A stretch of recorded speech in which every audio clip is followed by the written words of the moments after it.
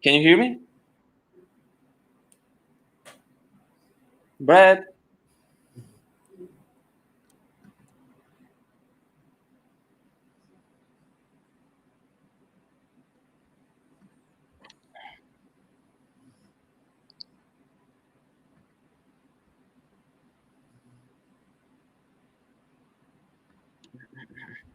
Hello, Brad. Can you hear me? I can now. Just a slight shenanigans. Yeah. Right. So, welcome, Brad, to our DevFest, first DevFest Central Asia online event. Thank you that you are with us. And I would like to introduce to our viewers Brad Morgan, the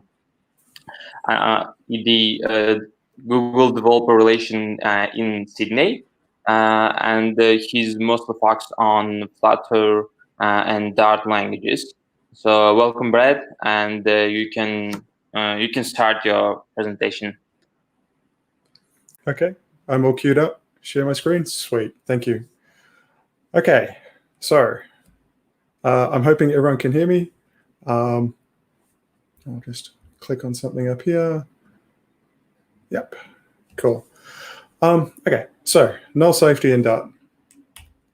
Help if I click on that window. Cool, I have control now. So firstly, to talk about the elephant in the room, Flutter. Dart is the implementation language for Flutter. But however, right now at the time of recording, you cannot do what I'm about to talk about. You cannot run null safe Dart in Flutter. Hopefully that will change really, really soon now. So if you're watching this on YouTube, check, and it should probably be working. But yes, watch this space. With that said, I want to work through a problem just in straight Dart that happens a fair bit in Flutter. So the Flutter developers in the room will hopefully understand what's going on and go, okay, I can see what the problem is and how null safety helps with that. So let's just flip windows. And okay, it's not, let's get out of that and go and find the right window. There it is. Multi-window systems, they're great fun. Okay, so here's a class. It's going to turn into a value class, so let's go ahead and do that. We've got some values. We're going to have a color. It's going to be made up of red, green, and blue components. They're finals, so we're getting some warning from the editor saying it should probably be initialized. So let's turn around and have a bunch of named initializers. So we'll turn around and have the ability to turn around and define this color in terms of red, green, and blue.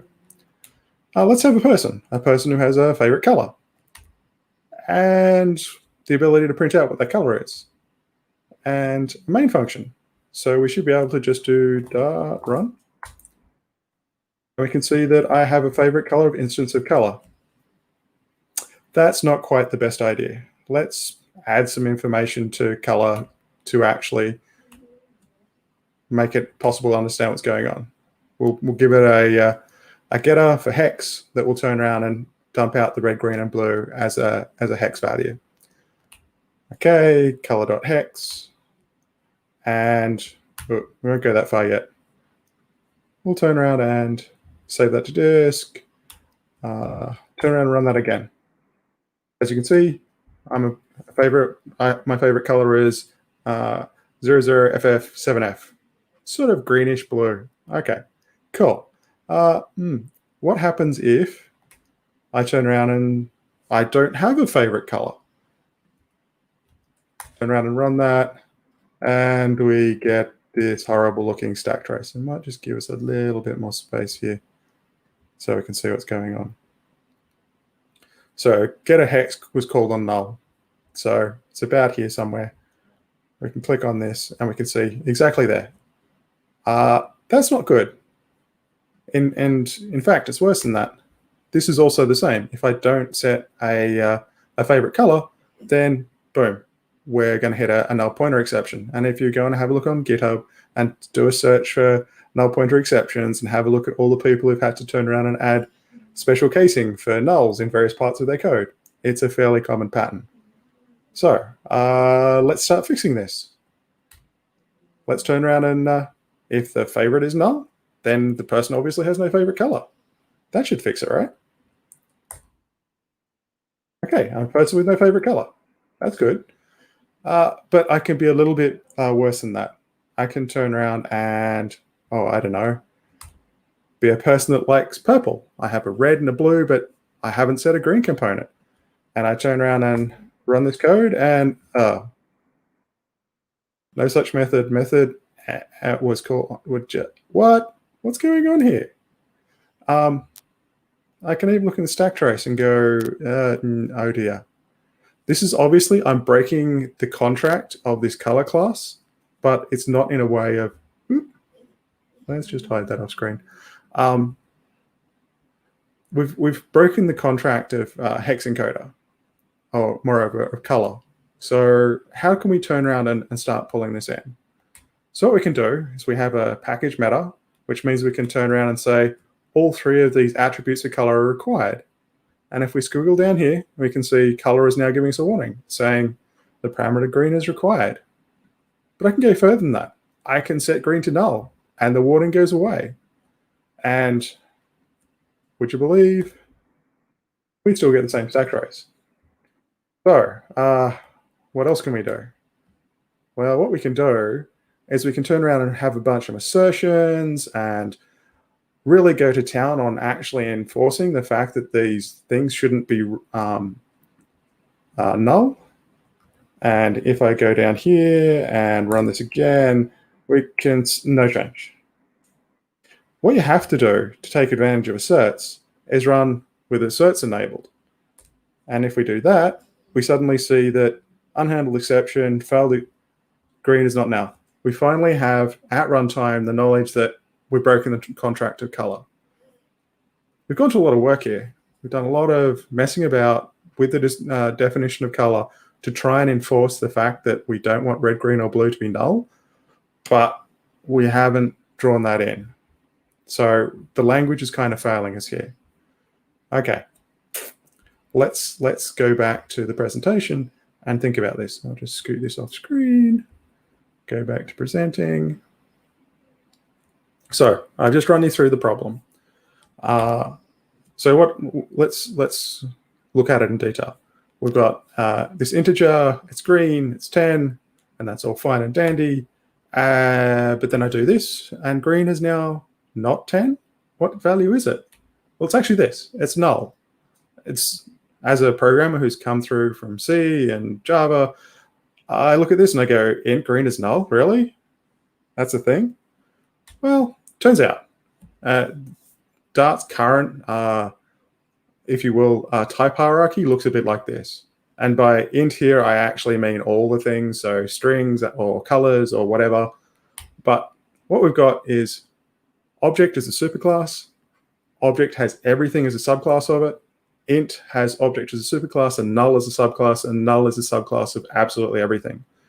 Which means that to actually, let's go back here. The problem we're having is we define that red, green, and blue take type int, and null is a subtype of int. So null is always, in this current type system, an acceptable value for an int or a string or anything really, because it's the bottom type. It's the subtype of absolutely everything. But we don't want that. Obviously, by the code we've written, we want to be able to define a type that is int without null. So we need to actually change the type system. We need to break this type system. And how do we break it? We take away null as a subtype of int. Okay, where does that leave us? What we can do is mirror or sort of completely duplicate the type system. So now we have nullable object, a non-null object. We have nullable int, a non-null int. And we have null as a subtype of every nullable type. Well, that's interesting. We've got two type hierarchies that are completely disjoint. That's not what we want. We want one type hierarchy. So how do we do that? we make object a subtype of nullable object, int a subtype of nullable int, which means if we want to, we can turn around and say, let's have a nullable int. To that, I can pass either an int or a null. And that means that I can turn around and have these things like my favorite color in person, where we go, I don't know if this person has a favorite or not, so null is a perfectly viable and valid choice. Alternatively, there are places where I don't want nulls, e.g. the color components. For those, I use a non-nullable type. Suddenly, I can start specifying what my null preferences are. But if you look at this type hierarchy, there's a great synergy, there's great symmetry here. We've got a top type in nullable object, but now because null is not a subtype of every type, it's not the bottom type. There has to be another type for this whole hierarchy to have a top type and a bottom type and to actually make sense on a type basis. So Dart introduces a new type called never. And this is sort of null without null. So it's the type that has no values. Like null is a value that has no information, but it's still an object. Whereas never is a type of things that never happen. Or we'll get into it. I'll show you an example of where never is useful in a little bit. So let's do that again. I'll just break out of presenting and bring in this other cake that I cooked earlier. Yep, it's the right one. And let's do this again. Yep. So as we said before, we can have a color. It's going to have 3 components, red, green, and blue. And we're going to turn around and say that it has 3. What's this red squiggle going on here?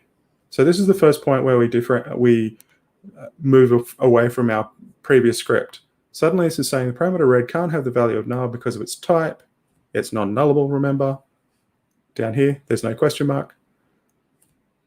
So it must either provide a default value or a required modifier. Now, because I don't have a sane default value for red, green, and blue, I'll just turn around and mark it up as having required. Okay, let's go a bit further. And just to step back a step, remember in the previous run through how we had a whole bunch of asserts and we had values that we were copying around and all sorts of fun and games? This is the equivalent of that code. This to when running under, as you can see, once we run the enable the experiment to run non-nullable, this will turn around and enforce at runtime, or actually enforce it at compile time, that all 3 of these components are non-null.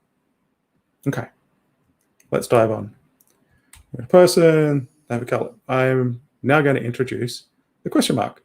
So remember when we were defining person, we weren't sure if they had a favorite color or not. So by adding the question mark, we're saying null is a valid and viable type for favorite, for person, their favorite color. We may not know what it is. They may not have a favorite color, and that's fine. There's actually nothing wrong with null. You just have to be aware of where it is. And that's the whole point of null safety, making what was previously implicit and kind of frequently forgotten explicit and obvious. Okay, let's drive on. So now I've got a toString, person with favorite color, and then we have this, and we turn around and run it. And you can see we've got the same problem. So we know how to fix this. We turn around and add hex. We add an encoder and a string getter, and my dog is snoring in the background. And here's the next part. We've got this favorite that's turning around and it's potentially null. And so what it's saying is you can't call the hex getter on this potentially null value. You must do something with it. Okay. Let's turn around and do a null check. That makes sense. And it's complaining and saying it still could potentially be null, but I've just done this null check. What? Well, there's a way around this. There's an easy way. We'll just add a bang. There we go. We're asserting at runtime. This is going to be, we're asserting here at compilation time that this is going to be non-null. Dart has gone, there are circumstances this is not true, so I'll insert a runtime check. So it's going to insert some code at runtime that will throw an exception if favorite is null. Fair enough. But, it now compiles and runs. So I can run this, and we can see that I'm a person with a favorite color of sort of this greenish blue or bluish green. Yeah, cool. I'm curious about this. Why is that required? Well, if I put on my hat where I turn around and break things, I can take it a step further. Let's turn around and, anytime you're going to break something, importing math so that you can have random numbers is a perfectly legitimate way of doing it. So what have I done? I've created a rainbow person who extends person. They have a random number generator, and their favorite color is a set of random ints. And occasionally, if rand is equal to 3, rand next into 5 is 3, then I don't return anything. So I'm taking full advantage of this optional color and sometimes returning null. So let's see what happens. I should probably make myself a rainbow person. Cool. Let's run it. I have no favorite color. Oh, that happened quicker than I was expecting. So here's a stack trace. Why am I getting a stack trace? I've got this null check, and then I print out this favorite. This isn't getting the this piece of data, but in the overridden version, I've put this getter here that returns a random color each time it is called. This is non-constant, which is why this bang operator is required, because this call to favorite and this call to favorite can return different values. And what's happened here is that on this call to favorite, I've got a color that's not null. And then when I've gone to call.hex on it, I've gone back to rainbow person's favorite color, and it's now null. And so, of course, I get an exception stack trace. So what's the correct way to handle this? Well, if I turn around and cache the color, and then I can do favorite equals null, and suddenly I don't need the bang, because Dart can do the data flow analysis and turn around and it can prove at compilation time that this favorite, even though it's got a question mark here, it knows by here, because of this check, it's no longer null. And I can safely do call hex on it, and nothing bad will happen, because we've turned this ever-changing favorite color into a constant one for the length of this function by caching it. Okay, that's cool. We can now safely run the code, and you can see I have constantly changing color preferences, but it doesn't break. We're not throwing stack traces. So coming back to a theme that I've got here, nulls aren't a problem. Assuming something is non-null at all times is a problem. So be careful of bang operators, not nulls themselves. Use nulls where they make sense. And obviously for this person, the way we've decided to model colors or model people as potentially having favorite colors, null is a perfectly valid option. Okay, let's take this forward. So I'm going to give myself a constant color again. We'll get rid of the rainbow person, and we'll get rid of rand. Okay. What next? Well, let's think about something else. What if instead of having potentially no color, what we're interested in is defining at runtime the fact that we have a favorite color. We always have a favorite color. We just don't necessarily know it when we instantiate the person. Maybe it comes later. Maybe it's the result of some computation. So what we're going to do here is we're enforcing in the toString method the fact that the favorite is not null, and we can print out the color if they do. Then we'll throw an exception and say, hey guys, person must have a favorite color. Wouldn't it be nice if I could pull this code out and put it somewhere else? Well, let's do that. Throw a custom exception. I know I haven't actually defined a custom exception, but this is broken.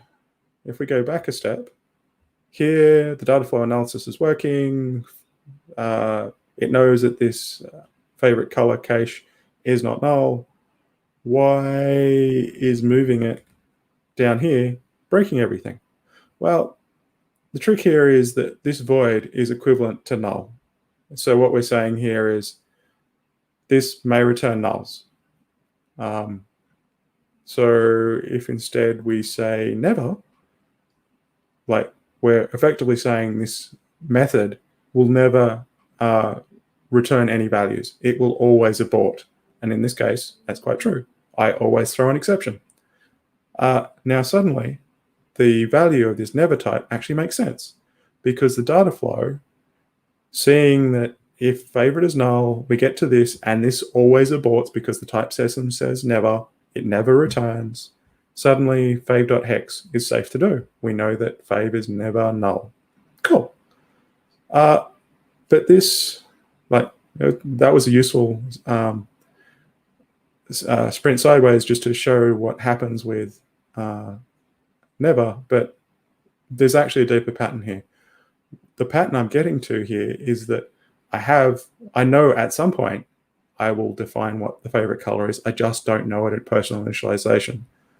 And Dart actually in null-safe is introducing a way of saying to the users, I will get around to defining what my favorite color is.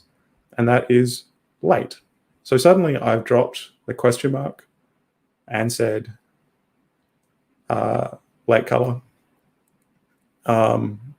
Actually, I should just, before I get that far, might as well just run this and confirm everything works. Yep, I'm back to my bluish green. So now that we introduce light, we now know that color is, it's not null. We're defining as not null, but we're saying with the addition of the late keyword, we won't know it at the initialization of person what that favorite color is. So suddenly now we're getting a warning from the editor saying that you don't need to null check this. We know that this is not going to be null by the time you get here. Well, moreover, what's really happening is we're saying to the runtime, we believe it will never be null, but check us. So we can turn around and get rid of, just to point it out, we're going to get rid of this caching and all this check, where because we're effectively saying the design is the person will always have a color instantiated on them at some point before we turn around and print them out. So we simplified a bunch of code. And if we turn around and, what did I do there? Oh yeah, I don't need that custom exception anymore. If I do actually turn around and create a person that doesn't have a favorite color, and I try to use this toString method, then I'm back in the land of having an ugly stack trace. But it's turning around and showing me you failed to initialize your favorite. So it's a much better place than before, where we just have this random, somewhere deep in the implementation, null pointer exception. This is quite explicit. It's turning around saying, you told me that you would initialize the favorite color and you didn't. So guess what? All over. So what we've done is taken a bunch of patterns that had to be implemented by hand slowly and methodically and turned around and made them quite explicit. So now we can see this color value object. It always has red, green, and blue. That's enforced by the compiler. This person will get a color at some point. That's enforced by the runtime. So there's a bunch of things here that we've been doing in a roundabout way that now have explicit export support in the programming language. So let's get back to the deck. So a quick recap of what I've just shown you. We take our good old friend Green, Mr. Green, has a value of 10. If I turn around and try and assign null, that's an error. It'll be caught at compilation time. If I turn around and don't assign anything, that's also a compilation error. What I need to do is either say it's optional, or I'll get around to doing it later. And there is actually more that you can do here. You can turn around and give it an initializer. And this is Dart's way of saying, lazy initialization. This is quite useful if you need to initialize part of a class but do it with the presence of the this pointer. If you turn around and make that late, at the point the field will be initialized when it is first called, at which point this is a fully formed object and you can turn around and pull the object apart and do your appropriate calculation to fill in the field. You can even go so far as to say late final. So this field will be set exactly once, and that will be enforced by the runtime, and it will be filled in, or again, you'll get an exception. So there's a bunch of common patterns that have been done in various long-winded ways that are now explicitly spelled out in the code. Just ripping through a couple of the operators, we have the bang operator that effectively inserts a null check with a throw an exception if it fails. We've got, of course, the question mark for being able to supply default values for potentially optional things. The null aware dot operator is actually a bit smarter than it used to be. Previously, the minute you introduced a question dot into an expression chain, you had to flow all the way along because it was just evaluating the expression or the part of the expression to null, so it would flow all the way through. Whereas now what it does is it short circuits. So if you have a deeply nested accessor thing where you do foo.bar dot of all the subcomponents, you only have to insert question dot where things are optional, anywhere, and if that is null, then the rest of the expression is short-circuited and you don't have to worry. Talked about required. And I need to point out, as should have been obvious from the command line, this is all currently experimental. This is a preview. We're getting to the point where we're going to ask all of you to start trying it out, kicking the tires, seeing if it works with your code, but this is not ready for production. Just saying. Oh yeah, tooling. It's always useful to have tooling. So if I go up here, get the right one, break out of presenting again, bring this down. What I can do is I can, somewhere up here, I can show off some tooling. So we've got this code. It's not null safe in any way, shape, or form. But if I turn around and run dart migrate, and I'm skipping over pub outdated and ignore errors because the project I'm in has a bunch of partially written code. And it will turn around and have a look at the project, found a bunch of stuff that was broken. But if I click on this and I drag this window down, I'll just hide my little thing. Now we can see what we have here is an in-browser tool that is turning around and showing us the code of our code, but it's turned around and gone, okay, these red, green, and blue fields, you're actually trying to make them non-null. So I'll just turn around and strip the @ signs. And this favorite, you're actually dealing with it as if it's null. So it's obviously optional. But when you get to here, we'll insert the bang. As we saw earlier, that's not a complete solution, but it's a quick solution. Also, amusingly, it's turned around and added a bang operator to this null to make all the types work. This is obviously a tool is not meant to do all the work of porting, but it gets you to the point where you have code that compiles and you can start looking at it and going, okay, and just to point it out, you can turn around and add hints and go, actually, where you thought that's optional, actually, I want that to be non-optional. So there's a bunch of hints you can turn around and give to the tooling so that it runs correctly.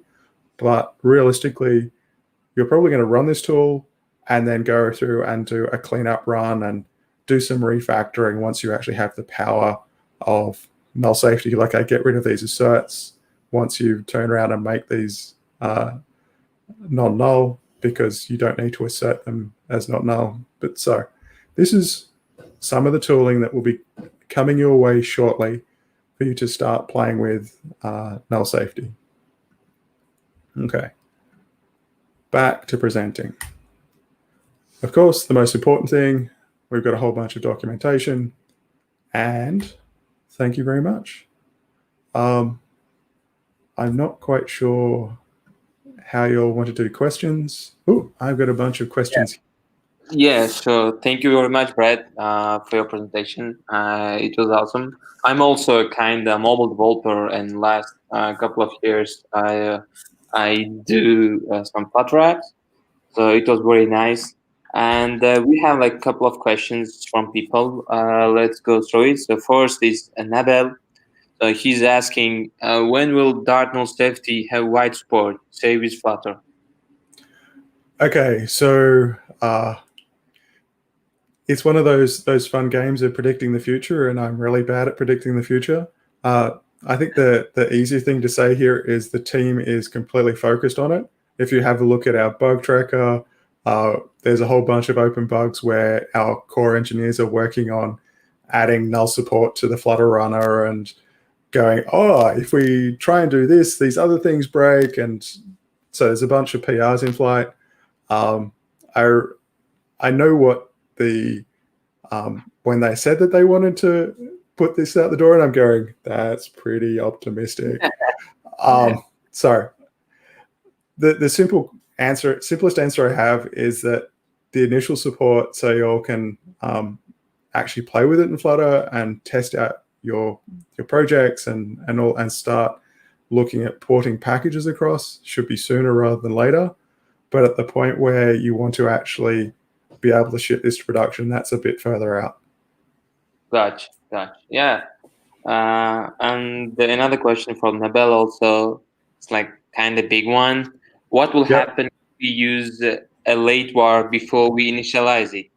Note, we do initialize it, so many questions is, does the compiler check if a value is accessed before initializing? Yes. So as I tried to show in the sample, if you turn around and use a late variable without giving it a value, you'll get a runtime exception. A late variable is the equivalent of going around and dotting your code with a bunch of exclamation bang operators. It inserts runtime checks. So it's a trust but verify model. It's a way of telling the compiler, I know what I'm doing. And the compiler goes, sure, you know what you're doing, but I'm still going to insert a bunch of checks.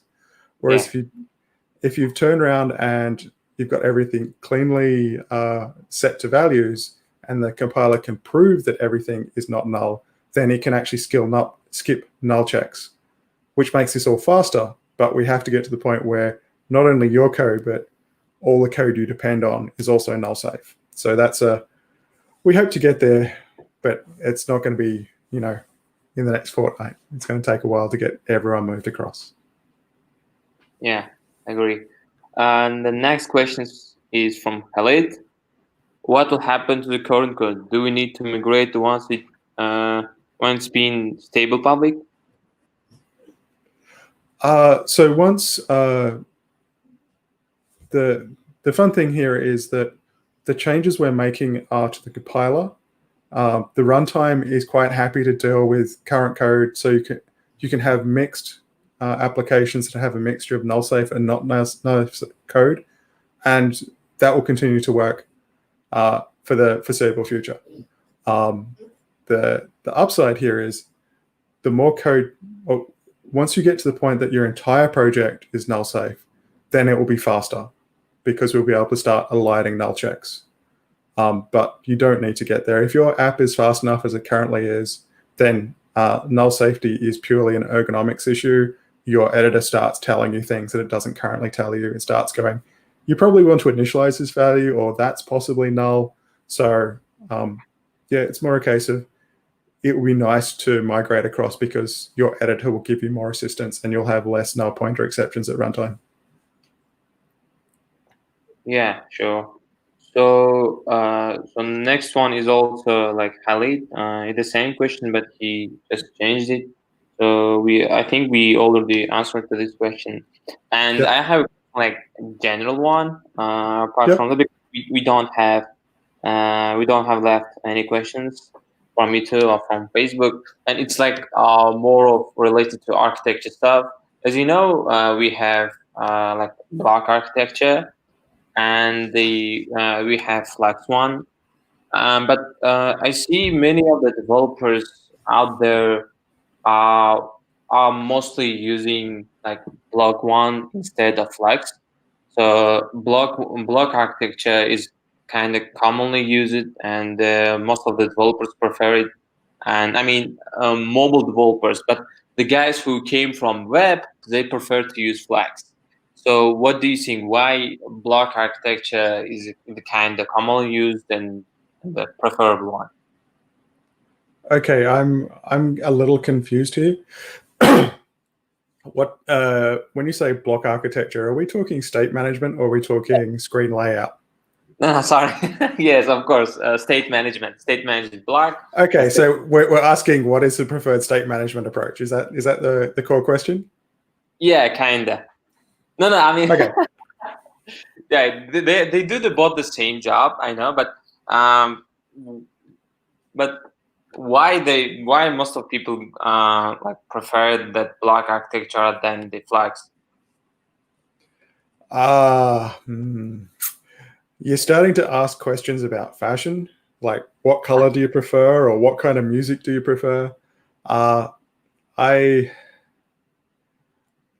Different people on the team have different preferences as to what's the preferred way of doing state management. We've kind of settled on provider as a good place to get started. And then once you get your feet wet and you get comfortable, you can start trying all the different styles of state management and finding one that fits your problem domain and the way that you think about it and what works for you and your team. I don't have a preference. I don't actually tend to use provider myself. I use other ways of doing it, but provider is a way that makes sense and works well in short demos. So I use it for codelabs. I use it for samples. I use it for things I show on screen. But there are so many different ways of doing it. Yes, and I agree. Realistically, it depends on who you are, how you think about things, and what your problem is. I agree. Thank you very much for your answer, Brett. So I see that we don't have left any questions from social media. I mean, from Facebook, from YouTube, and yeah. So if you guys have any questions, you can ask, and if not, then we can just finish our session. And thank you, Brett, for your talk and for your time. Hope the guys out there from the internet enjoyed, and hope we will see you. We've got a question. A question just snuck in. Yes. Thoughts on DDD in production code? Yeah. What's DDD? TDD, I think. Test-driven development, I think he mean. That'd be TDD. Yes, I think TDD, domain-driven development, maybe. Driven development, yeah. Nabil, come back to us. Tell us what you mean by DDD. Demand-driven design. I got it. Yeah. I have looked at it in passing. I thought it looked really cool. I haven't used it in production. I'm not gonna dive into it. I'm not gonna say yes or no on that. It's not something I know about. And there's a question from Khalid. Is that mean provider can't handle big production codes? No. Provider is quite capable and really good at sort of narrowing the scope of damage of a change in your tree. So it's actually really good like that. That said, the developer of provider is off going and building a new version, Riverpod, which is turning around and trying to be more type safe. So there's a bunch of options here. I'm not meaning to say anyone is not production ready. It's just that which one works with the way you think about things. Yeah. So yeah, if you have guys any questions, you can ask. So So I see that we don't have left any questions, right? So I have stunned them all with my intelligence. yeah, I agree. So yeah, thank you, Brett, for your time, for your talk, for your presentation. Hope the presentation will be on us, right? So if someone asks presentation, we can provide the audience our presentation. So you can contact us, GDG, to have a presentation with you. So thank you, Brett. Yep. Have a good one, and hope to see you in our next events. I would look forward to it. And thank you all for your questions. It's great fun to work with you all. Thank you very much. Thank you. So all right. So we have left like 20 minutes for our next session. So we will wait. We will have like 20 minutes break. So our next speaker is.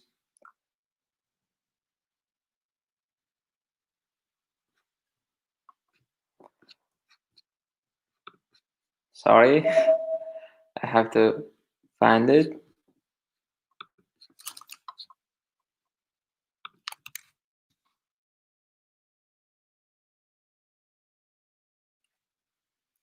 So our next speaker is Dahar. Sorry for pronouncing it's hard. Dahar Meshvaya. So he will be presenting at 12 a.m. by GMT +5. Until that, you can have like break. You can have some tea and etc.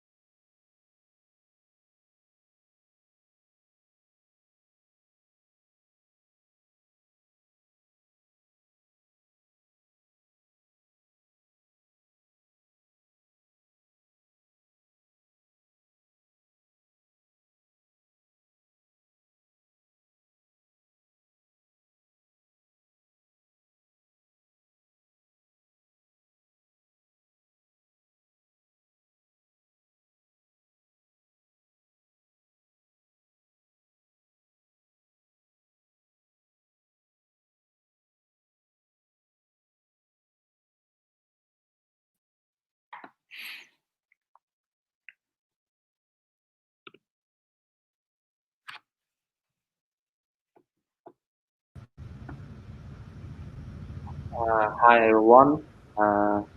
Welcome the Hamish Raya to our event. So the Hamish Raya will be today talking about CI/CD in the cloud platform. So welcome guys, and good luck. The Hamish Raya.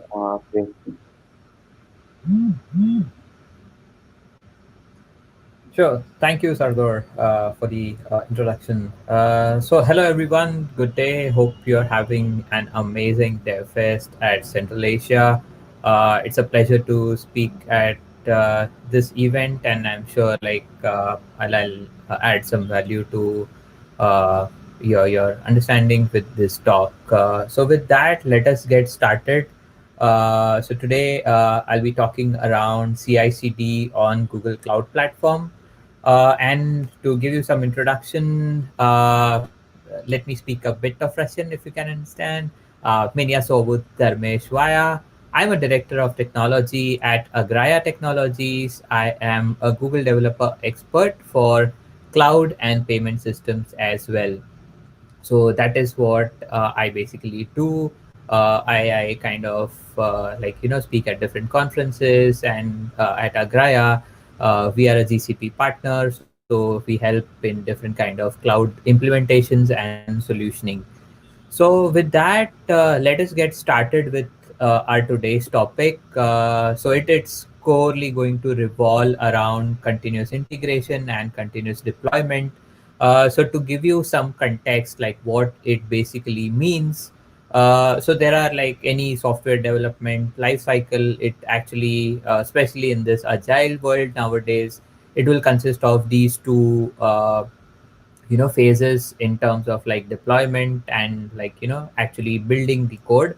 So the CI part of it, which is the continuous integration, is actually as soon as you kind of code, it has to be built. Okay, since there are a lot of libraries, there can be containerization and stuff like that, and then has to be continuously deployed. It just cannot be built and then kept isolated somewhere. It has to be continuously built, or rather delivered in an automated fashion, and that is where the CD portion of it comes into picture. So this part of it, if I am highlighting it, uh, the release part of it or the deployment part of it is something that is considered as the continuous delivery. And there can be certain underlying layers which will be around monitoring, testing, and how you kind of operationalize it in a day-to-day manner. So that is like the core concept of basically CI and CD. And we'll see like how does CI and CD look like when it comes to GCP. So we'll see some products, we'll see some approaches on GCP, which will actually help you understand the entire CI/CD pipeline and how you can actually implement that. So this without like wasting too much time, and trying to help you understand the concepts in a quick manner, this is basically the core of how CI/CD would actually look like on a GCP stack. So if you as a developer, if you are making any changes, okay, now your source repositories can be anything. Like it can be on GCP natively itself, which is like the cloud source repos. It can be Bitbucket, GitLab, GitHub, anything. Any of these source repos that you can think of and you're using prominently, okay, as soon as you commit your changes, a build will actually get triggered. And this is like the standard CI pipeline that you can like kind of consider. It is a very standard approach that you can think of. Everyone like uses GitHub to push their code changes and your source code over there, and then a build is actually triggered. So the entire CI/CD actually revolves around this product called as Cloud Build when it comes to GCP. And here you can actually push your changes, and as soon as a change is pushed on GitHub, a build is actually triggered over there, and from that trigger you can see that the deployment would happen. So here, as soon as a build is happening over here, the build is actually pushed to the container registry, since like nowadays, like that is more of the approach of how specifically in terms of the container world, that is how builds are actually published or applications are published in a container fashion. And you'll see that container registry will actually hold your latest images, your latest builds, and it will get deployed and it will get served maybe in an HTTP format or an API or something of that sort. And that is how actually it is released. Now, if I have to then further simplify this, so then you might ask, like, where exactly do I actually deploy this? So let me kind of simplify this. So again, the same kind of a structure, the same kind of a workflow, but then here we are talking more from a product perspective, and we are considering where exactly is the deployment happening, or where is it actually being served from. Because eventually, whenever an application is deployed, it will need to be served from a compute power or a compute resource.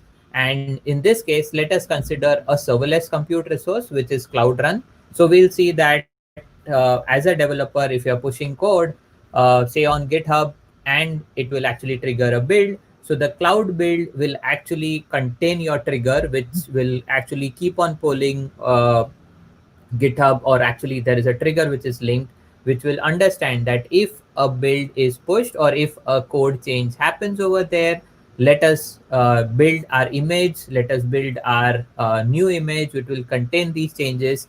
And this change is actually then pushed to the container registry.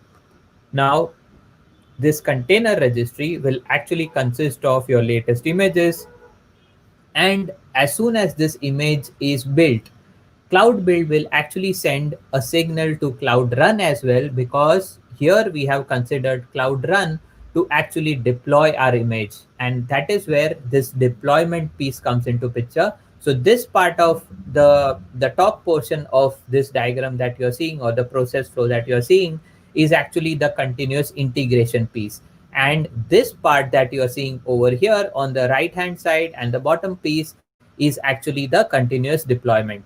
And of course, there can be additional steps, which can be like, any kind of vulnerability scans, any kind of unit tests, so on and so forth. So that is, of course, a part of like the CI/CD that you can configure within your container, or even like additional stack driver logging and monitoring can be done. So as soon as this deployment push is given, Cloud Run would actually pull the latest image from container registry for the build that happened, and then it will deploy it on its instance, or it's on its you can call it a container, and which is actually abstracted away from the user. So that is how, like, actually in terms of like CI/CD works, okay, basically in a serverless fashion on GCP. Now, let us dive a bit more in terms of what this process flow would look like when, and who are the actors into it, or how does it actually get used by developers, DevOps teams, and so on. So again, like the similar process flow, more simplified in terms of like what are the steps that would happen. So here, as soon as a developer changes the code, you'll see that as soon as they change the code, they push it onto the app repository. Again, this can be more of like GitHub, GitLab, cloud source repositories, anything. As soon as this happens, and now here there is a trigger which will happen over here. So this entire piece that you are seeing over here is the CI pipeline, which is the continuous integration. Now, Cloud Build will actually detect the new commit. Okay, so on GitHub, as you know, that there are like you get a build ID, you get a commit ID. That is actually then referred by Cloud Build, that it will understand that a new code is coming in. Let us try to build our code. So if there are unit tests configured, it will try to run that, and it will then build the container image for that. Once the container image is actually built, it will then push this container image onto container registry. So that is where our actual builds will be stored and then utilized for the delivery pipeline, which is the CD part of it. So as I said earlier, the manifest can be pushed specifically if you are doing a GKE deployment. So like considering just the brevity of this session and time, I won't dive deeper into Kubernetes and something like that. It's a vast universe in itself. But then you can understand that you can keep your app code separate and your environment code separate. So let's say you want to maintain several different environments and you want to kind of link your repositories in that manner. Even at this stage, you can kind of configure that. So here you, as I mentioned, that you can kind of push the candidate or the container onto the container registry. So you don't have to take that step. Cloud Build actually takes care of this entirely. And once this is done, the change is detected on the candidate branch, or actually the branch where you have actually deployed your code. And then this cycle is meant more from a Kubernetes perspective. But if you are considering something like a serverless deployment, like a Cloud Run or something of that sort, the process remains the same, wherein the containers are actually kind of pushed over there, and then your branch or your deployment is actually updated with the latest code. So that is how the basic process flow happens when it comes to CI/CD on Google Cloud. Let us try to see what are the products or what are the solutions that are involved in order to achieve this. So the first and foremost one would be Cloud Build, and let us see some of the features of what actually Cloud Build does for you. So as I mentioned earlier, it is actually a kind of a product or a kind of a service which actually executes your builds on the GCP infrastructure without having you to kind of configure much into it. There is like kind of minimal configuration. You just have to link your repo and then kind of provide where exactly is your configuration file, and with that it will start building into it. So the core steps that you would actually use in order to kind of consume this service, or rather Cloud Build, is that first and foremost, of course, you will need your code to be built. It can be your code, your assets, libraries, any images, anything of that sort. Then you will need a configuration file. Now this configuration file can be in the form of a Docker file or a cloudbuild.yaml file, depends on how you want to configure your builds. Ideally, like in most cases, it is like a Docker file, and this Docker file is kind of fairly simple to configure. You just have to specify some ports, some host name, and then if it is like a node deployment, you just have to give some npm commands over there. So it is like just consider it like a shell script or something which will actually do the sequence of steps in order to deploy your application. So it is a very simple configuration. You just have to bear in mind certain keywords, certain syntaxes for that, and it is fairly easy to build. Now, once this configuration file is ready, you just have to add this configuration file in your repo itself, and then link your build, or rather link your repo with Cloud Build. So that's actually the third step. And then after that, as soon as a next build happens or a next code push happens, Cloud Build comes to know that, okay, that now a code change has happened. Let us try to kind of build this and then push it onto the container registry.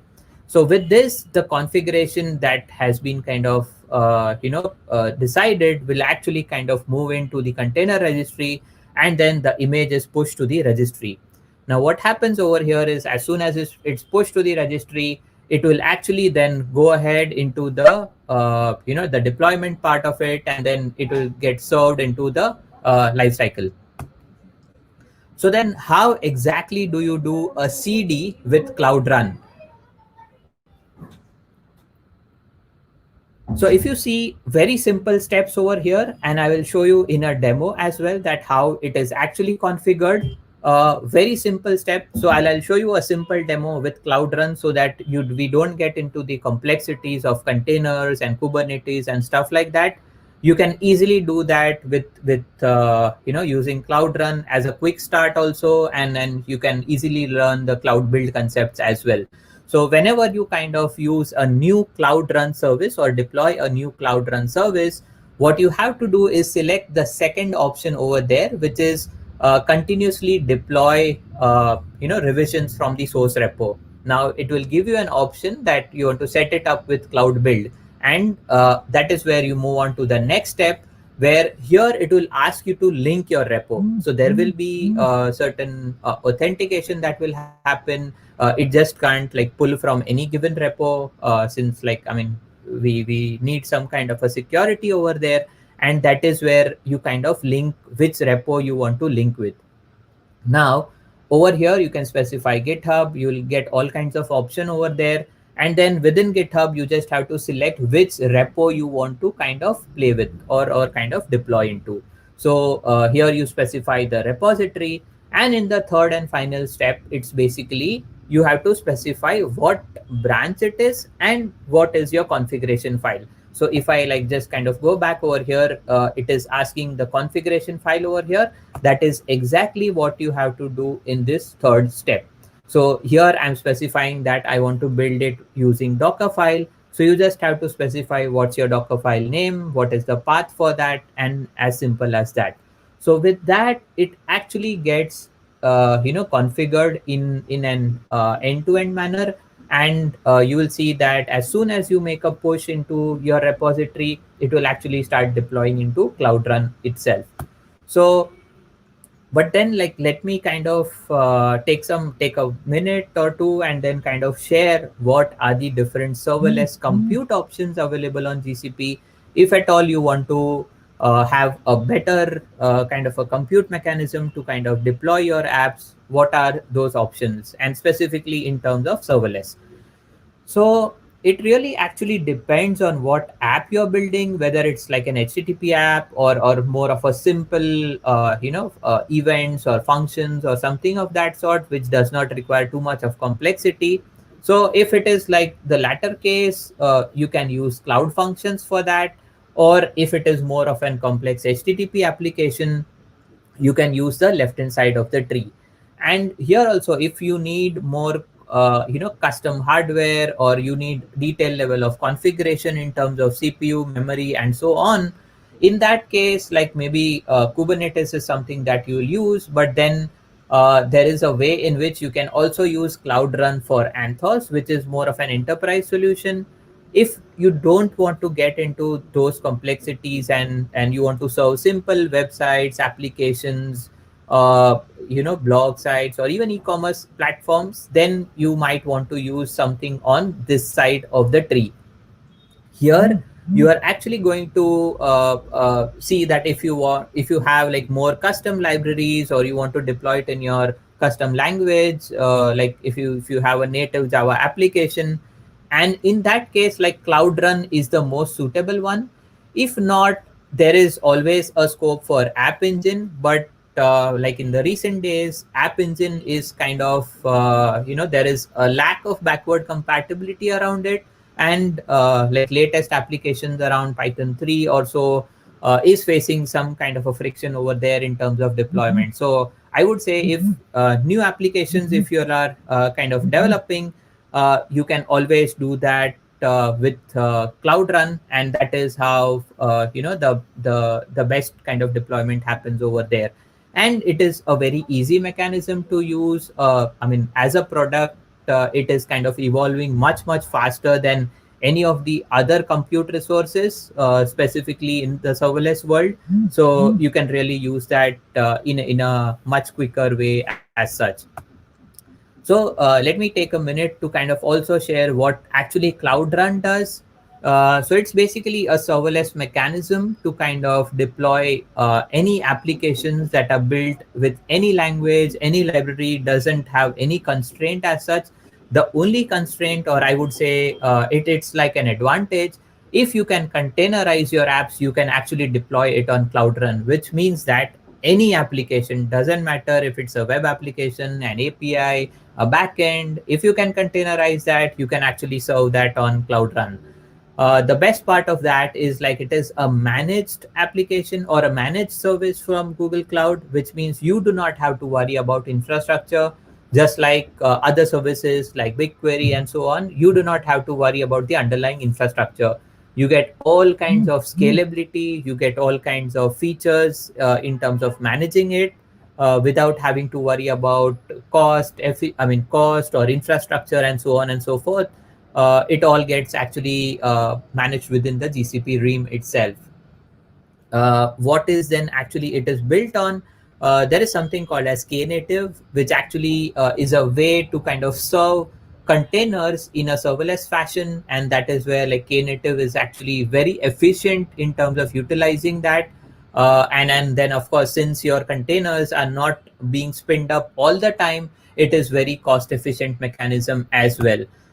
So then like how actually Knative works, or basically how Cloud Run works, is that once your application is actually being served, and if a request is hitting your application, say for example there is service A of your application which is containerized, sorry for that,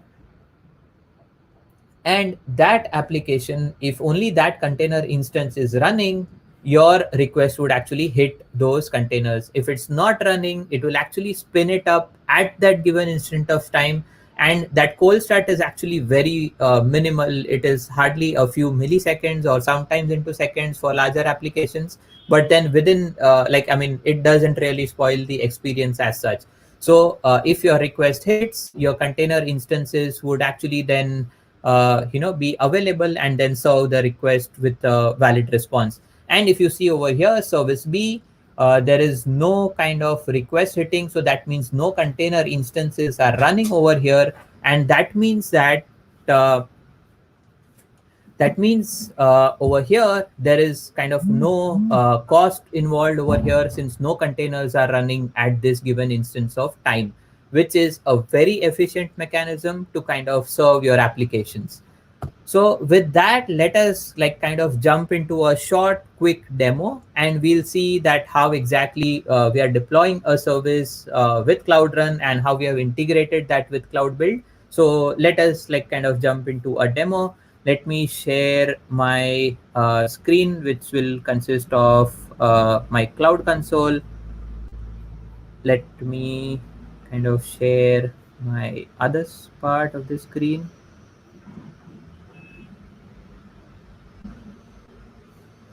Okay.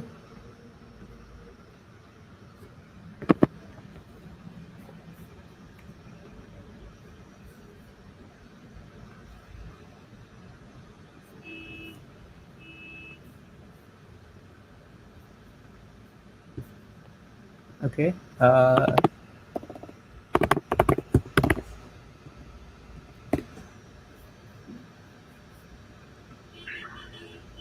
Hi, can you see my screen now? Yeah, I think it is coming up. No, we can't see your screen. Okay, let me share it now.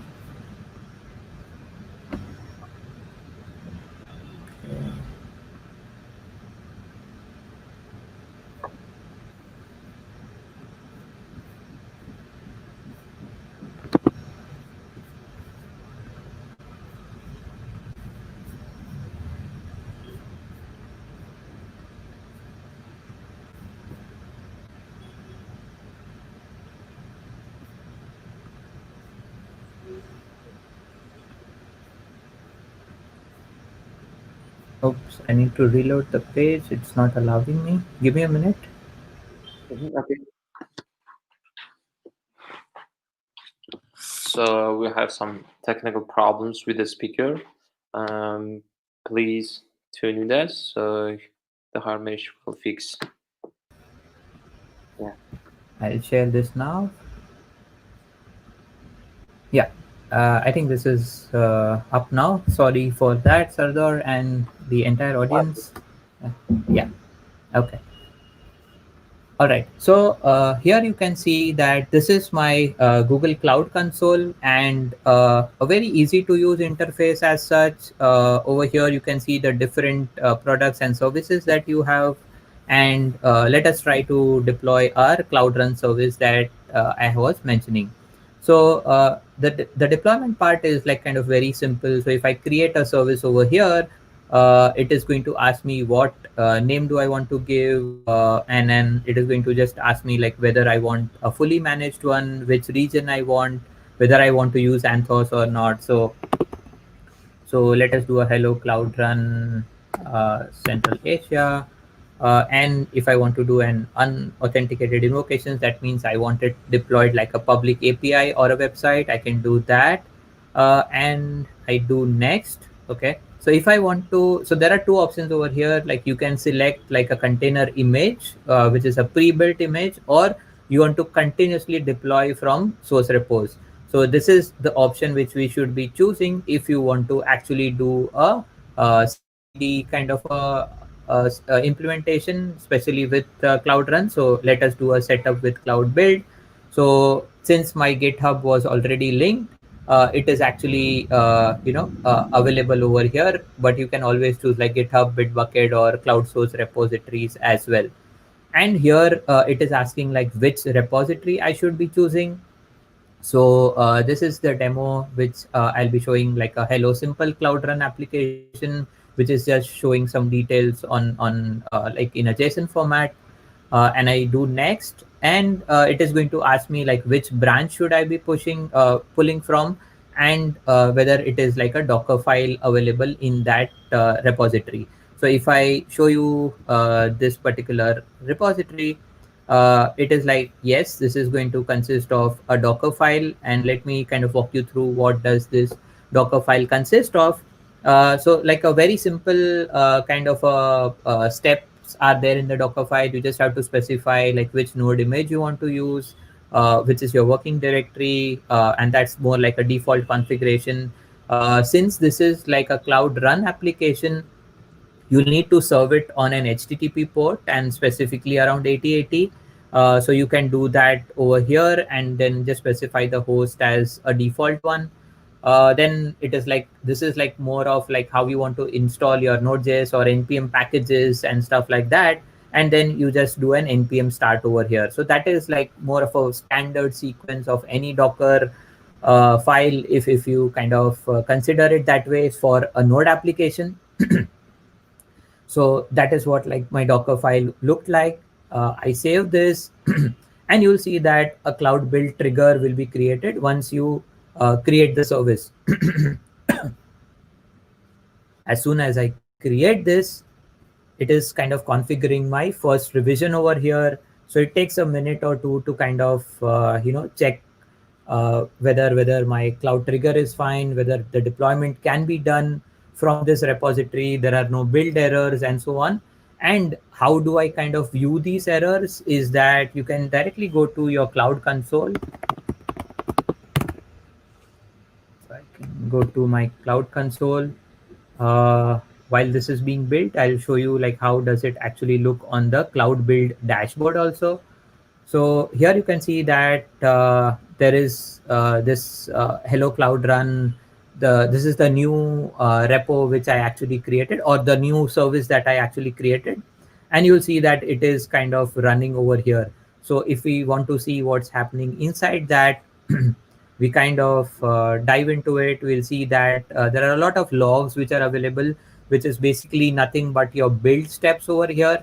And it shows that which source it is being pulled from, which is the branch, which is the commit ID, and so on. So it is going to pull from the last commit ID. So if I see, let us try to see whether it matches my commit ID. So it ends with 4F1. Yes, it's the same one, 4F1. So what's happening over here, it's kind of, it is building the container image for the first time. And that is why it might be taking a bit of a longer time. But as soon as, it's built the first time, I think the rest of the deployments are much, much faster as compared to the first deployment. So the container image is almost getting built, and then you'll see that it will start serving as an HTTP URL. So let us see whether this URL is kind of pointing to, yeah, it is still not ready. That is why you will see this default page over here.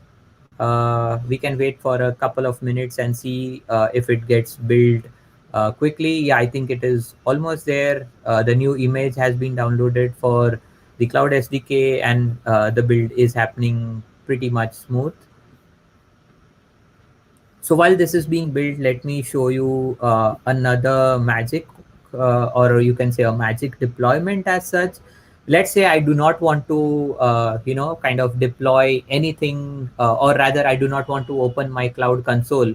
I'm a bit of a lazy developer. So what I have done over here is that within this repository itself, I have modified my README file in a manner that I can just click a button on this README file and it will start deploying and serving as a URL. So the only thing that I have to do over here is kind of tell the Cloud Shell. So there is a Cloud Shell that will get open. Okay, I just have to tell Cloud Shell that which repository you should be using and then start deploying on it. So let us see that magic.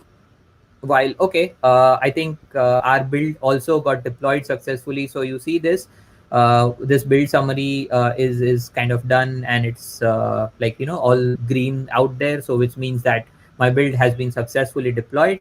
This is the URL which you will actually see the application on. Let me kind of zoom that. Yeah, so it is just a simple JSON API response, which is my repo, which is a URL about me, my profile, and a short description just for kind of showing like what is happening over there. So it's built with Cloud Run, a demo for CI/CD, and thanks for attending. So let me show you the other demo which I was showing. Let me make some change to the application and then see whether it gets built immediately or not. So you can see, keep a watch on this URL also. So I'll edit this file, demo for CI/CD at DevFest Central Asia. Thanks for attending. So I'll just mark this as demo for Central Asia.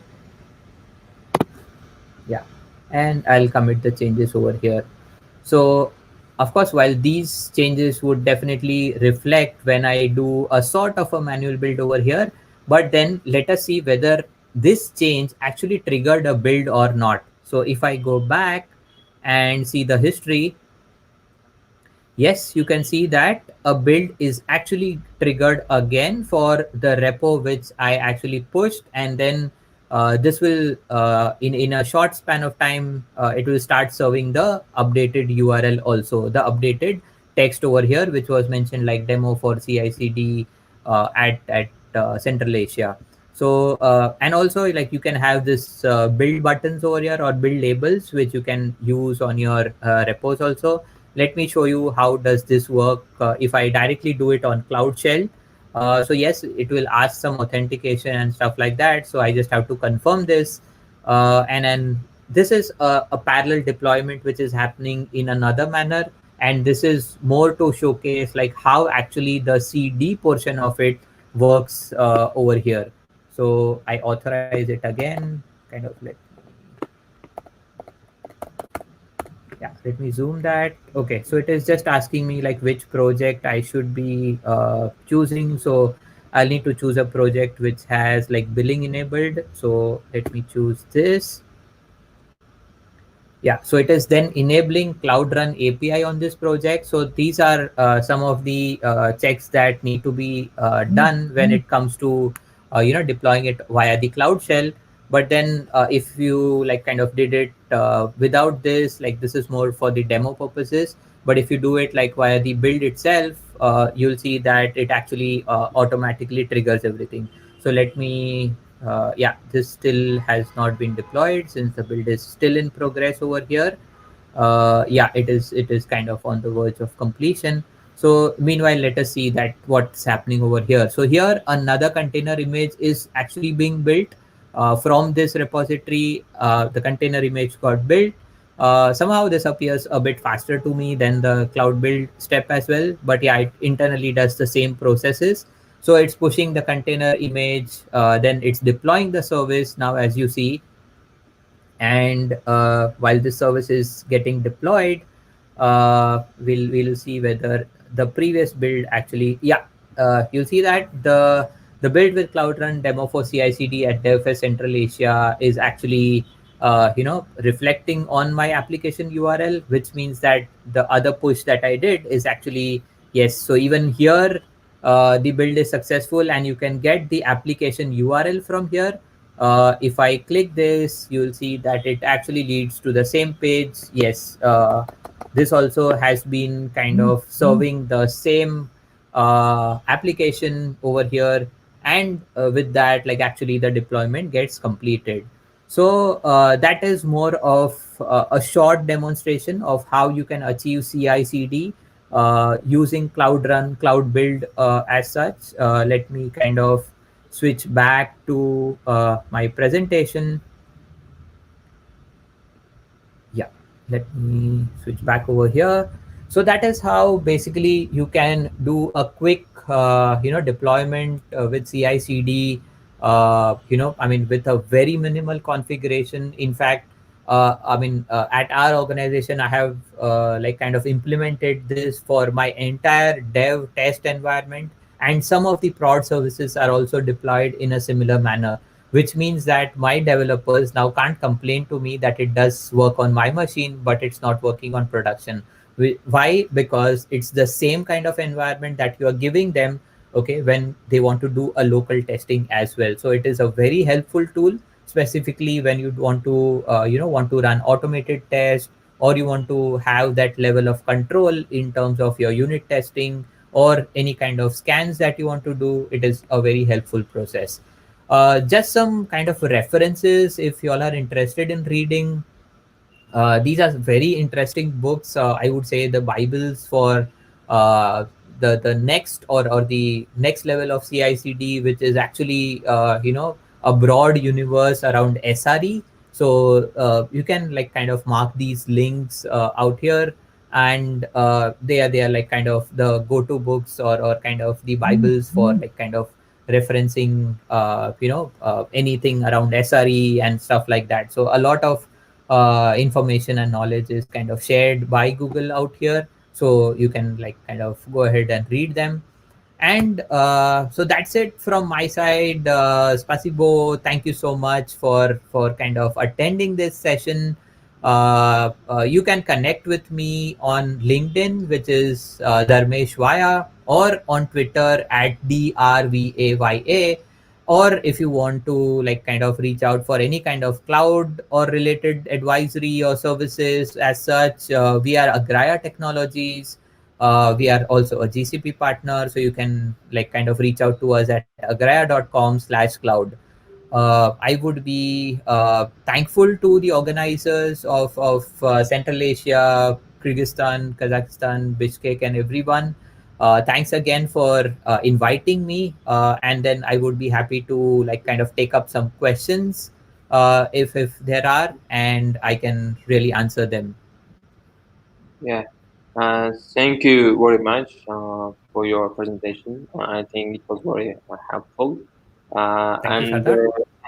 I have a question from my side. So Yeah, I know that a couple of people who has a background as a backend developer, like they know Go language, they know Python, but they want to deep dive into DevOps like yeah, AWS or yeah. GCP, and they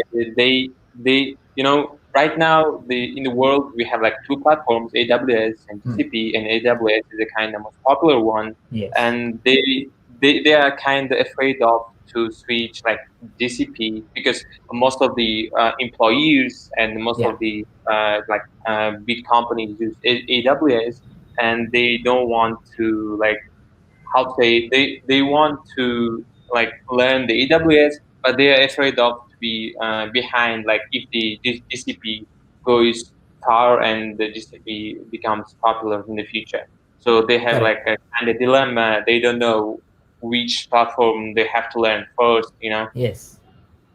Yes, yes. No, Sardar, I can't, disagree with you. It is very much the scenario, even, at our side of the enterprise world, and a lot of actually, use cases or implementations are done on AWS. So, if you're talking more from, backend developers or people who are actually wanting to, foray into cloud and learn these technologies, I would say the underlying concepts remain the same. It is more of the product packaging that would differ. So if you have actually mastered any one of them, it would be easy enough to switch into any kind of implementation. So I mean, giving you an example, we as cloud implementation partners, we can't say no to our customers if they want to do an AWS implementation. However, if tomorrow they want to kind of switch to AWS or GCP or vice versa, or say for example even Azure for that matter, Yes, Microsoft. we have to build the underlying architecture in a manner that they are not heavily dependent on any kind of services in that realm itself. So I know, like I mentioned around cloud build, but then cloud build is just more of an orchestration or an automation tool that you can think of. A similar tool is available on AWS also, but the concept remains the same. Everything is going to link to a repo, it is going to deploy it, maybe containerize it, and so on. So I would say for any kind of people who are kind of trying new things on cloud, I would say focus on the fundamentals, understand how does containerization happen, how does a CI/CD implementation happens, irrespective of the technology stack, whether you're on GCP or AWS, and I'm sure you can do it on any kind of cloud provider. Also, to add to that, I would say going down the line, maybe a few years down the line, it is heavily going to be a hybrid cloud world. So an enterprise customer is not going to stick to just one cloud provider. They would actually have their applications deployed in multiple clouds, okay, and you never know, like one cloud can serve as the backup for other, or some services work efficiently on AWS, some like the compute instances out there, or the EC2 is much efficient over there, versus you can say that the data warehousing or the analytics machine learning is something which is like GCP strong area. So you never know, like it is like a hybrid cloud world out there, okay, so you might have to work with a balance of both the sides. So focus on the fundamentals, and then you can do it on any of the cloud providers that you can think of. I see. I see. Yeah, sure. Thank you very much. But I also Yeah. tried in the past implementing Docker in a GCP, Yeah. and as well as Docker in the AWS. But for Yeah. me, it's very easy to implement in GCP. Like in the Yeah. AWS, it was kind of, it had a lot of configuration, and the Yeah. UI of the dashboard of AWS is also more of complex than GCP. Yes. Uh, Yeah. So yeah, I it, mean, in the recent days, like I think the cloud console and the user friendliness of especially in terms of for developer tools has been much simplified from a GCP perspective. yeah. Yeah. Sure. I see that from viewers we don't have that much questions, Okay. so we can end our session here. Okay. Thank you very much, Ramesh, for your time and for your speech. Hope we will see you in our next events. Thank you very much. Sure. Thank you so much, Sardor, and the entire Central Asia team. Have a great DevFest for the next few days. Yeah. Thank you so Thank much. you. Hi again. We will continue our event, and our next speaker is Yüksel Talun, and he's a GDE Google Developer expert. And let's welcome him. Hi, Yüksel. How are you doing? Welcome to our event. Yeah, and we are very glad to see you in our event, and hope we will listen, and we will have a great talk with your presentation. Thank you. Thanks for having me. It's How has it been going? I haven't been able to watch it because of the time difference, but how has it been going? Are you having a good time? Yeah, sure. So right now in Tashkent, it's like 12:44 a.m. It's in the morning, and yeah. So we can start because your time. We have left like a couple of seconds. No worries. So again, I will introduce you. Yoxel Talun is a Google developer expert, and his topic will be intro to action builders. Welcome. Thank you. Let me just get this to presenter view and share my screen with you. Okay. Got it to full screen. Yep. Welcome everyone. Today we will be talking about actions on Google, as you might see on my t-shirt. I will talk about this new tool specifically. It's called the Actions Builder. If you ever developed anything with Actions on Google before, we were using Dialogflow for NLP. It was a good tool. I love Dialogflow. It was the reason I became interested in Actions on Google in the first place, because I was using Dialogflow much before then it was called Dialogflow. When I started using it, it was called API AI, and I loved it. It was a good tool. But for the purposes of developing a voice application, there were some places it lacked. It wasn't bad, but it could be better. And Actions Builder came to the rescue. We now have a new tool to develop actions, and I'm so eager to talk about it. So let's jump right in. But first, let's talk about me, because let's be honest, that's my favorite subject to talk about. My name is Yüksel. I'm a lawyer. I live in Turkey. I'm a lawyer by training, but I do a lot of software development in my free time. I love developing software, and specifically, I love developing voice applications. And this passion actually led me to share what I know with communities around me, and specifically Google developer communities. And that led me to become a Google developer expert on Google Assistant. Now, first, let's talk about why we want to talk to computers. It's not a new concept. It's not something that we came up with in the recent years. We wanted to talk to computers for a very, very long time. As you can see, these are all images from our imagination, basically, because that's what fiction is, our imagination collectively. And these are all talking computers, and only one of them is a murderer. So that's like that's plus. And now that we have talking computers, we're loving it. This graph shows the adoption rate, adoption speed of different types of technologies in the US market. And as you can see, as time goes by, as technology develops, people actually are more eager to try new technology, adopt new technology. They're faster to adopt. And that reflected on the smart speakers, which are main platforms that these voice assistants live. And you can see some here. I have two right there. And we have been adopting them almost as fast as we have adopted smartphones. And it's good. It means that we love to talk to our computers, and we want to do it more. But for consumers to be able to talk to their computers, us developers have to develop computers that can be talked to, that can understand what the user is saying, and that can respond accordingly. Today, we're going to talk about one way of doing that. And let's take a look at what users are doing with their voice integrated devices or voice activated devices. Well, most of them are listening to music, which is basically what I do every single day. And I ask regular questions like most of these users, like alarms, traffic, directions, and weather. And as you can see, a lot of the users are actually trying to have fun with these devices as well. This data actually indicates that users are trying to integrate the voice devices into their lives more and more. And the fact that they're trying to have fun with them actually shows us that they love them.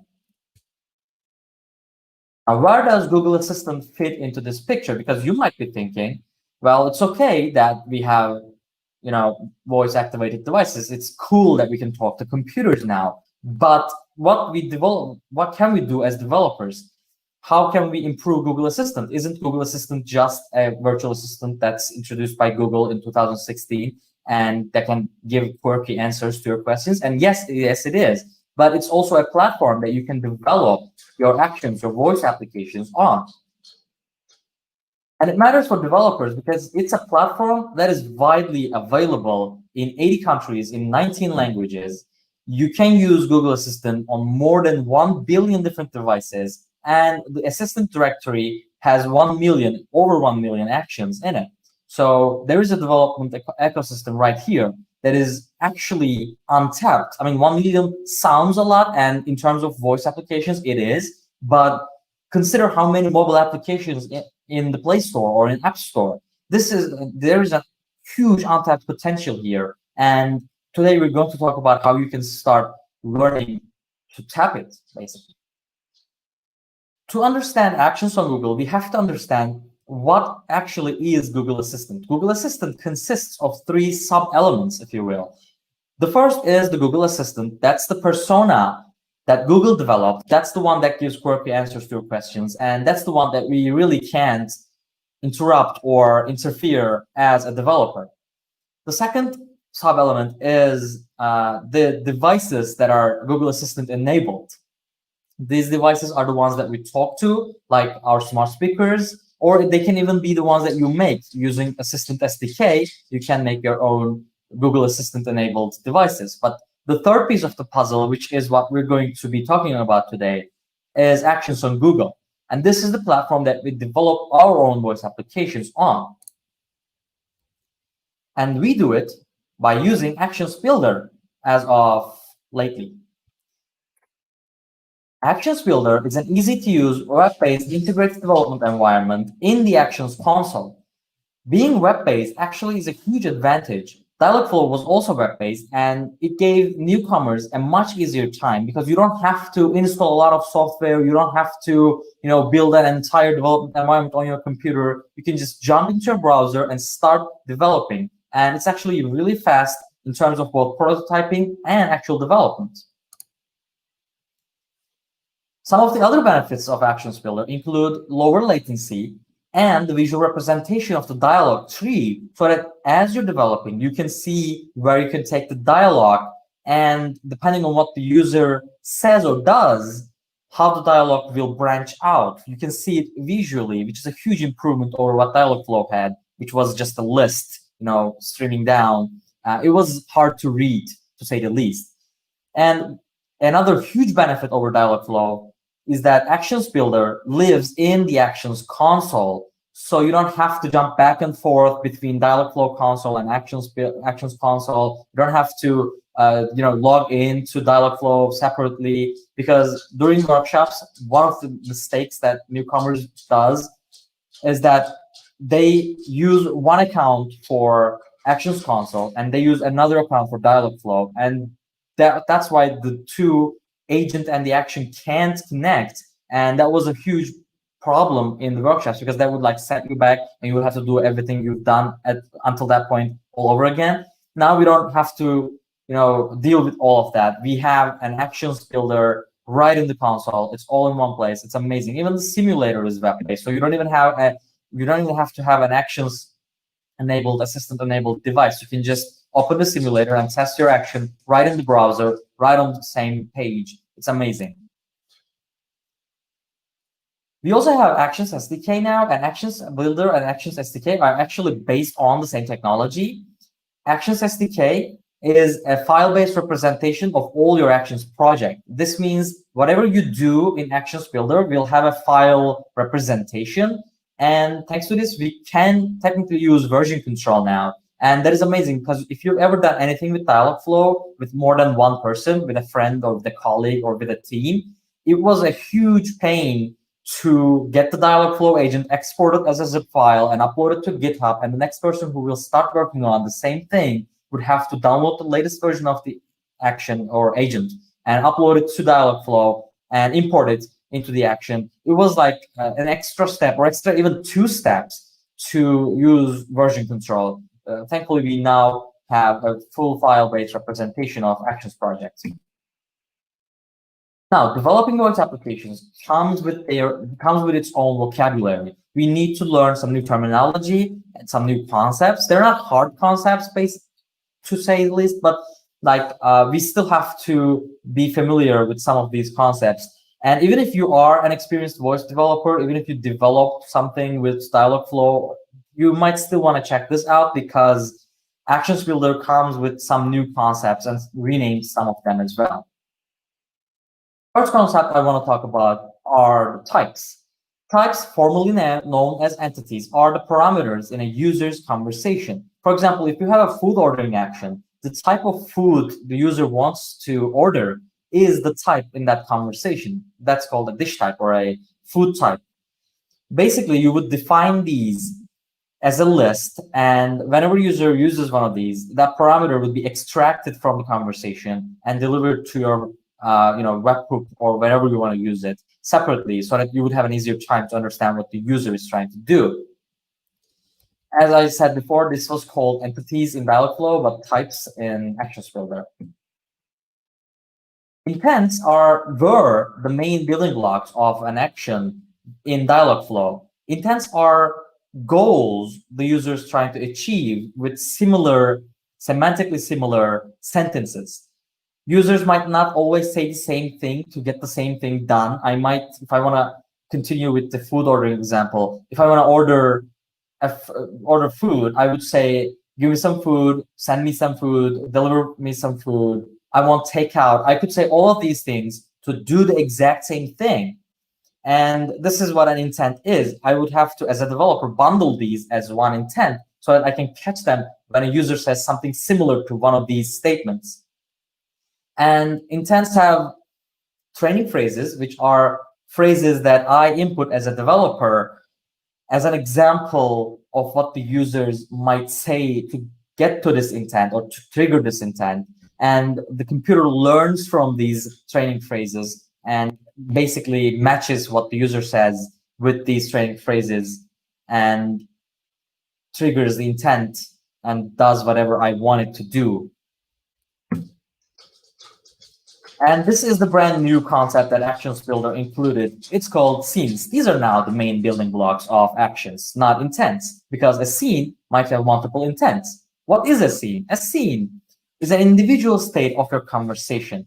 That is an easier way to organize your conversation in logical pieces. Think of it like a play. We have scenes in the play to convey our message to the audience in a more organized way. So these are what scenes are. Think of your conversation as a play, and your scenes are the individual scenes in that play. The cool fact about scenes is that they execute in a loop, so that until that scene is completed, until a set condition is fulfilled, that scene will play over and over again to make it easier for developers to get the job done without actually having to write a lot of code or having to do the same thing over and over again.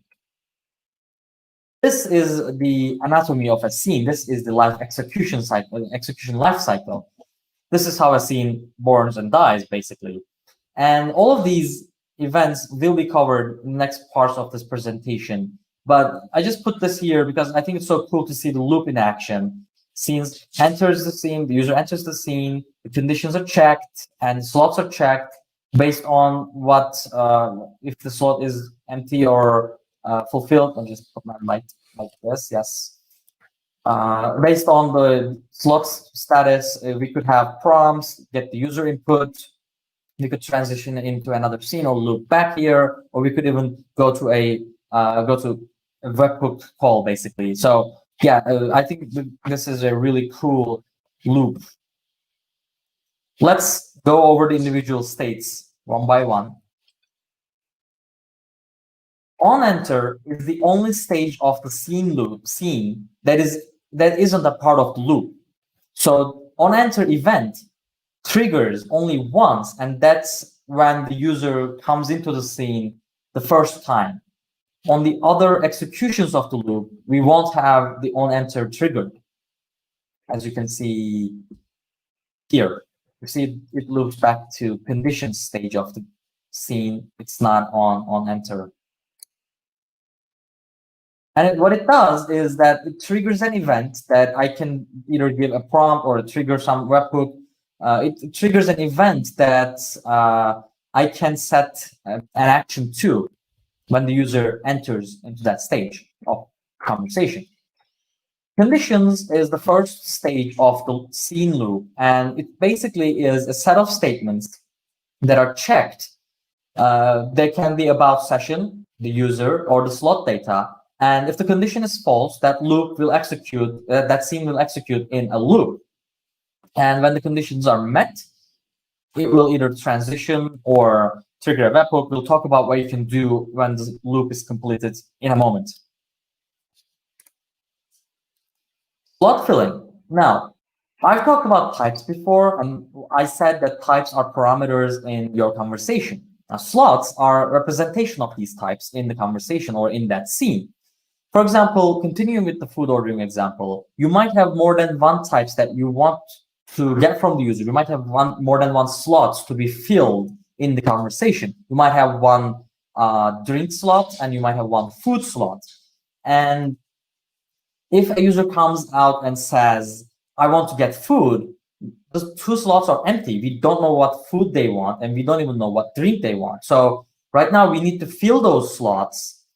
I would have a condition checking if these slots are filled, and if they are not, I would move to the slot filling stage of this conversation. And basically, the scene would select the first empty slot in the conversation and ask the corresponding question to user. If a user comes out and says, I want to get food, I have two slots empty, I get the scene picks the food slot and asks the user what kind of food you want delivered. And the user gives a food name, for example, a hamburger or a salad. And I get this name, and now I have only one slot empty, and then conversation loops back, picks this slot and asks the corresponding question and asks the user what kind of drink you want. And when I get the drink name, now I have two slots fulfilled, and now I can move to whatever I wanted to do on the next phase of the conversation.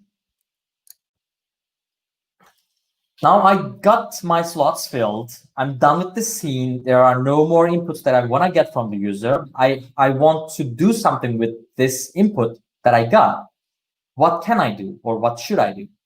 First things first, I could transition into another scene. Maybe there are more information I want to collect. Maybe, for example, for food delivery, maybe I don't have the user's address, or I want to confirm their order. Now I could transition into another scene and loop that scene until I get what I wanted from the user. Or I could give them a prompt. If I have everything, if I think I have everything I need, I could give them a response. This response might be a simple response, which is just a speech and text, or a rich response, which are cards. It could be a visual selection response, which would enable users to select what they want to do on a touch interface, but these are only good for screen input available devices. I could return a media response, which is a media and a control to the user. Or I could send in an interactive canvas, take control of the entire screen of the user, and basically develop games or storytelling adventures on the user's assistant-enabled device. Or more likely scenario is that once I have all the information I need from the user, I want to trigger a webhook. Webhooks are actually endpoints of your application, probably your backend application. It's probably a REST API, and you want to trigger a webhook with the data you got from the conversation. Again, with the food ordering example, if I have the user's order and their address, now what I want to do, what I would do if I were a mobile developer, I would just go ahead and trigger a webhook and send that data to my database so that whoever is handling the orders will see it on their screen, right? So this is what I'm going to do with the actions. When I get all that information from the scene or from the action, I will trigger a webhook and send that data over to that endpoint and do whatever operation I want to do with that data, and possibly send a confirmation or approval message to user. This is how you develop a webhook using the Node.js SDK. As you can see, it's not a complex SDK. You basically create a handle called rich response, which will be tied to a specific action or an event in the actions builder. And you add pieces of responses to conversation. Obviously, if you want to do any other operation, we would do them here. And you add these pieces to the conversation. You add these prompts to the conversation. This is a simple response, and this is a card response, which is a rich response. Sorry. And now that we have our action, now that we have developed a couple scenes and we get what we want from the user, and we trigger a webhook and use that data in our business. Now what? Now what can we do to either improve our actions or to make it known to a lot of people? What we can do is that we can publish it. Actions on Google have its own assistant directory, which is where the actions live. This is a place where users can rate your action, discover them, or comment about them. As I said before, there are over 1 million actions right now in the assistant directory. And I know it sounds like a lot of actions, but the fact that mobile application marketplaces have billions of applications on them makes assistant directory a place where you have a shot of being discovered on accident, even on accident, or you can get trending much easier, not very easily, but a lot easier than any other marketplace, any other application marketplace.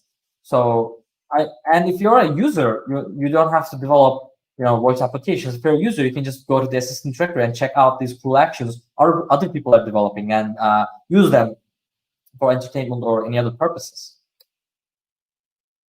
Or as a developer, if you want to move your action or application forward, you can use account linking. Now, account linking is a system that enables the developers to use the same account for the user on web, mobile, and on actions on Google, so that you can know all the information necessary about the user just by signing them in.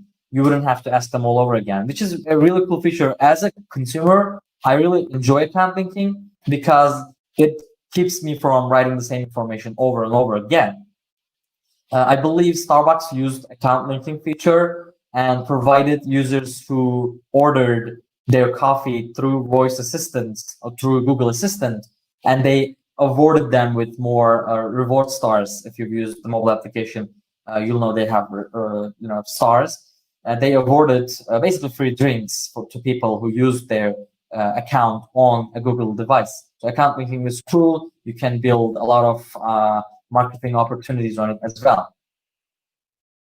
And you can make money off of your actions. You can either sell physical goods or you can sell digital goods through your action, and you can make money. And this process was not easy, nor was it pleasant until last week, because users would have to go to their phone and type in their password or touch the fingerprint sensor, even if the order was for $0. And it was really not the best experience when it comes to making a purchase, because we're already very aware of any dangers. We're already scared while we're doing purchases online. And the fact that I start the conversation on a voice-enabled device and it asks me to go and type my password on a mobile device, it would lose all the users on the last step. But last week, they announced that we can finally use voice match to confirm purchases. So any purchase would be able to complete it on a strictly voice environment. And that's really cool.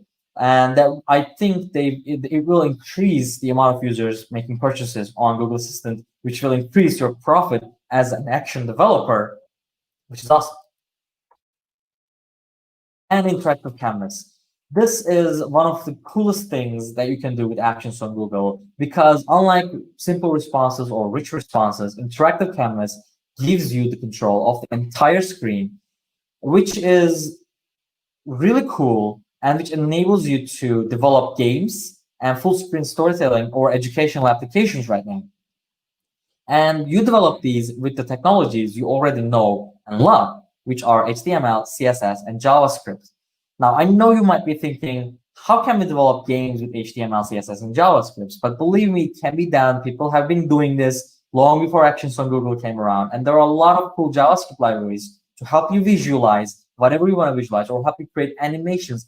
There is a JavaScript library that enables you to create fake 3D animations, basically 2D objects that can seem like 3D because of all the math that goes behind the scenes. And there are a lot of cool JavaScript libraries. I encourage you to check it out, because as I said, it's really amazing to be able to talk to a web application and have it, do things on the screen. I believe there's a really good potential with interactive canvas. Now, I'm about done with my presentation, but we have time for questions and answers. If you have any questions about actions on Google, you can ask them right now, either through comments or by connecting, yeah, like that. Yeah, thank you for your presentation. Hope it was very helpful for our audience. And before getting question from audience, I have a question. So as you know, we have in the market we have like two most popular hardwares. I mean the platforms. One is Google Assistant, and another one is from Google from Amazon, which is Alexa. And I have a question in development, like for which platform it's easy to develop, and which platform has more features. I don't think I'm the right person to answer this, because even though I have some experience developing with Alexa, developing for Alexa, they're called Alexa skills. My experience with Google Assistant is a lot more. So to me, it's easier to develop with Google Assistant because that's all I've been doing for the past 2 years. But I wouldn't say they're drastically different in terms of difficulty levels, because the conversational development is more or less consisting of the same steps. As far as the features, it depends on what you want to do as a developer. They both have the basic functionality. I mean, I don't think anyone is going to run into any issues creating a voice action or voice application in Alexa or Google, and they won't probably have a lot of missing features. But yeah, I don't think that it's a fair comparison when I'm doing it, because I have a lot more experience with Google Assistant. Yeah, and sure. But as far as a consumer goes, obviously I'm biased again, but I use Google Home a lot more because of the I think the NLP is a little bit better, but that's just a personal opinion. I don't have any data to process it, but to back it up. But yeah, it's really a matter of what you want to do. And probably as a voice app developer, you want to be on multiple platforms. Like mobile app developers usually develop iOS and Android applications. And so you probably want to be on all voice platforms. And there are actually cross-platform voice application development environments as well. So yeah, it's not a fair comparison, but I enjoy using Google Assistant more.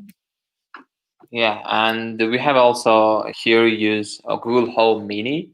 So I think it's more kind of comfortable and easy to use from my perspective, because in the past I also used Alexa for a couple of months, but for me it was Google Home kind of most preferred one. And we have like the question from the audience. You mentioned that we have to build database of inputs. Does Google Actions platform have a pre-made database for different applications? You don't have to create a database for action, because it totally depends on what you need to do with the information you get from the conversation. My example was a food ordering application, and when you're handling an order, you want to get the order into a database so that you can read that database from another application and deliver the food. For example, a user will say, I want a hamburger to my home address. You will get that data, you will put it in a database, and then the person who's going to deliver, who's going to prepare the food, will get a message saying that someone ordered a hamburger, and they will prepare it and they will give it to the delivery guy. And this means that you need a database. But in many other cases, for example, one of my most popular actions is an action about Pokemon. It gives you details of Pokemon, and I don't need a database for it because I don't save any data from the user, and all the Pokemon data lives in a JSON file, so I don't need a database. So there aren't any pre-made databases, because what kind of database you need, or even if you need a database, will vastly depend on what you're doing with actions from Google, and you probably want to create your own if you need one as well. So no pre-made databases, but you don't need a database for every action. Yeah, thank you very much. And from my side, how do you monetize your actions? How you can earn from this? Can you repeat that last part, please? yeah, how you can earn from this money. Like for example, if you do applications, you can put some prepaid ads or something, or you can have like applications which you buy it for actions. How do you do that? I actually briefly touched on this topic, but basically, you can either sell physical or digital goods. For example, if you have a game on Actions on Google, you can sell episodes of the game, or you can sell power-ups, or you can sell, costumes and other cosmetic digital goods on the game. You can sell subscriptions. Meditation or fitness applications does this. You can sell subscriptions and get paid monthly by the user. Or you can sell physical goods. For example, the food delivery action is a good example of this. You would sell a physical good and get the payment through Actions on Google. There are no ads available on the platform right now, so you can't put ads to earn money, but that doesn't mean you can't earn money, because you'll probably make more money if you could sell a digital or physical good to the user. So I'm not saying that's the only way of making money on a mobile platform. Obviously, ads make a lot of money on mobile applications, but as far as voice goes, I believe the ads would drastically lessen the user experience. The users would not be happy listening to ads, all the time. I mean, think about it. I mean, even on some visual platforms, they can get annoying really quickly. On voice, that could pile up, because there's this thing what we call is an emotional investment. When a device talks to you, you in your brain think of it like if it's a person. So if there were annoying ads, it will be like your friend telling you all about this cool product they want you to buy right in the middle of a conversation that's not about that product at all. That would not really fit in the current market, but you can still make money by selling physical or digital goods. Gotcha. Yeah, thank you very much. So it's like listening the Spotify not premium version. If you listen to Spotify, if you don't have subscription, in the middle of the song, you can listen the like ads, like buy this, buy that. So yeah, sure, it will be like bad user experience for people. But different from Spotify in one way, that we have radio ads for a very long time, so we're not unfamiliar with ads sprinkled between music, but we're not used to ads sprinkled between conversation. I mean, I'm talking to the device and I'm expecting a response, and what I get is an ad. That might be a little bit more frustrating than Spotify. So yeah, I think voice market isn't currently ready for that kind of drastic user experience change, but maybe in the future, I don't know. Yeah, sure, I agree. So yeah, I see that we don't have any question left from the audience. Thank you very much, Yüksel. If you put my slide back on, I have one more summary slide so that I can wrap it up. Yep, thank you. Today we talked about Actions Builder and why it's awesome. And to sum up, Actions Builder is a web-based integrated development environment and a simulator that you can use to create actions or develop actions all in one place. It's easier to organize your conversational logic thanks to scenes, and it gives you flexibility and version control thanks to the same technology that powers Actions SDK. Thank you for listening to me. Thank you very much.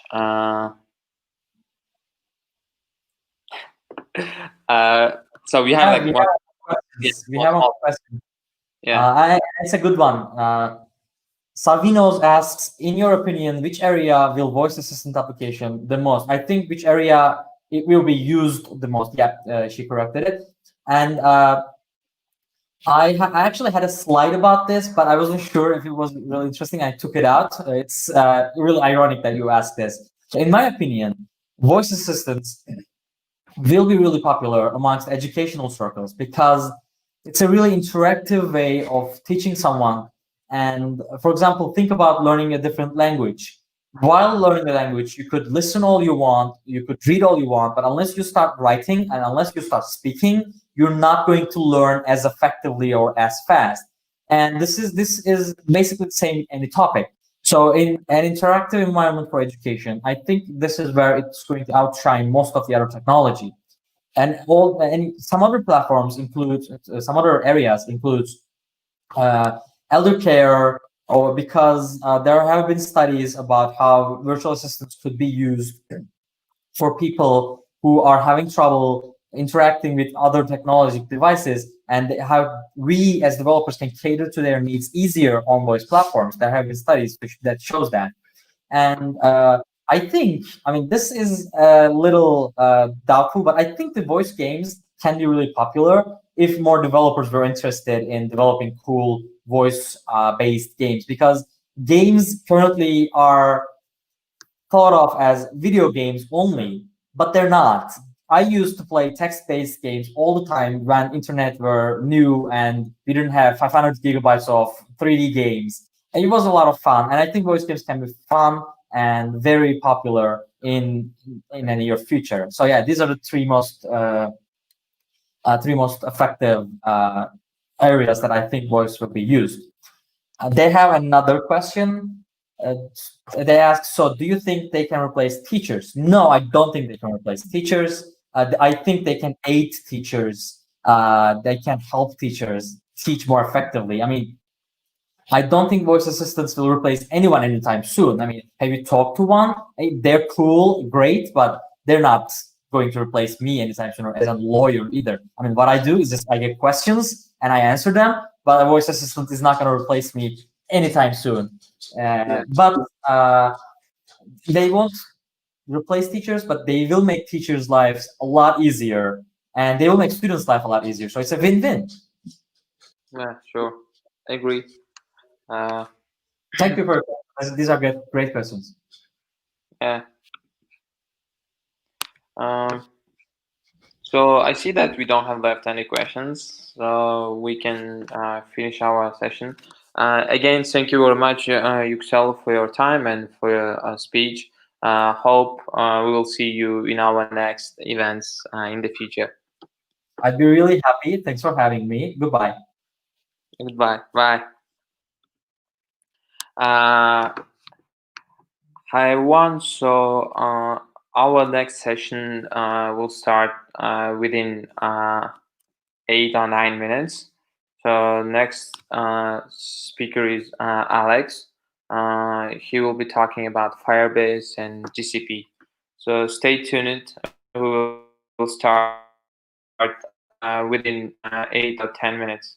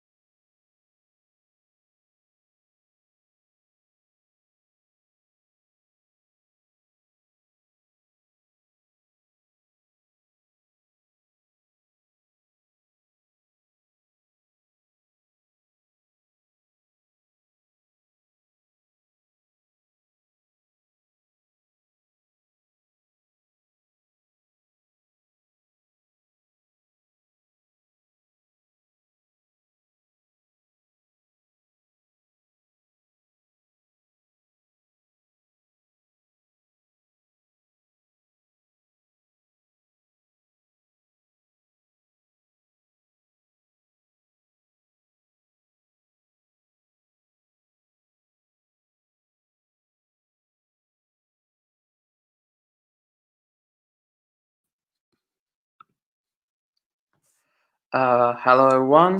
So let's start our event, our session. So let's welcome our next speaker, Alex. He's a Google Developer Relation Engineer, and at Google, of course. And his topic will be Firebase and GCP. Hi, Alex. Hi, Sardor. Hi, everyone. Does everybody hear me okay?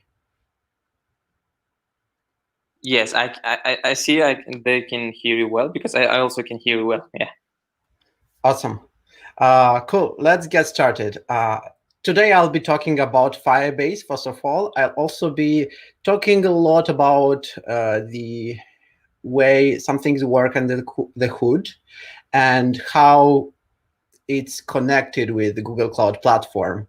A few minutes ago, I also heard there were a few questions around actions on Google and about storing data, maybe integrating it. So I'll touch that a little bit as well, since it's a fresh topic that has been discussed. And at the end of my presentation, I'll be happy to answer questions. So without further ado, let's start.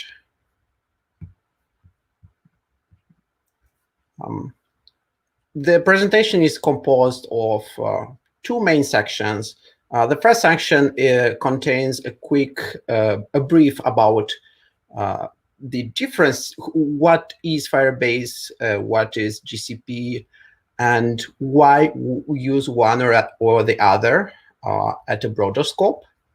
And then we'll go over each Firebase product into some detail, and I will explain how each product would come and integrate into a broader concept, into the big picture of having your solution deployed and ready to delight your customers, and also hopefully keep you out from the cold water. Yeah, so what is what? Firebase is an app development platform. So the main focus, the mission, our goal is to make sure the mobile, web, and any other supported platform developers are, first of all, successful. So that's the main focus. Everything else is just tooling that helps us achieve this mission. By contrast, cloud computing services or cloud platform mission is to enable organizations to have a smooth transition into the cloud, essentially allowing them to focus on delivering services and not have to worry about infrastructure.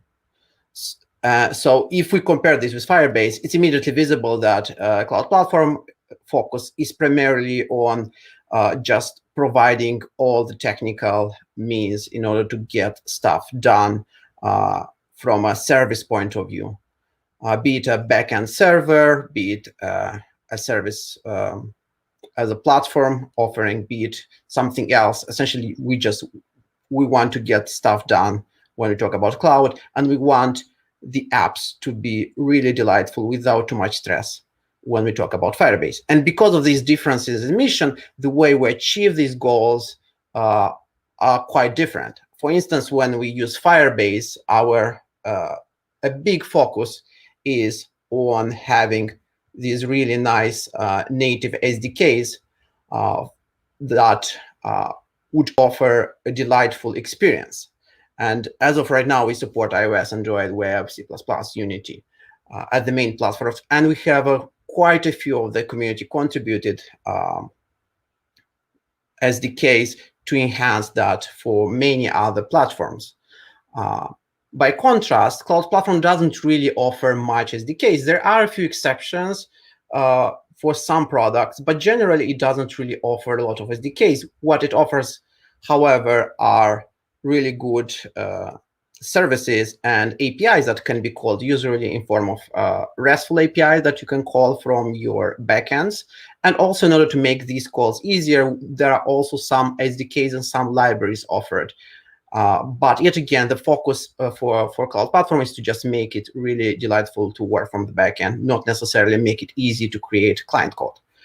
And because of this fundamental difference, there are a few other differences which result immediately out of it. First of all, Firebase is much easier to get started. You would normally be able to just get up and running in a couple of hours after just hearing about the existence of Firebase. With Cloud Platform, you can probably follow through a getting started guide or some kind of code lab, and then you'll also have some stuff working, but it will take a little bit longer to just get comfortable with it. Firebase also has very strong focus on offering front-end accessible services. That is, things that you can use directly from your app without needing to write any kind of backend code. So our front-end our databases in Firebase have security rules that allows the clients to securely interact with them. By contrast, Cloud Platform, which also offers a pretty solid system of access and administration that has roles and also has audits, which, for instance, Firebase doesn't offer out of the box. Cloud Platform, however, does not offer any means to make these easily accessible from the client. So you have to essentially use something like Firebase or build your own stack if you want to expose some of that infrastructure, some of that functionality to any of your clients. Also, because of this, Cloud Platform offers a lot more control over how you configure your infrastructure. And of course, you can control how fast and by which strategy things will scale up and how things are interconnected. By contrast, Firebase does a lot of things for you. It's quite opinionated on how things should work. And you'll see as we go through the products that a lot of these decisions can be overridden, but then you'd be essentially using mostly cloud stuff rather than the Firebase native SDK features. Okay, so let's have a closer look at Firebase. Historically, Firebase started as a developer product, then we added more stuff to it, and we created these three pillars of development, of quality assurance, and of growth. And over time, these were modified slightly. But the main focus stayed the same. We want to offer an end-to-end delightful experience for all the app developers. Okay, if we just start from the left, the first product in there would be Firebase Auth. There we go. And this is fundamental because Firebase being a front-end database, it really needs a way to make sure we're still secure and things can be controlled and planned. Security can be planned, and there are guarantees that things won't just go hectic once in production. So Firebase Auth is probably the most important and the primordial product we have. And it's essentially an identity as a service offering. What means is that out of the box, you get an authentication UI, which currently is available across a few platforms. So you don't really even have to even write the UI yourself. You can just include one of the Firebase UI libraries, and then everything is essentially done for you.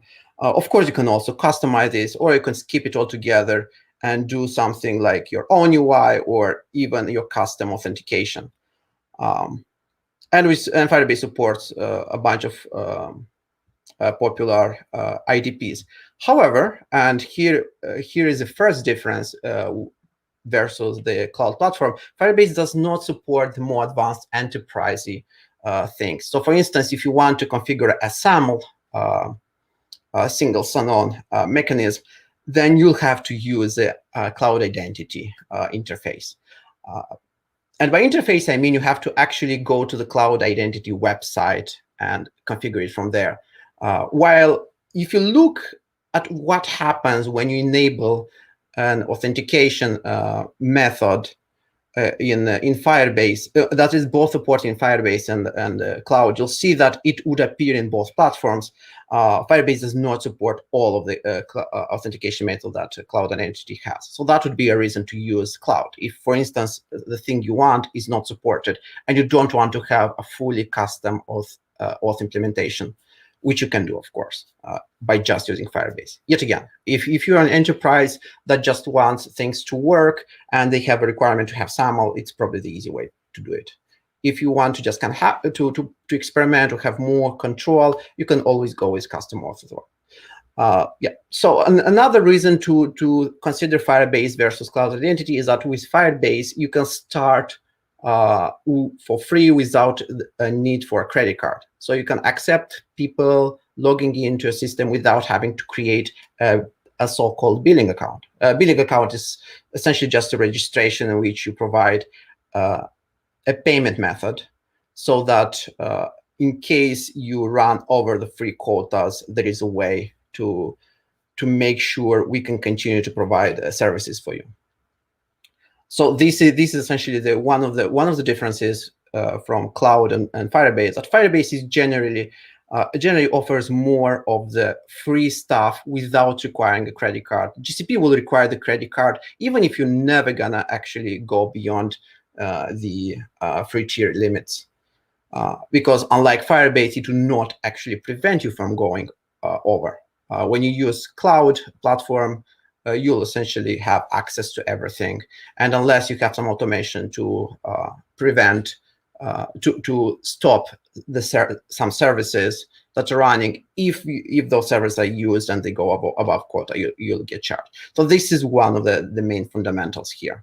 Now, worry not, you can still trial both of them for free. You can go grab, I think currently it's $300 US of credits, and just try out and play with both platforms. And if you like them, when your credits run out or when you were in a few months when they expire, you can just keep using it. And if not, you don't have to do anything. When credits expire, your project will essentially just be downgraded to the free offering, which means Firebase will continue to work and some cloud things might not.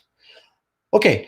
So now that we got all of this off the plate, let's also look what else is happening. Okay, so generally you won't really have to switch from Firebase to Cloud Identity Provider once you start using one of them. However, if you start using Firebase and later you decide you want to use Cloud, you'll actually have to go and enable that service in the Cloud Identity. This might not be intuitive if you're not used to the way things are set up, because you'll see the project exists, but for some reason the identity is disabled in cloud, but then Firebase somehow works. Like, worry not. When you enable, you won't lose any of the configuration from Firebase. It will just allow you to access to the cloud identity provided that are not available in Firebase. Yet again, and the same applies when you downgrade a project. If you downgrade a project, then the Firebase stuff will continue working while the cloud stuff would be paused until you have a billing account set up again. Okay.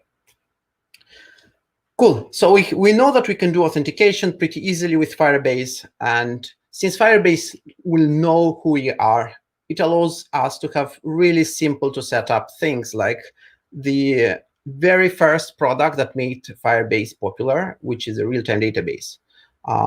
Its main features are, first of all, the ability to store and sync data in real time. So you don't have to worry about fetching or pushing changes yourself. All you have to do is, if you care about something, you just subscribe to it, essentially. That's it. When changes happen on the server, they push to all the clients who are listening. In order to make this happen, the database had to be a NoSQL. It's much harder to do this kind of stuff with a SQL database. Also, to keep things real simple, the entire real-time database is just one big blob of JSON-like data. And this also has a few advantages. For instance, the fact that the data has such a simple structure allows us to have optimizations that that might be useful in cases when your data changes a lot. So for instance, if you have some kind of data collector, IoT device, or if you have an online presence, a tool that would have to overwrite some keys with data very often, say couple of times, a few times every few seconds, then real-time database is great because it's really good at propagating these changes. And of course, it supports security rules. The security rules in RTDB real-time database are a little bit simpler than in the other offerings, which might be an advantage or a disadvantage. The advantage is you get to start faster. Disadvantage is, well, they're a little bit harder to maintain. Okay, so like I said, the structure is pretty simple. That means you can store data. You can't really store a whole lot of it. Like you can't really store terabytes of data in here because it's just one big blob, and well, it's not meant for that. So what do you do? What do you do in one of these cases when you really need to store a lot of data, or you want to have more structure, or you want to have better querying capabilities than just looking up some values in a tree? Well, in this case, you might want to migrate a portion of your data from the real-time database to something else. Or you might decide to just start with a different database, or start with both real-time database for things that change a lot, but are not read too often or searched through, and then Firestore for stuff that's more of a stateful thing. For instance, all your user profiles, all your user activity, and only keep RTDB, for instance, maybe for online presence detection or for status updates. It's up to you. Generally, the main idea is that you can easily export the data from RTDB, and if you want, you can use that alongside, or you can write your own logic to implement the features that it offers. It's really up to you.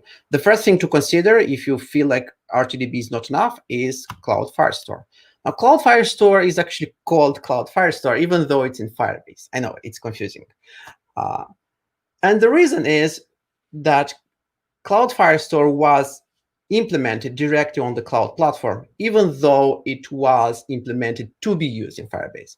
So that's where it got its naming of Cloud Firestore, because it actually runs on the cloud platform. But we also call it a Firebase product because it has some features that are only available when you use it from Firebase.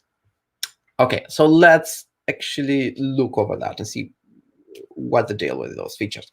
Okay, just like RTDB, it stores data in real time. It's also NoSQL. It also supports security rules. This time, the new improved security rules. It has really good offline handling capability. It scales automatically. And it's great for storing structured data that you read more often than you update. So, which is probably 90% of all the data that you'd work with.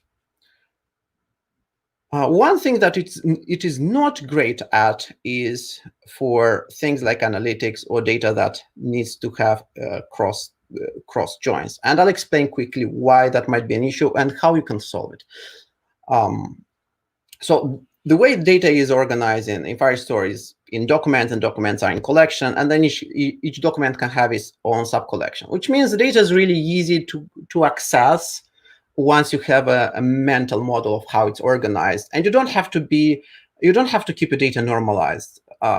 It's up to you how you organize it. Generally, the expectation is for you to just organize the data in a way that's easy for you to read and filter and query. That's the rule of thumb. And really, that's how you'd approach Firestore from a design point of view. Now, sometimes you might wonder, okay, how do I actually do more complicated stuff with data? Like, for instance, I maybe want to have a search engine, a mini search engine to do some kind of searching inside my data set. And the answer is, if your search is something simple, like just look up by a value or read the last 10 items from a collection, that's easily done with Firestore.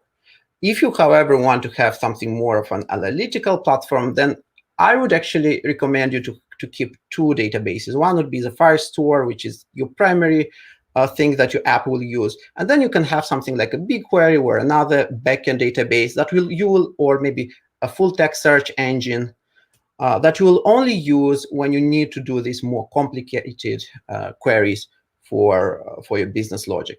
And you'll essentially just create a mini microservice by maybe using Firebase Cloud Functions, which we'll review in a minute. And that should probably be it. Like that should be enough to have this working. And that's probably the moment when you want to look at adding some cloud platform stuff on top of Firestore. It's when you see that Firestore is not a perfect fit for all your user journeys. So let's sum it up a little bit. Firebase uses Cloud Firestore, and it uses it in native mode. If you go into Cloud and you check Cloud Firestore, you'll see that there are two ways in which you can enable it: native mode, and also it can work in data store mode. This confusing terminology has some legacy reasons why it exists. What you want to remember is that Firebase Firestore always works in native mode. And second thing you want to remember is when you choose a mode, you cannot change it later. So when you create your project, if you plan to use that project for Firebase stuff, and you have Firestore database in it, just enable it in native mode. Later on, if you need to use something for backend, you can always create another project. It will just be easier for you to manage data this way. It's much easier to reconfigure your backend than to have to redeploy your app because you need to change your front-end project. So the recommendation is start from the front end, configure it in a way that's easy for you to use from the web, from your app. And if you need, you can always create additional projects for the backend stuff. And you can pretty easily connect them with one another. If you don't need multiple projects, it's fine to keep one project per environment. So have one project for production stuff, a project for staging, a project for test, and so on. Okay. Cool. So we know that what Firestore is. We know that Firebase uses it in native mode. And we also know that we can't really switch in between. So what do we do? What do we do if we need to actually to have this kind of communication? Well, the first and easiest way would be to just have some job that would automatically export it into something else. Like for instance, BigQuery. I like BigQuery to use BigQuery for analysis. And if that's not good enough for you, you can use any of the other databases that are available in cloud. I think there's 5 or 6 of them, and they cover a pretty broad range from simpler to use SQL databases to more complex distributed SQL stuff to big data analysis tools like BigQuery and to read-only databases that you just normally use for looking up archives. So you have a pretty broad range. I would say just start with the SQL database that you think is closest to your business requirements and has the easiest API for you, and you should probably be fine. Okay, so that's pretty much it for Firestore. Let's go and look at what other things we have. So the next big thing is cloud storage. Think about it as a service that allows you to store things that are too big to fit in Firestore efficiently. Normally, that would be files, sometimes media. Generally, it will be assets. And just like Firestore, it has support for security rules, and it has decent caching. It scales automatically. The one core difference to remember is that it does not have the real-time notification component in it, which I guess should be fine. But you just have to remember that if you want to get notified about changes in a file, you'll probably have to also create an entry for that in the Firestore. You'll be fine. Now, in order to Now, cloud storage itself is also, of course, part of the cloud platform. Pretty easy to figure that out looking at its name. One thing to remember is that when you use cloud storage from Firebase land, you have access to the security rules. When you use cloud storage from the cloud land, you don't have access to security rules because the access will be restricted to only your backend authorized processes. However, you'll get the benefit of having more flexibility around how you configure the platform, how you integrate it with your backend processes. So, and you can also use the same bucket of cloud storage in both platforms at the same time in order for you to have a more smooth workflow. Okay, a big thing that I wanted to touch down on is cloud functions. Cloud functions are probably the pinnacle of Firebase. They're really the one product that allows you to go above and beyond what's natively supported and integrated with pretty much anything you can think of. Currently, we only support JavaScript as a language of choice for cloud functions for Firebase, and when you deploy functions, we essentially create containers that are deployed into cloud platform and run your backend code in there. This should be a good option to get you started. You might find that eventually you would want more control or more flexibility on how you organize this, and that's where cloud might really help you. So cloud platform, while offering the cloud functions functionality to Firebase, it also has a lot more on top of it. You can run other languages. You can control the lifecycle of your containers. You can automate a lot of these as well. So, for instance, while with Firebase, you essentially just redeploy stuff, and the containers get rebuilt. With cloud, you actually have full control over the lifecycle. You can decide. You can roll back to a previous version easily, and so on. So you have all these control. But it comes at a cost. And the cost is that the API is not quite as easy to use, especially when you're just getting started. So Cloud Platform has this great flexibility. At the same time, the price you pay is that you have a steeper learning curve. Also, Cloud Platform does not offer quite the same API for integrating, for writing those triggers, which are the equivalent of hooks in other environments. That means whenever something happens, your function can be called. And probably the most popular usage for them is to call those functions whenever some data changes in your Firestore. So if a user writes something to the Firestore database and you want to act upon this, for instance, you want to do an API call to a third-party service and get the customer some kind of result, it's very easy to do with functions. You can also use that to export data or to import data from other systems. So it's really up to you how you use it. And in order to use it with Firebase Firestore, I would strongly recommend to use the Firebase SDK tooling.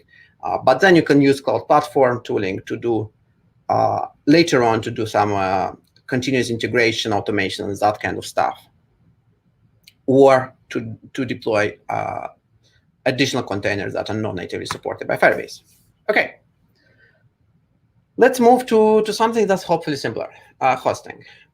It's what it sounds like. It's fast, it's secure, it's distributed with a global content delivery network. It offers free SSL certificates. Hey, and you can use your own domain. That's a pretty neat offering.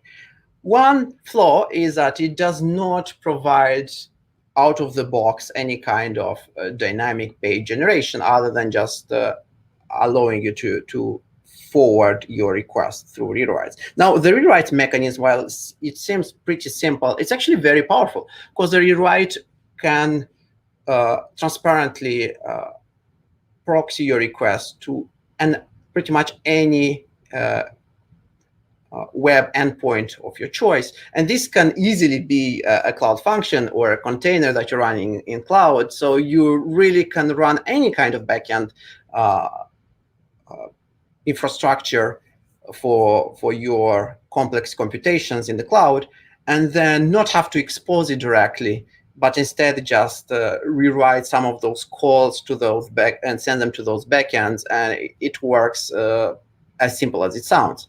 You will still use your internet domain, and the customer might not even realize that they're actually hosting in a different place.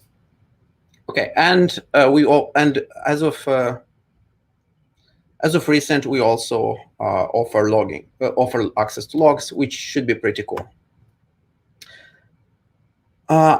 There's not a lot for me to talk about integrating this with other integration with Cloud Platform, since Cloud Platform itself does not offer hosting per se. But yet again, it offers containers, and you can use containers for hosting anything you want.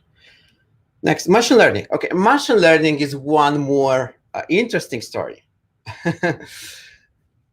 Okay, so the idea here was to offer a very easy entry into applied machine learning for app developers. So we came up with a few things which were on the device and in cloud, out of the box, pre-trained models that you can use. And then we saw that that's not enough, and we also added support for custom models. And we saw that custom model might be a little bit difficult for people who use machine learning for the first time. So we offer something in the middle, in which we take a pre-trained model, for instance, for detecting images, and then we allow you to customize it with your own data set. This way you get the best from both worlds.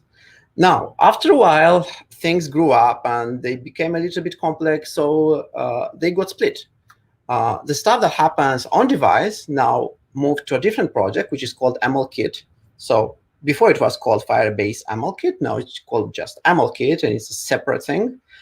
At the same time, Firebase still has a machine learning component, and it's the component that makes things easy for you to get started with. So it has these pre-trained models. It has this nice UI for doing your auto ML training, that is taking a model that was pre-trained by us and then fine-tuning it for your own data set. And it also hides away some of the complexities of hosting and deploying your models using the cloud platform. What you end up doing is just clicking a few buttons in the console UI and then writing a few lines of text in your app, and they just work. However, over time, you might realize that might be not enough for you. And in that case, cloud AI is really the thing that shines. So once you have this experience that you got by just getting started to work with this model with Firebase, you'll already have the intuition of what goes where. And then the entry into using cloud AI will be so much easier. So really, that's a very natural course of things to start with Firebase ML, see what you can do with that. And if at one point you want more flexibility, just look in the offering for that comes from cloud. And it should be pretty easy to figure out what you want. So if you already used AutoML from Firebase, but you found it not being customizable enough, take a look at the AutoML in cloud. If you decide that none of the stuff actually works, look at custom models in cloud. But you can still use Firebase to deploy them. And if you just found a really great pre-trained model, well, you can use it directly and then employ a cloud function to connect the cloud AI stuff to your Firebase database. So it will feel like a normal progression, and it won't be too overwhelming. I've gone through this, and after a while, it seems pretty natural. Okay, one more thing, which can get you started real fast on the more advanced topics are Firebase extensions. Extensions are features that are not big enough to make for a product, but are also popular enough to make them reusable. And a really good thing about extension is that you can actually see the source code for them. They are open source. And that means that you can take a look and see how they're implemented. And if you find something that looks kind of similar to what you'd like, that could be a great way to get you going. So you can install the extension, see if it does the stuff you expect. If it does kind of does what you want, you can look at the source code and customize that, and then just deploy it through Cloud Function on your own project, and it will work. You can, of course, use the extension out of the box. Google Cloud does not come with this thing out of the box, but you can still automate a lot of things there by using many of the integrations that are supported in cloud. Yet again, you can do way more there, but it will require a bit more learning to get there. Okay, let's quickly look at other products. These ones don't really have a direct alternative in cloud. However, they're still pretty well integrated. So for instance, Crashlytics, our crash reporting tool, has a BigQuery export, a data export option. And this BigQuery data export option is present for a lot of the other data-intense data gathering Firebase tools. So if you're using a Firebase product and it's gathering data from your users, and you feel like Firebase is not enough for you to do the proper analysis over that treasure chest, take a look at the configuration and see if there is a BigQuery option, BigQuery export option. Now, when you toggle that on, you'll probably want to be careful on where you put the data, because those data sets are pretty big, especially if your app is popular, if it has a lot of traffic. So you want to do some analysis before just toggling it on, especially if you're toggling on both the if you're toggling on the real-time export as well. Now, once you have the data in BigQuery, you should be able to easily analyze it using another product, which is called Data Studio. And it's such a great thing. It would be worth just watching a presentation just about Data Studio and how it works and how you can use it to make data science application easier for you. It has a great offering of tools, and it has also samples for open source data sets, so you can get started without even having to use any of your data. Okay, Firebase performance. Like Crashlytics, is to make its primary mission is to make sure our customers are happy. Essentially, all your users are happy. And it offers a bunch of tools for that. And you can export the data it gathers. One thing to remember is that Cloud also offers performance monitoring tools, but for Cloud, it's all for the backend. And with Firebase, it's all for the front end. So depending on which service you want to monitor, you would be using one or the other. TestLab, for running your apps on a bunch of devices or physical devices in the cloud. Now, TestLab also has an interesting story. It was initially part of Cloud, but then it was moved to Firebase because it just made a lot of sense to be in Firebase, the platform that's for app developers. It wasn't really a cloud thing. It was more of an app thing. But because of it being in cloud, it means it also relies on the infrastructure from cloud. For instance, it uses cloud storage to store artifacts. And by artifacts, I mean things like screenshots and reports of your test runs. I don't know of an easy way to export data into something like BigQuery. However, since everything is stored in cloud storage already, it's pretty easy for you to download. And you can also use Cloud Functions to integrate this with your continuous integration system or whatnot you're using. Okay, now let's talk a little bit about growing users. So probably the most popular offering that Firebase has for this pillar is the Google Analytics integration. Yet again, the UI is great. If it's not enough, take a look at the BigQuery option for export. One of the weird things about analytics is that historically it's been named differently. And to be honest, most of the time when the naming changed, actually some functionality changed as well. So you maybe heard about analytics, Google Analytics for Firebase, Firebase Analytics. Yeah, so they're pretty much the same product, but they have different sets of features. So I encourage you to just look at what the latest version, what's currently supported, which is this version, and see if this, and kind of look at the feature and see if this is what you want. Also, if you have legacy projects that were created before, you might have an older configuration. So essentially, while the product works kind of similarly, there might be slight differences in the way APIs work. So if you're already a seasoned Firebase developer, you might discover that you need to refresh your knowledge just a little bit if you have a big migration here, or you're starting a new project. Not a lot of stuff, just kind of be mindful that this product evolved over time and it just a little bit changed with each major release. Okay, cloud messaging. That's probably the other second most popular thing in this pillar of products, and just like the previous ones, it doesn't really have much of an equivalent in the cloud platform.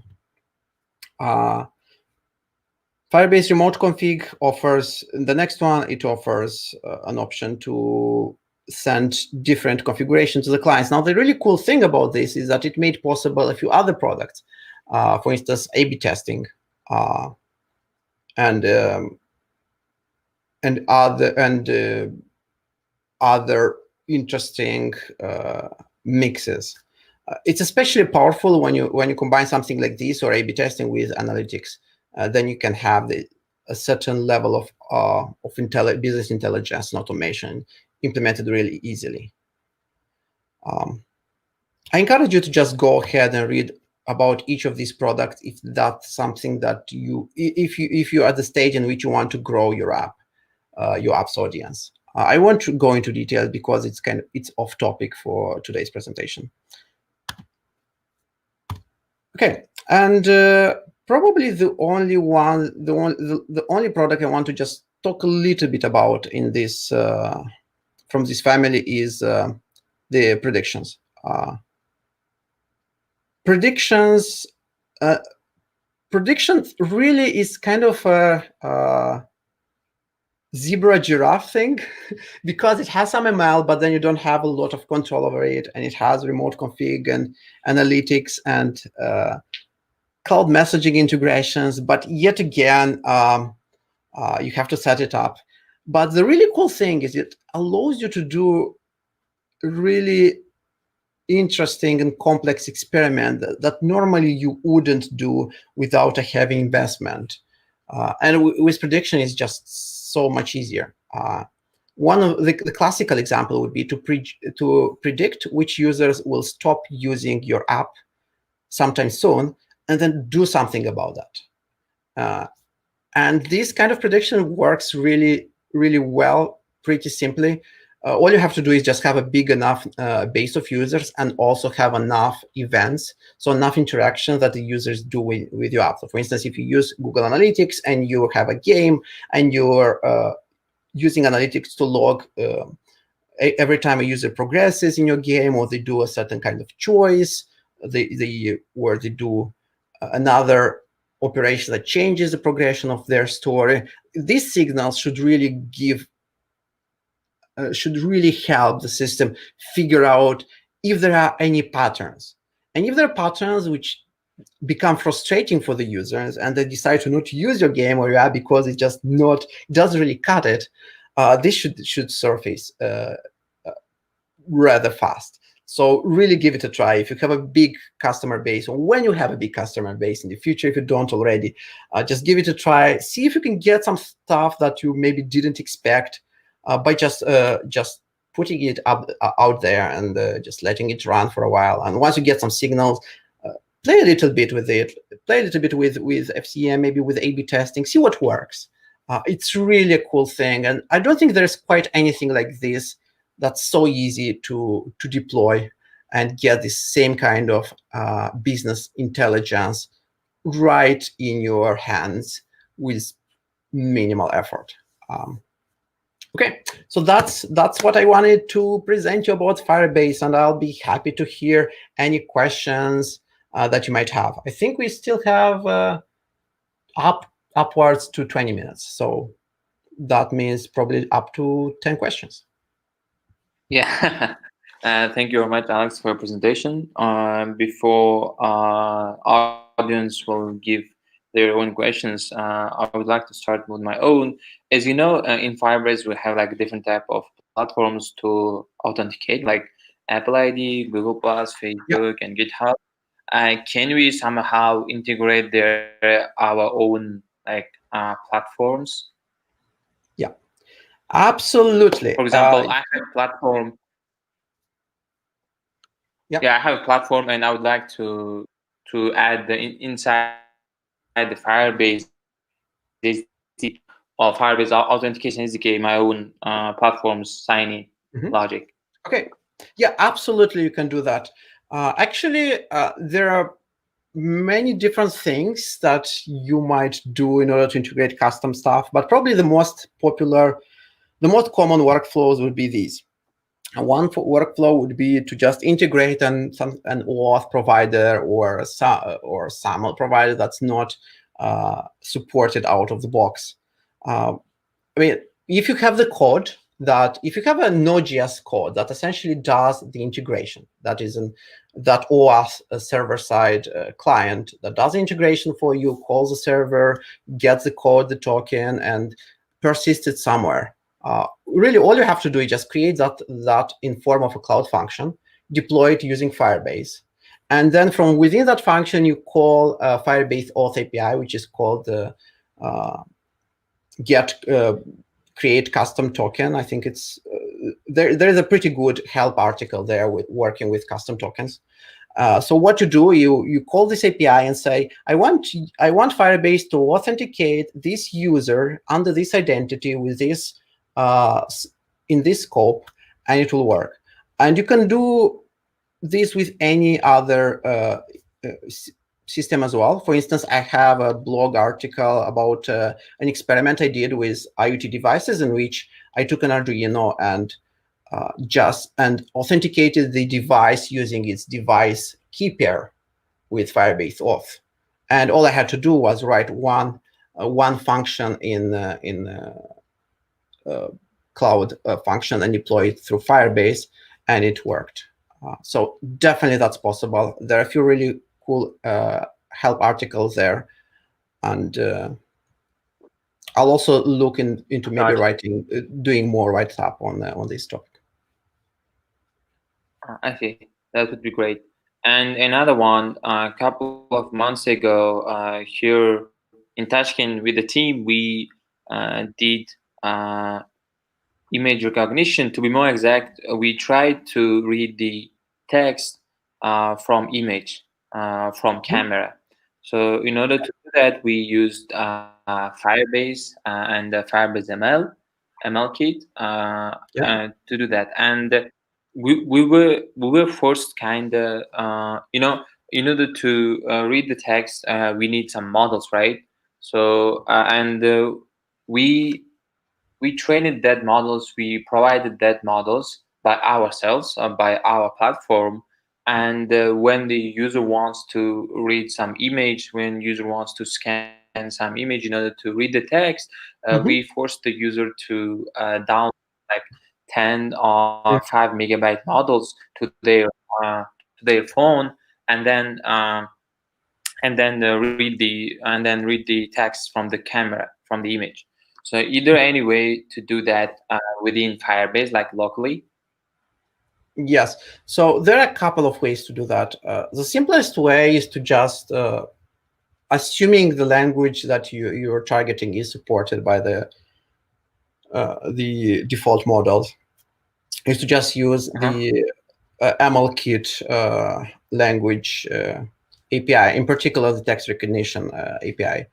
The way it works is that when you build your app, you have the option to configure it so that you pre-download. You can pre-download a model and ship it with your app, so you don't have to have an additional download. You can also skip this step and just download the model after you start the app. And Firebase can take care of a lot of the things. For instance, checking for new versions of the model, downloading it in the background, if you allow it to do that, and also using an on-device model and a cloud model for at the same time or whenever, or depending on your logic. So there you can also run the model in the cloud, especially if it's a really big model, and if it's not a smooth experience on the device, you can have this kind of hybrid option in which the performant devices that already have the model downloaded, they would run it locally, but then for other users, they might actually upload the asset and let it process on the cloud. It's up to you how you configure it.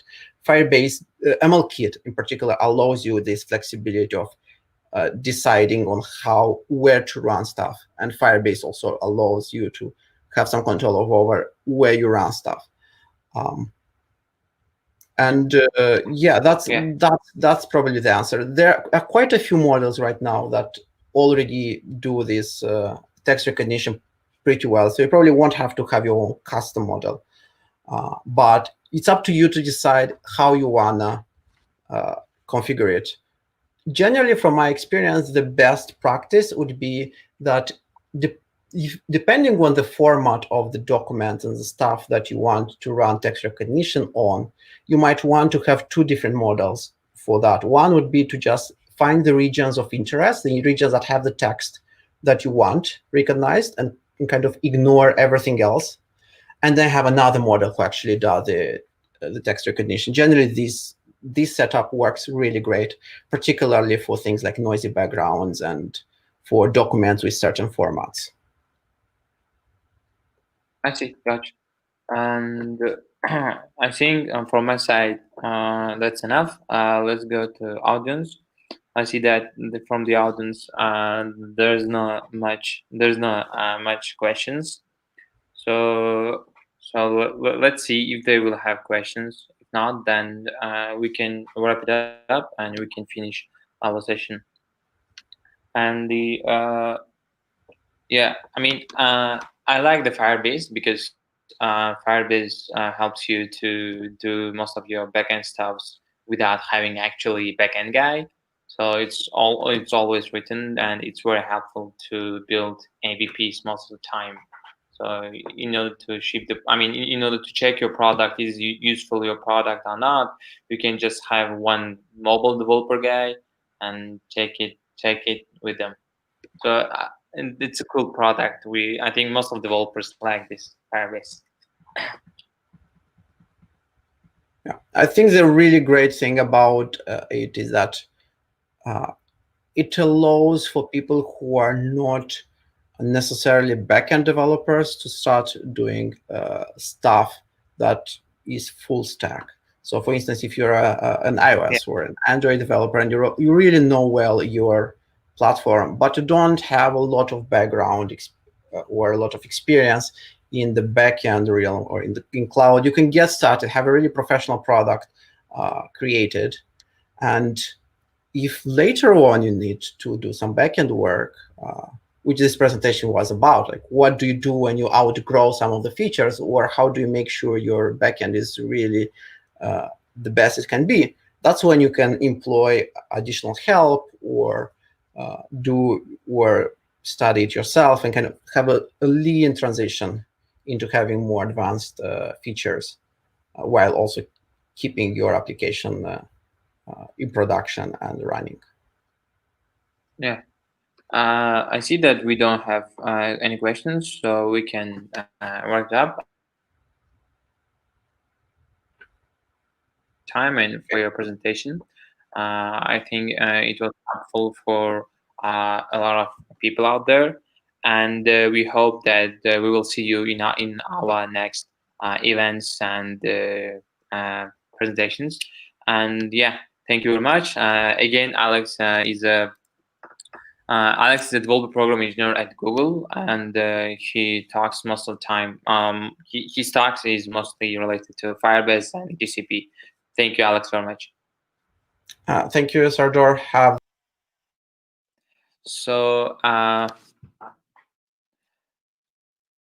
So let's continue. At 3:30, our next session will start. And before starting, I would like to introduce our next moderator, Big Imai. Welcome, Big Imai. Hi. Welcome to our DevFest. Yes. Can you hear me? Yes, I can hear you. I was just reading the private chat. Okay, cool. Sure. So welcome. So I guess we'll wait until the time arrives. Yeah, and our speaker, Mikhail Pautov, will join us with his presentations. Yeah, sure. So until that, we can put our agenda to our cover and continue. Yeah.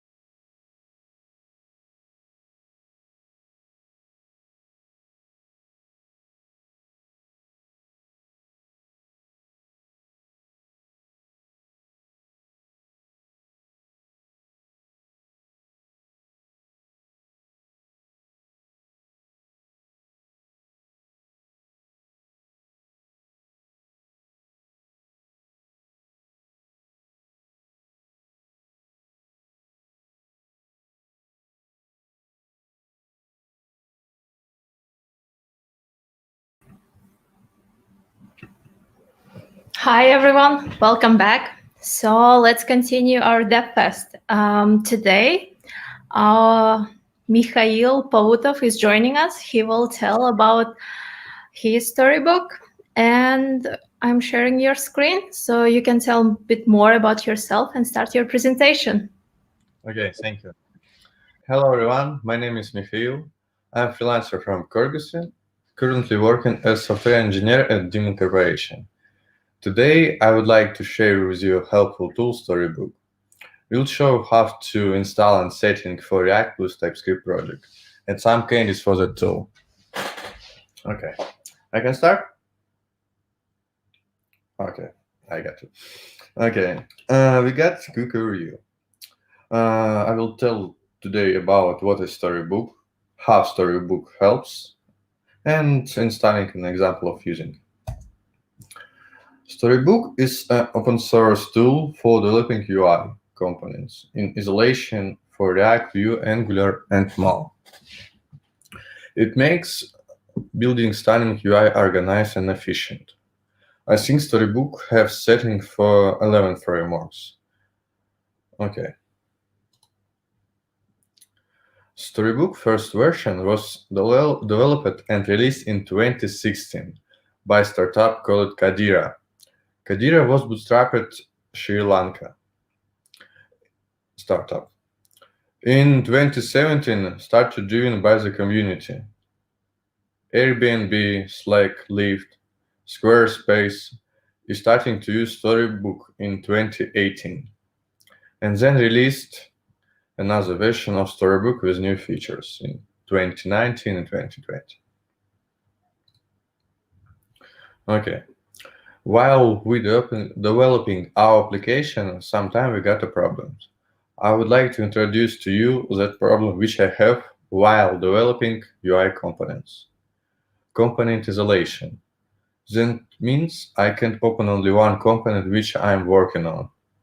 Dependent server loses context when my component on third page from start or have some special settings. Long up build. I wait forever for the application to run to test one component. App reloads. By the way, if I need to go through 3 pages, then I would like to make changes and then again go through pages and check everything. It's really hard and spend time a lot. UI consistency. You see all list of components. You don't need to create it again. Basically, when new developer comes to our project and goes through a list of components and see and touch it, and he can understand that so maybe it can be reused, maybe I can update it. And Storybook solves all that issue. It's very helpful to us. Okay. Let's begin. We need to install React boilerplate and eject configuration of that boilerplate. You can use that command for it. Okay. I would like to use import path for TypeScript. That base configuration that everything should work as expected. I did base path for CRC as DevFest. Time to install Storybook. Storybook is automatically install everything by your application environment by that command. It's very helpful. Okay, let's switch to IDEA. Okay, give me a second. I will change IDEA to code editor. Give me a second. Okay.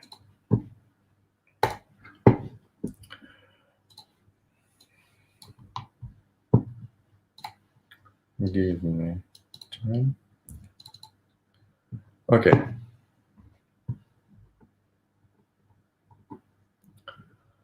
Right now, I will switch to IDEA and show you magic of Storybook. As you can see, Storybook has created .storybook folder with 2 files, main.js and preview.js. Let's look inside main.js. Main.js is setting for Storybook. Stories is regex for parsing component, which will be in our storybook. To add-ons, we'll come back later. Or I can just give you a quick review. If you would like to add some visual stuff for storybook page, you can install from base storybook add-ons or create by your own. Okay. For now, we need to rewrite Webpack for storybook by adding some code for import pass. I will switch to branch which already exists and everything we need because I don't want to spend time to coding right now. Yeah. I open main.js. As you can see, we added Webpack final property, which is implemented as a function. As you can see, we rewrite our config for Webpack to adding new alias, DevFests by src, and just returning config. Okay, and yeah, that's basically all what we need for our import pass for TypeScript. Okay, let's open in app.ps6. I changed our structure of application and I know make it everything comfortable for me for using. Okay, I removed everything for app.ps6 and added Central Asia DevFest 2020 title for just for checking how it works. Okay, I run storybook by command yarn run storybook, and right now I need to switch to the browser. Give me a second. Okay.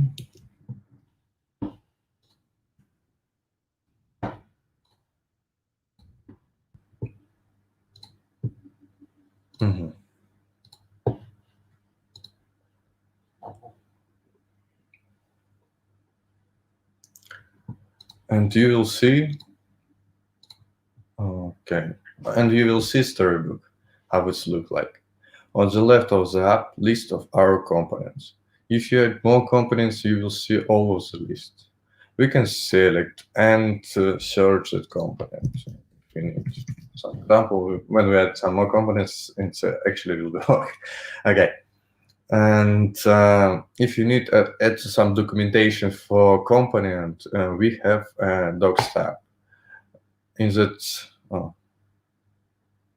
what is going on? Sorry.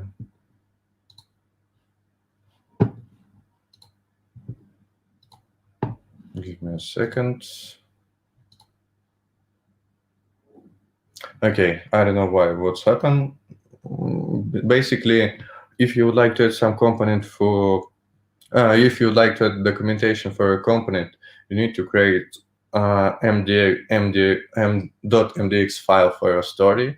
Add some documentation. You can go to the documentation of storybook and see how it looks like and how it's settings. Okay, you can zoom in, zoom out, and some of the best feature I think. We can change our background for storybook. We can add pixel screen, and what I really like, it's mobile view. We can change our component to mobile view. We can rotate it, and we can actually edit our own mobile viewports and very good configure it. I know it's very helpful for me. Okay, that's base information about storybook. You can read more in storybook documentation, but it's base intro for storybook. Okay, let's switch to idea again.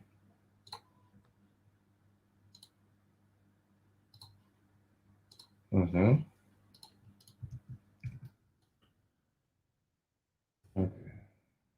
I will stop our storybook, switch to shortcut time branch. Okay. Okay, and let's open button stories.ts6. Okay, basically I created button. I took base config. When we when we install Storybook by command and px as init, it creates to us base example how to create stories and base component for it. I take base example, and now we will go through it. First, we need to import component which we want to show. It's button and button props. Button props its interface for our arguments. And then create base setting of that component by export default. Storybook automatically takes it. We will add title. If you would like to create a folder, you can use slash for that. In component field, we put our button and base archetypes which we want to use in our component. Creating main template as constructor with our buttons and arguments. And you can see how using. We add primary args, is primary to or not, and labels. Okay, let's switch again to browser. Sorry, I don't know how to do it very quickly, but I will try to do it fast. Okay.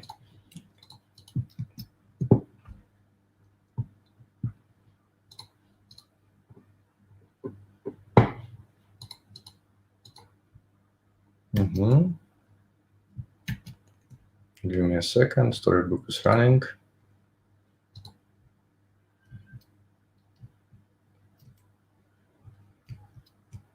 Yeah.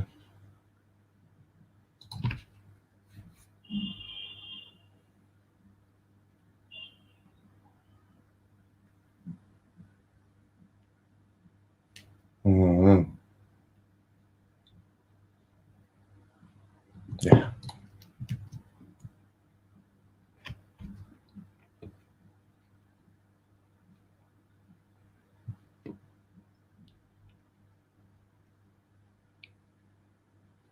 Okay.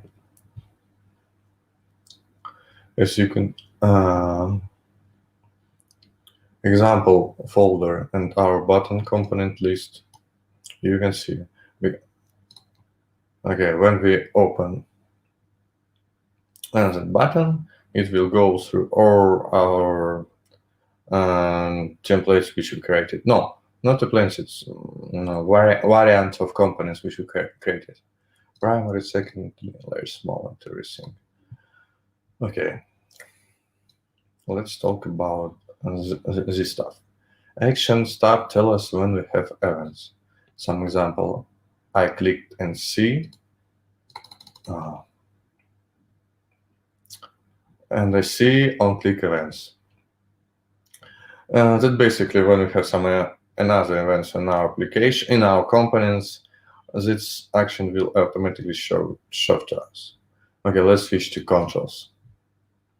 Okay, and we have all properties which we prepared to our story, to our component for changes. Storybook takes it automatically, and we can able to working with it very well too in our Storybook. Let's try to do. Okay, I can change color. I can change Boolean value primary true or false. It will automatically change, but right now just change color of font or color of text. We can also change our text. Asia DevFest, and we can change size of our icon or our button to small, large. Maybe. It's super helpful to developing when you developing on big application when you can just open one company and working with it. Okay, yeah, that's basically what I'd like to talk about, the tabs. Okay, and let's switch back to idea.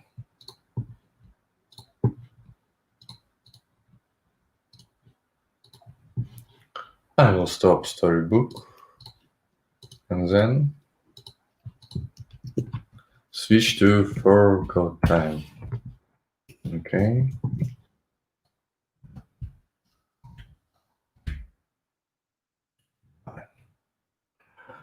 Okay.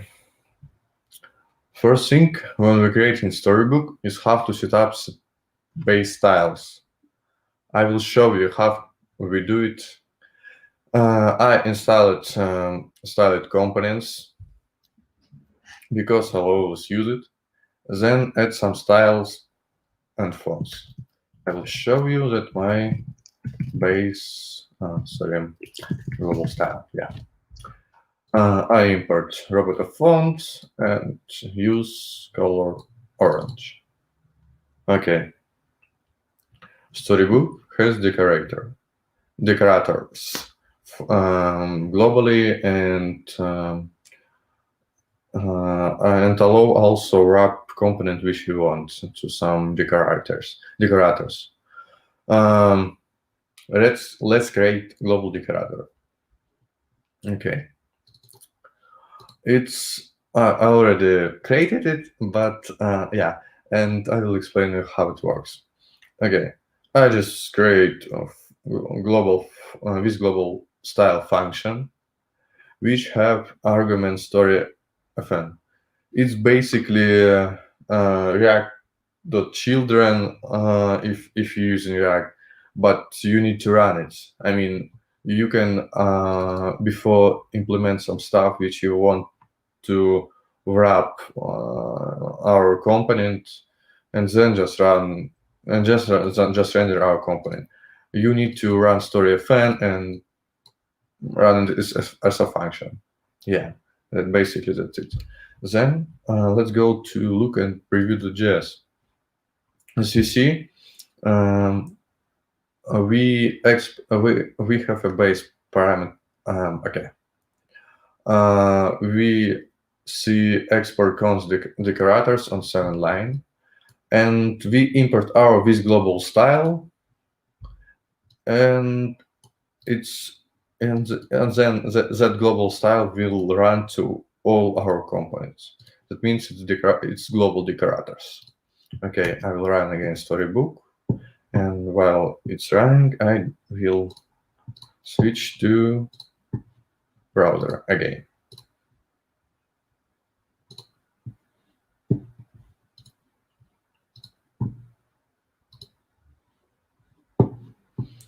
Okay, storybook is running.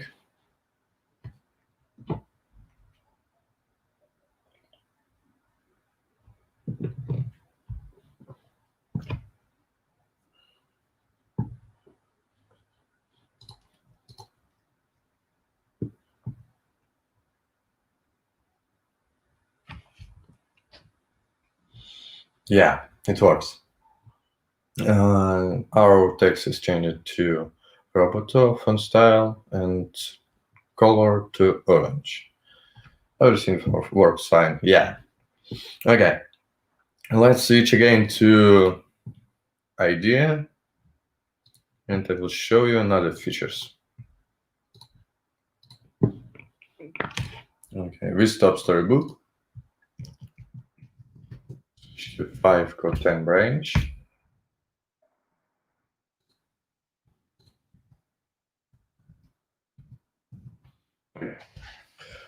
First thing, when what about mock data for storybook? I show you how to mock API with fetch mock model. Let's install fetch mock by command yarn add fetch. And basically, I prepared everything and all modules which I have. It's in package.json. I pass the link of the GitHub repository, and you can see everything and go to every branch. Basically, what I did, you can do by yourself. Okay, and go to file with mock result. Oh, sorry, which I created. Basically, I install fetch mock, imported fetch mock, and also create a function with mock result. which exist arguments mocks. Basically, it's result of request by URL. If we go to the mock response, you can see URL is a string, it's path of our request, and payload is result of that request. I go through the mocks, and by just base command of fetch mock, I mock it that URL and result. And if we don't want to, it's a little bit different with global style declaration. For global style, we're returning, we have argument story function, but storybook is checks if our decorator is returning function. That means it's that means it's callback, and it will run later. But if it's returning not a call and not a function, it's just to render it. And in the sense that it passes storybook function. Yeah. And here we return a story function with our prepared mocket requests. I will run storybook, and while it's running, I will show you how to setting everything out. Okay, I created post list component, which fetch API, and then setting to data, and I just show title and body of that information. Okay, how looks like that payload. Basically, it's have user ID, title, and body. Okay, and post list stories. We talk about how everything looks like. I just added new field for our base configuration, and our decorator with mocked result, and our mock, our prepared mock. Okay, let's look to the browser.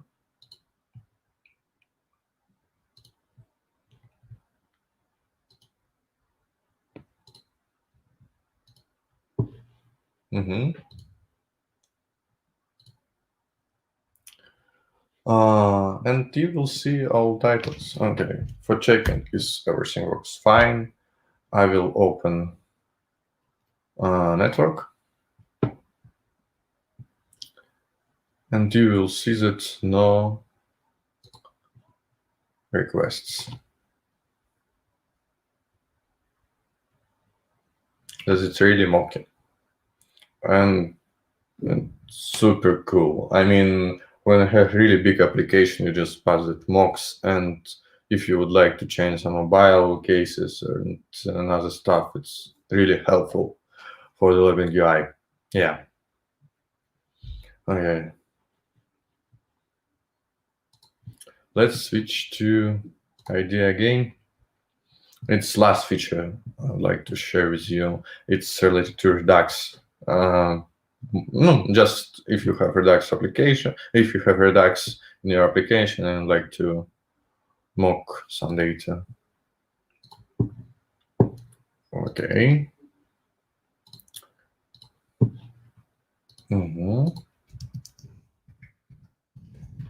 I will switch to 6 code time, and before everything started, I will install based modules.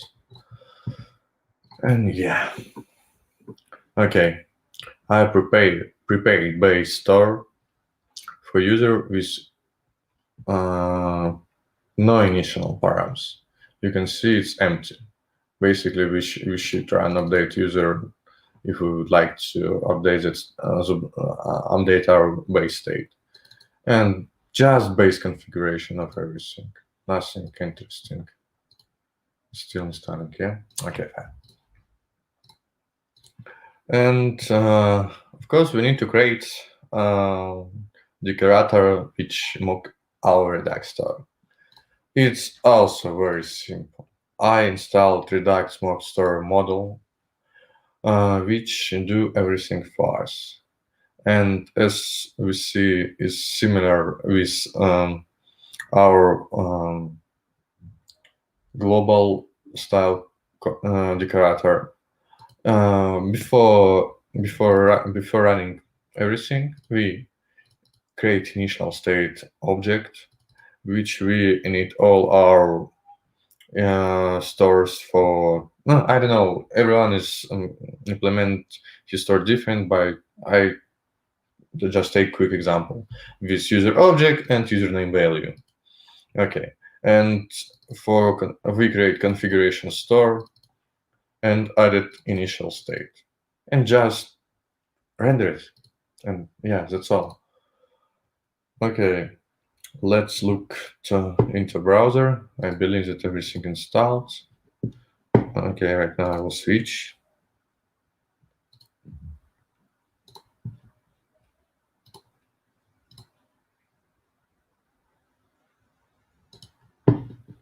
Okay. I added header component with our Redux store and take username from the user store. And basically when application will load, I will show you that header component.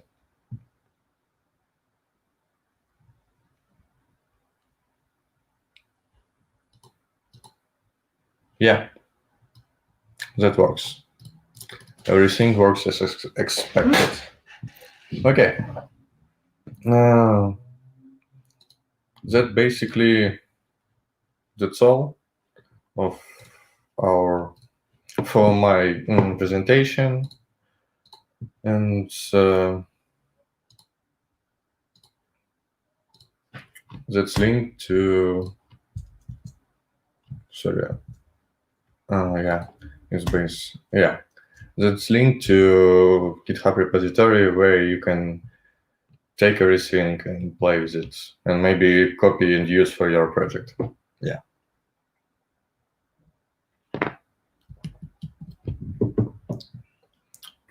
Sorry, Big.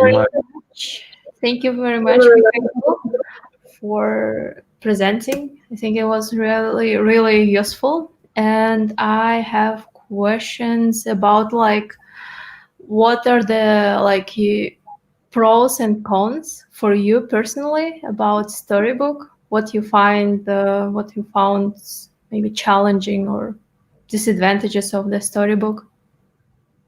Okay. I think it's very helpful for big project. And when you you have a really long build for your application, or you have a lot of dependencies for running something, I think it's a really good feature. I mean, it's a great feature to work with your company and not depending on everything. I don't know what is bad for Storybook, because I setting whatever I want. I set in Redux, I setting requests, I setting also React router stuff, but I can't. I don't know. I for now in my development process, I can't find any cons. Also, in terms of I saw you mock data, so can you in the end, if you want to connect, so it shouldn't be a problem, right? Yeah. It doesn't depend to anything. I mean, your code didn't change. You just create some stories and that's all. You don't need to change your code. Yeah, cool. Thank you. And thank you for joining us and sharing your knowledge. And yeah, That's it. I would like to, I think time is up, so we have to move further. Thank you very much and have a nice weekend. Thank you. Bye. Bye. I'm so nervous. So while we are waiting for Philip to join, Philip is here. Hi, Philip. Hey, yeah, just give me a moment. I'm kind of trying to set up here. So, can you hear me okay? Yes, it's great. There, So I would like to introduce next speaker. It's Philip Babic. Did I pronounce correctly? Yeah, perfectly. And we'll talk about developing open source accessibility library for Android. Okay, let me just share my screen real quick.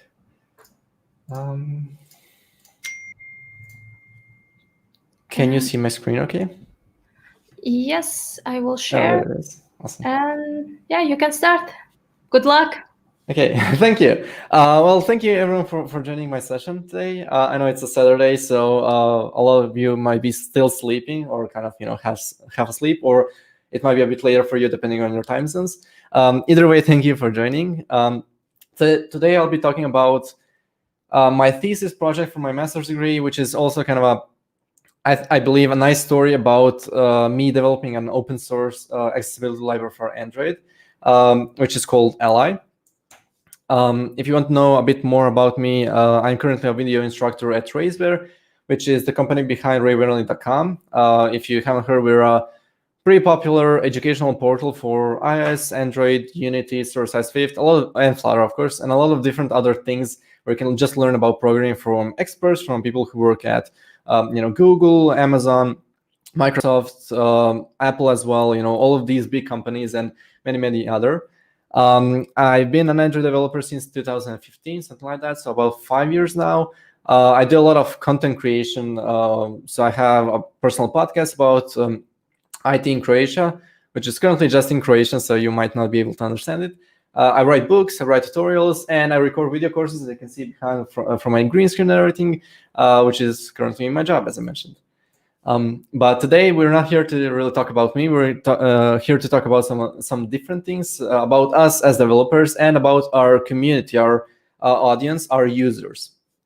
And if you don't know, this is a really staggering number. More than 15% of the world suffers from at least one form of disability. So this can either be a physical disability where you have, let's say, some muscle atrophy, or you just have a part of paralysis or a paralysis on a part of your body. So you just can't either move or use your limbs in a way you would usually use them. So you can't really use your hands properly or your feet or your legs, sorry. Or it might be a more censored disability, meaning that you either have some visual impairment or hearing impairment or something else. So either way, more than 15% of the world suffers from at least one of those disabilities.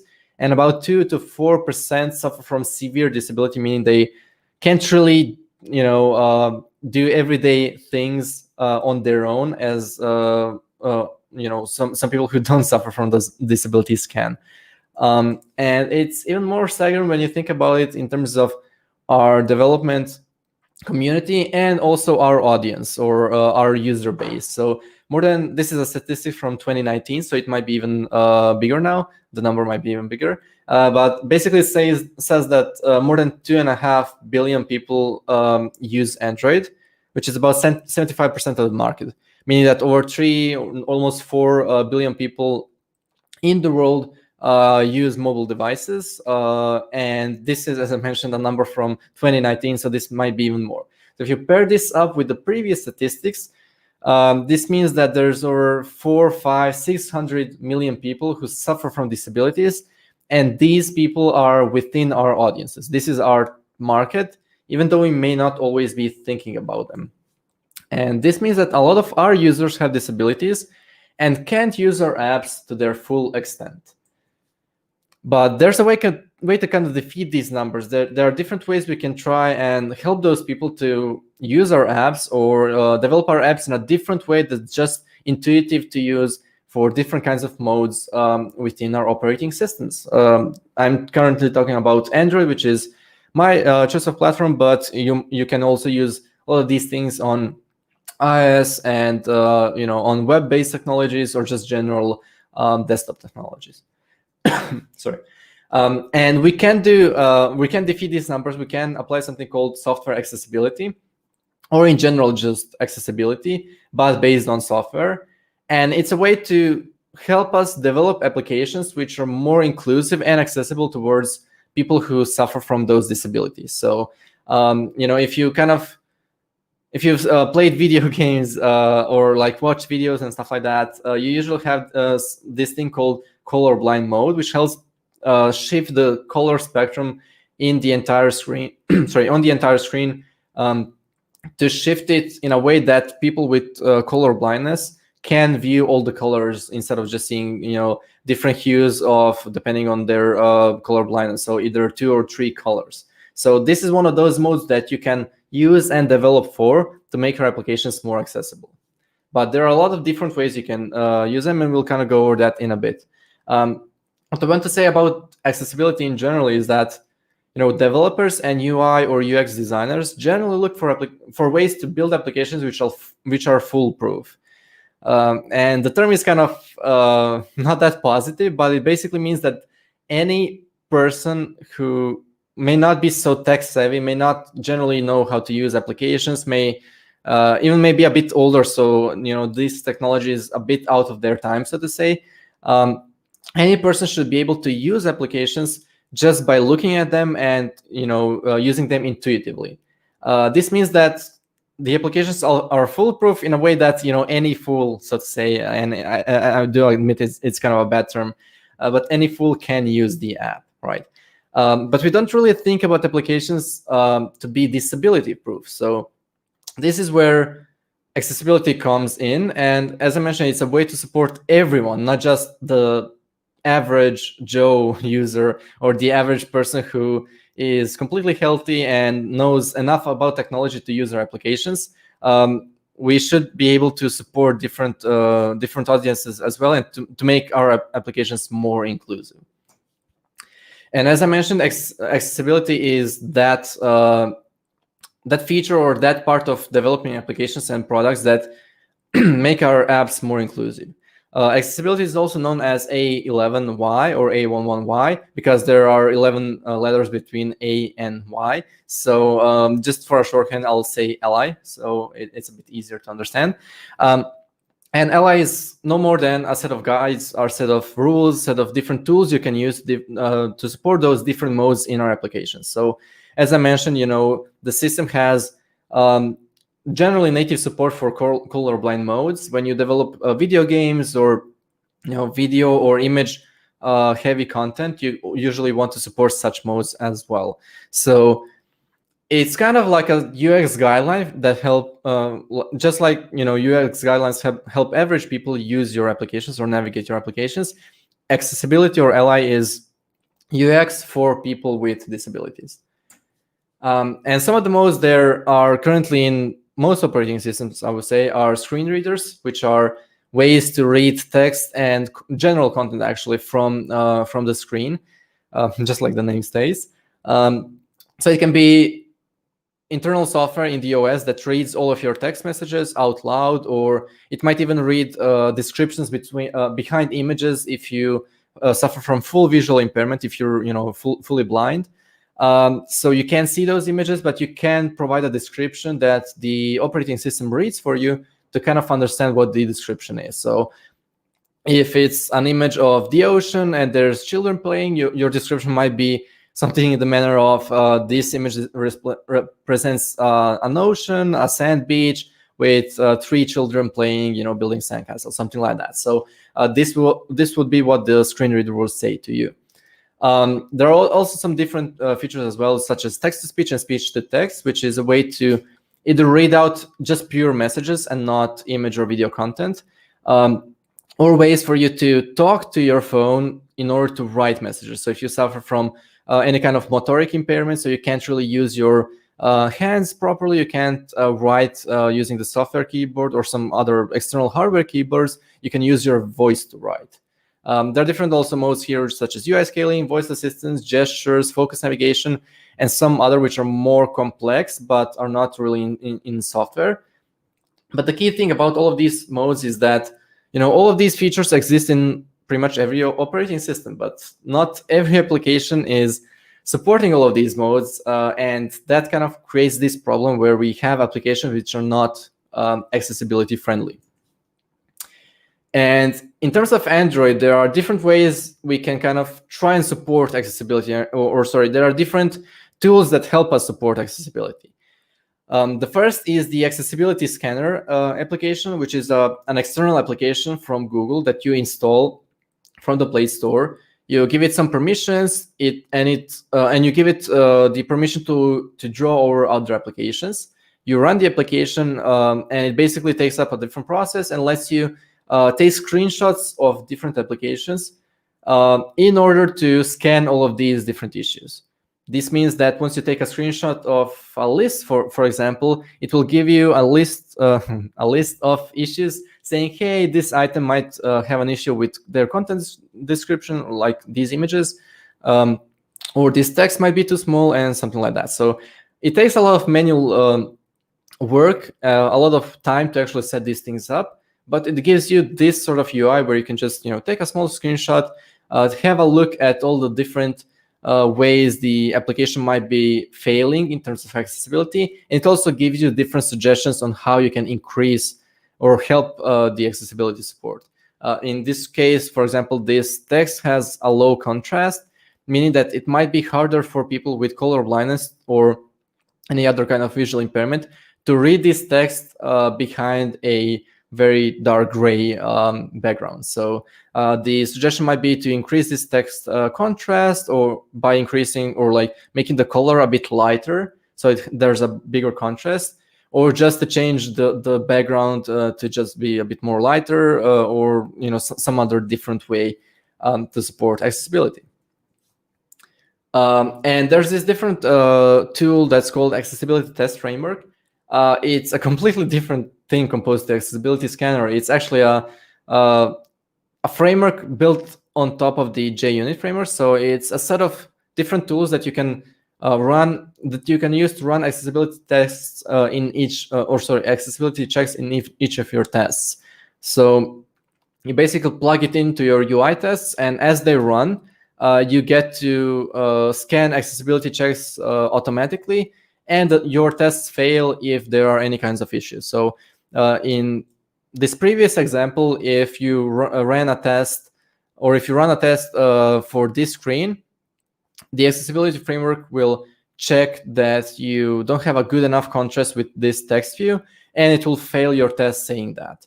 So it's a more automatic way where you don't have to write a lot of, you don't have to set up the application, you don't have to take screenshots and manually go through the thing. You can just plug it into your tests and then run your code. It also has some different things where you can suppress or test results. So you can say, hey, I have this text view which I don't want you to test. So this is really useful when you don't want the entire build process in your CI or CD to fail because you have a single small accessibility issue that you can't really get around to, or it's actually a view that you don't really want to use for accessibility. So it might be different kinds of things, but you can suppress different checks. Again, this is a much better solution because it's more automatic, but this requires of you to have UI tests for every single screen in your app, because you just have to run them. Also, as we know, UI tests run a bit more slowly compared to general tests. So this takes a bit more time when you want to run a whole suite of tests for every single screen. And then, as I mentioned, a single test might, and a single accessibility issue might fail all your tests or your entire build process, where you have 5, 6, 100 tests or even more for your entire application. So it's very susceptible to issues, and it's not, because of this, it kind of slows down your development time. And this is where Ally, which is the name of my library, so it's not the accessibility abbreviation, comes in. And the library I developed, which is called Ally, is an open source Android and Kotlin based library, which aims to help developers keep their accessibility in check. So it means that as you develop your applications, you plug in Ally and it scans for different accessibility issues and gives you those reports. I generally think about it as leak canary for accessibility. So as you go through your app, as screens are being destroyed, so in the onDestroy callback, every view is being scanned and a report is being generated. So it kind of generates or catches all of the issues you might have in terms of accessibility within your view hierarchy. And as I mentioned, it scans the entire hierarchy, so it's bound to not miss a single view or bound to catch everything. And it's not just about scanning for issues, it's also about reporting them. So what it does is after the onDestroy callback or within the callback itself, as the current view of the hierarchy is being scanned and the report is being generated, it also uses that report, which is kind of a bit more complex. It's like a whole tree of reports. It flattens it to a single linked list of reports, and then it prints it out in a file, letting you know about all of the issues and where they happen, which is really important because it's not so easy to find and fix those issues if you don't know where they happened and you only know that they are there.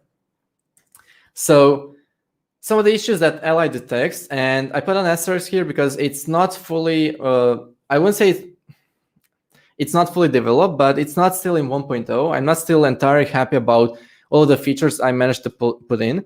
So currently it scans for general text issues, edit text issues, image view issues, and general view issues. So things like the contrast between the text and the background, about the text size, autofill and general hints for edit text, content descriptions for image views, and size and touch areas for views. So all the, let's say, important things, all of the things that are most common in applications. So it scans for all of these issues and detects them appropriately and then generates a report for you. I say it's not in 1.0, so it's not like fully stable, so to say, but it is stable and it works and you can use it. The only issue is that I'm not still fully happy about the amount of features that I managed to get into the small period of time I got in developing the application or the library, sorry. So I'm just trying to kind of polish it out, add more features, add more checks, and make the entire thing a bit more flexible, so to say. And I'll kind of talk about that a bit later on.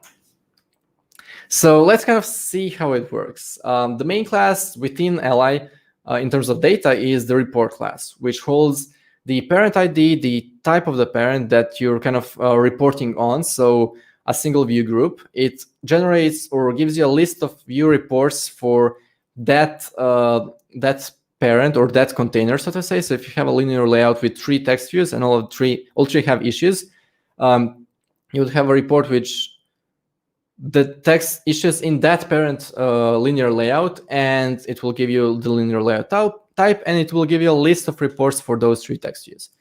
The important thing here to note is that it also has a recursion built in, so to say, where it has a list of child layer reports, because each container in Android, each view group in Android can hold any number of other view groups, meaning that you can have any number of nested layers, which is here represented by the child layer reports. So within the linear layout, you might have another linear layout or frame layout or something else, and this would give you a list of that one nested container. Now, the issue with this is that in theory, the trees can be as complex as you would like them to be, or as complex as you need them to be.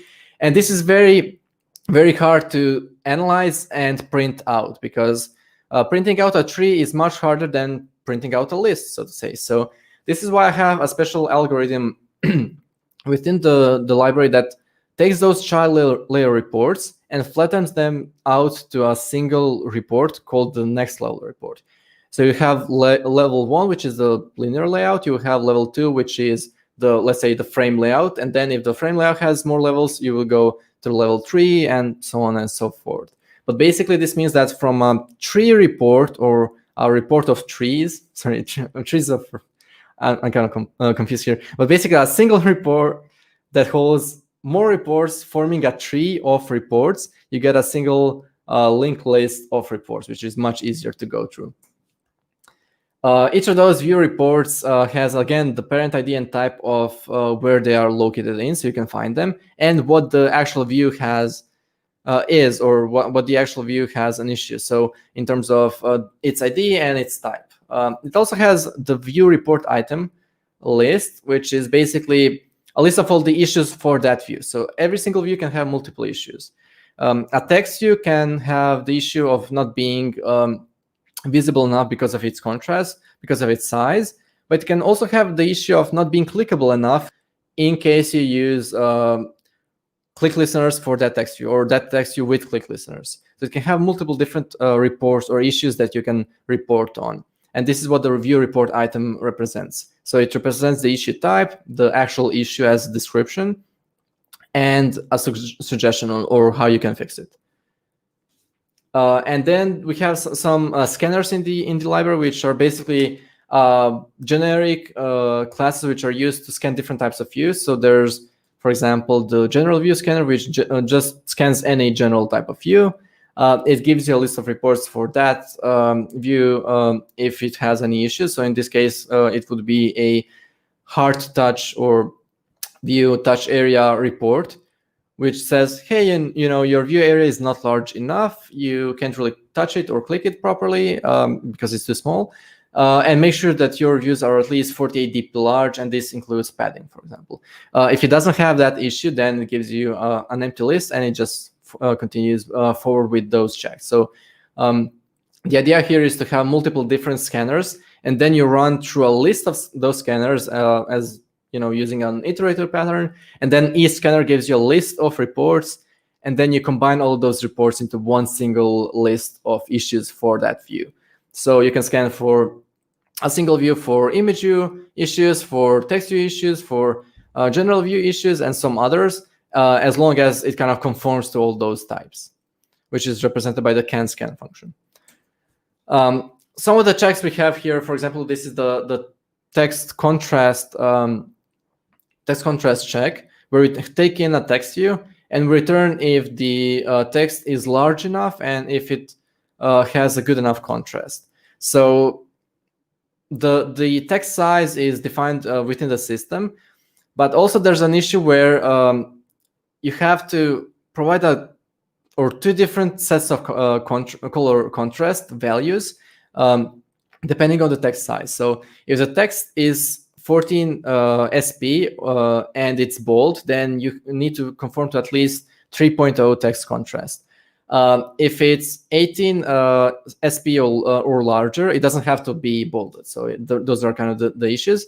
But if it's just 14 SP and it's not bolded, then it has to be at least 4.5 in the contrast value. So this kind of sounds a bit complicated, but it's actually not as much. You take the brightest of colors, or the brighter of two colors between the background and the text color, and then the darker of the colors, and then you divide them in their luminance value, and you get these values through the operating system itself. There's a property in text views which gives you, or in colors in the system, which gives you the luminance, and the luminance is basically a representation of how bright the color is.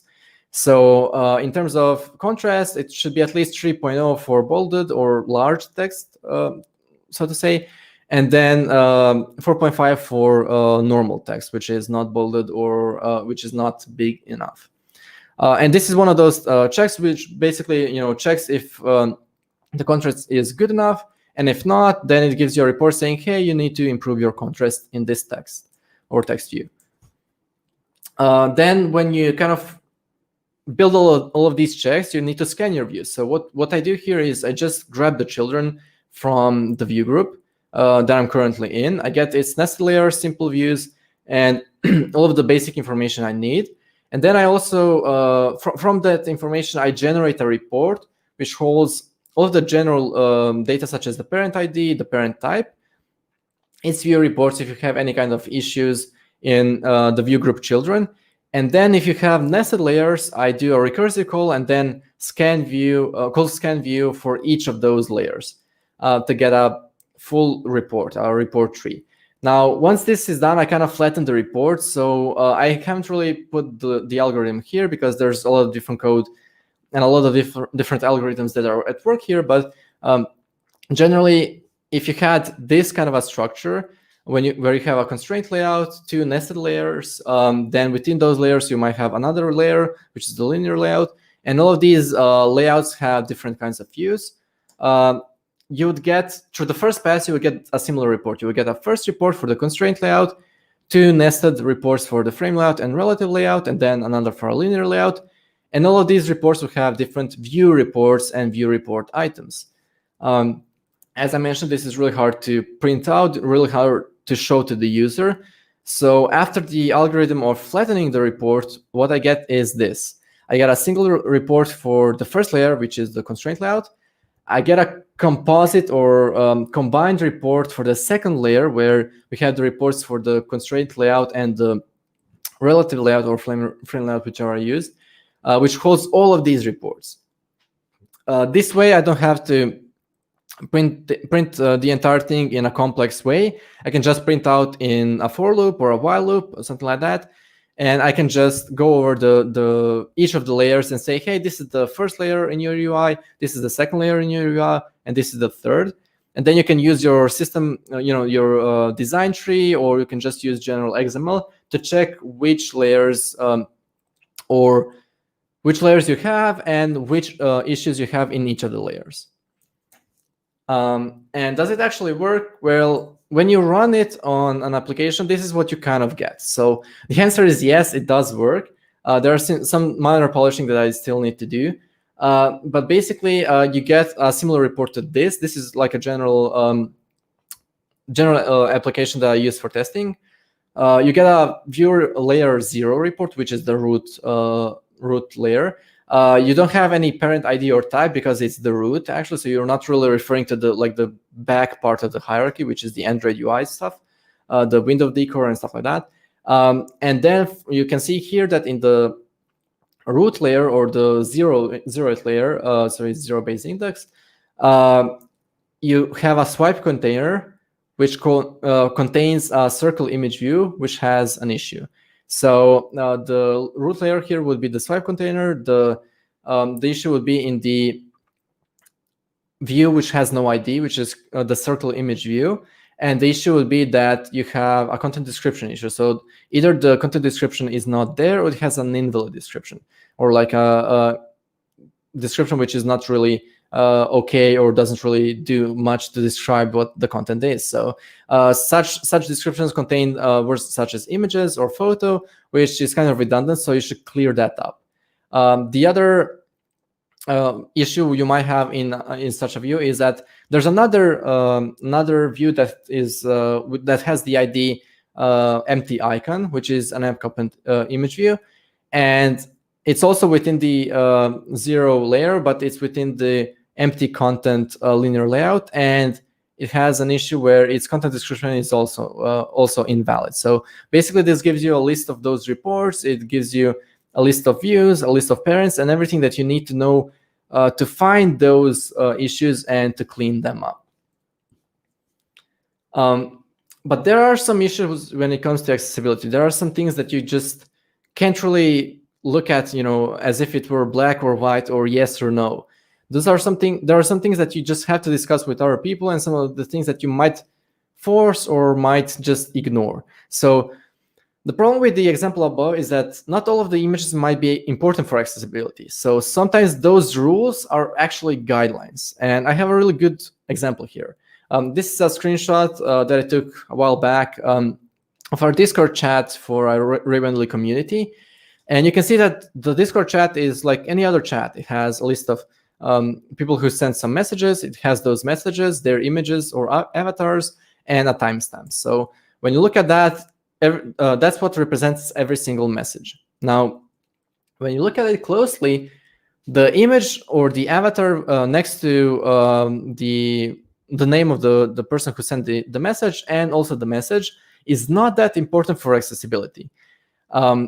Because how would you describe a person through the content description? It has to be really dynamic, and one person might say that I have light brown hair, whereas the other person might have that I have brown hair. The third person might say that I have blonde hair, and it's really, really subjective. So this image doesn't really do anything for accessibility, and it would be great to just ignore it, right? But can you really do that? Well, there are some system checks that you can implement. The system, or Android OS, offers you two different flags for XML, which are called is important for accessibility and is important for autofill.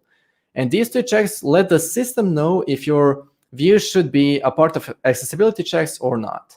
Now, these are used in system checks, but I can also use them in my library, right? So why wouldn't I do that? Well, the issue is that either though you can help the system by saying, hey, this is important for accessibility and this may not be, or you can just decide on your own. This also lets you ignore all of the views that you don't really want to implement accessibility for. So coming from the side of you want to help the system ignore views that shouldn't be accessible, which are not really important for accessibility, you come to a point where you can just disable all accessibility checks for every single view or any of your views. And I'm kind of at a crossroads here where I'm not sure what to do next. And I gave this presentation a couple of times, and basically I ask this every single time. So what do you think or what's your opinion on this? Should I force the accessibility checks for every single view, even though the user might put in the accessibility checks that it's not important for accessibility or the flags? Or should you use internal checks instead to ignore any kind of issues that the user might have ignored? Or should I provide a warning instead of just issues? So this is kind of a part where it's really hard to develop accessibility libraries because it's very, very subjective and it's very, very opinionated. And it also depends a lot on your application. So your application might show a lot of images, but if you detect that the user doesn't really care about those images, you don't really need to implement accessibility checks for those images, right?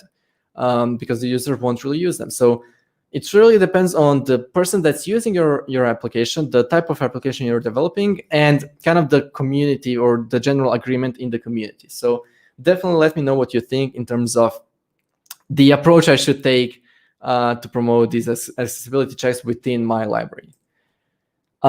So what's next when it comes to the library? I still need to test it across different types of applications, app sizes, so bigger projects versus smaller projects, custom views, fragments, all of these things, and different API levels. I tested it for the most part, but there are still some weird use cases where some views might use some type of reflection where it just changes the entire thing or how it works. So some of the checks I use might not work there.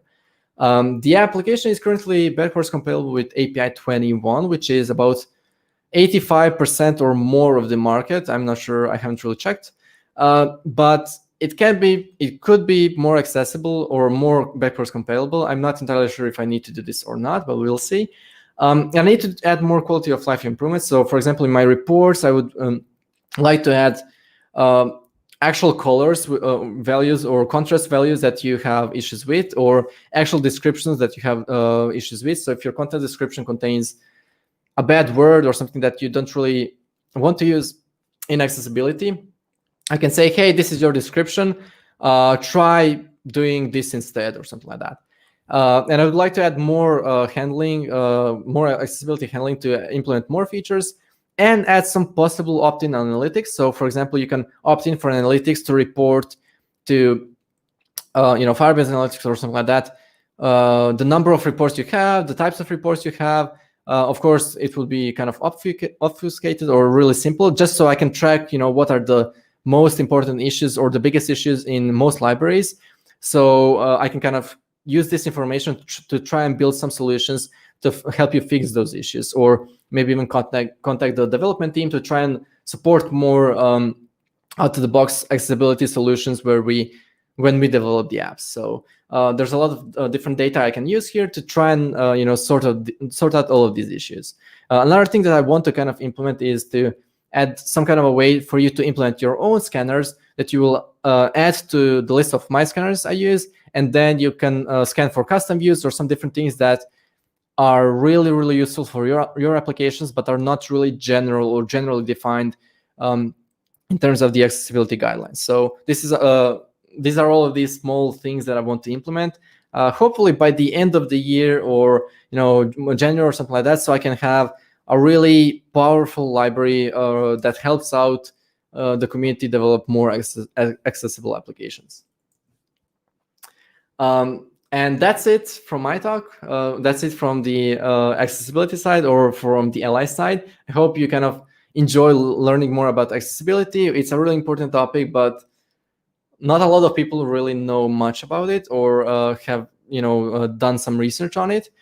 If you want to reach out to me, keep in touch or something like that, just maybe even help out in terms of developing the application or the library, then you can reach out to me on LinkedIn, Twitter, my personal profile on Ravenly, Gmail, any kind of other social network, or you can jump onto our Ravenly.com Discord server, where we have an open, public, free community of 2,000-3,000 people, something like that, where you just chat about different things, and you can just jump in and hang out with us and ask any kinds of questions, including questions about my library. So thank you for listening, and are there any questions? Yay, thank you. It was really interesting. And I had one question about when you were implementing your thesis, how did you came up with this idea of your project? Yeah, so kind of when I started developing applications in general, or when I started learning about development and stuff like that, I always had this idea of trying to help out the community, trying to help out users as well, trying to build something that is meaningful, that's actually useful to the community and the general society. And I never really got around to developing such applications, because most of the applications we do are client-based applications, which are either e-commerce or some kind of a product for the client. So it's not really community-based. And I realized, I have a thesis that I have to finish, and I want to do something good. So when I started researching a bit about what I can do with Android specific as my area of expertise, and what I can do in terms of helping the community, I found that accessibility is not really supported. There's not a lot of different tools. As I mentioned, only 2 in Android, which are not that generally used. So I just went with it and just try to do my part to help out the community, which I hope I'm kind of doing with this library. Cool. Yeah, I'm sure you're doing. Thank you. And the question from the comments, is there any elements in Android UI which was designed as a part of Android OS for people with disabilities? So I'm guessing the question basically is something in terms of, is there like a view, let's call it accessibility view, that helps users use accessibility? I don't think there is in terms of like a special accessibility view, but every single view or the view class, the base view class, has a lot of different things that you can use for accessibility. So there's this feature or mode that you can support, which is called like focus navigation or gesture navigation, where instead of using your hands to tap on different buttons, you can use different kinds of external hardware controls, where you just focus different views.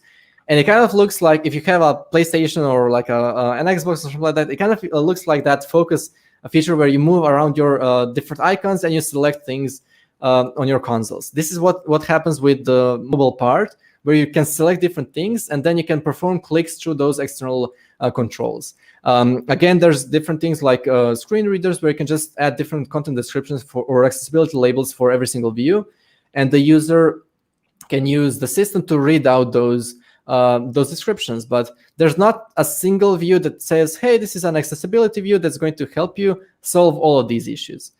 Because as I mentioned, different types of views have different types of features and different types of issues they can kind of fall into if you don't implement accessibility. So it's hard to develop something that's very generic, that works for both image views and text views and general views and edit text and everything else, especially when you can just extend the view class and build something completely custom.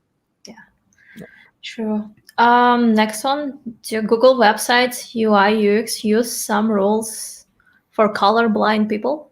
Yeah, so all of the things that I implemented in my library are actually following the WCAG or Web Content Accessibility Guidelines and the Google guidelines for Android applications. So it's kind of a universal thing where you have basically web guidelines, which are also used for mobile applications. The guidelines also give you UI UX rules for colorblind people. So one of the main rules is, if you have some kinds of images, and you have texts in them, any kinds of text, then you should make sure that those texts have a good enough contrast. So if it's a really light image and you have like a light gray text, you should have an outline on the text. Or if you have two colors which are very, very different, very, they have a really strong contrast, but in a bad way.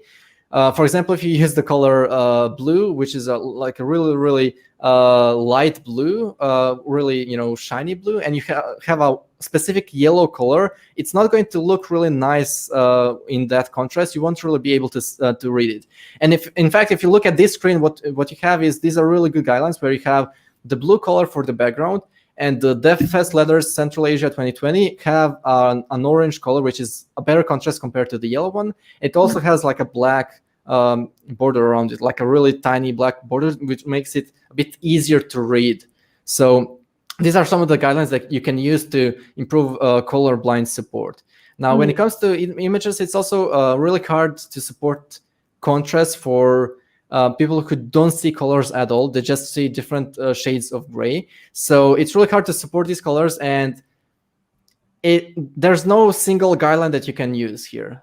Generally, it's best to have something like material design where you have different layers and you can see those layers. So you can see elevation between layers, you can see the shapes and the material, so to say, used in those images that help you differentiate different parts of the image. So there are some guidelines for text and background color and stuff like that on images.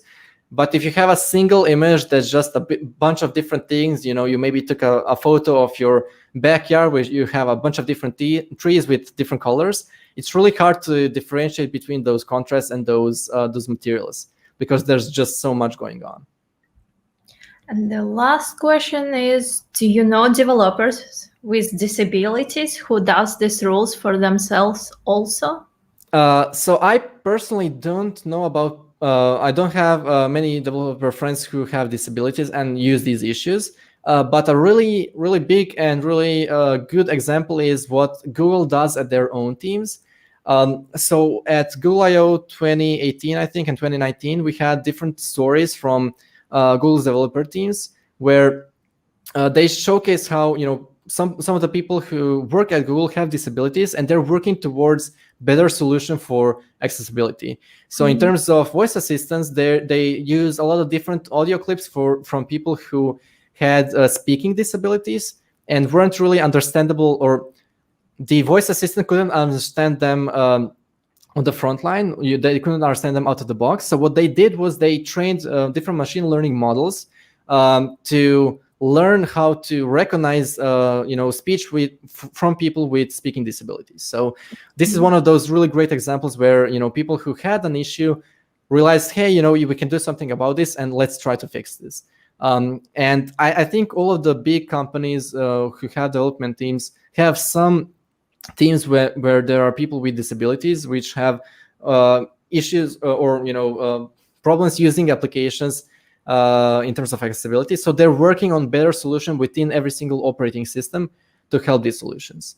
For example, there's another thing that Google did for Android phones where you can turn off your sound for videos, but you can still turn on live captions, which are captions done by in real time, recognized by the machine learning model underneath. So the machine learning model processes the sound without actually playing it, and then it generates the captions for you. So if you have hearing impairment issues or something like that, you can just, let's say, listen to the video by reading through the text. And these are some of the examples that are really popular from Google, from their work, but there are also other companies that do all of these things, but I don't personally know any issues, any developers with issues. Yeah, and basically that's it. Thank you for presenting. Okay. If you want to add some couple words, And I would like to thank you everyone for coming here and giving me this awesome opportunity. It was really nice to talk about some of the work I've been doing. Again, I think these slides have been shared or there's a link somewhere, so you'll get the slides. I can also reach out to Begima and the entire organization to share them. So you can just reach out to me as well if you have any kinds of questions. And if you do want to help out with development of the library, it's completely open source on my GitHub profile. So you can check it out, you can raise issues, you can test it out, and just help me make this library even better. And thank you. Yeah, good luck. Thank you. Awesome. Bye. Bye. Have a good weekend. Awesome. You too. And now the next speaker is Andrei Minkin. He will start his presentation in 15 minutes. So we have 15 minutes break. And I will put overlay.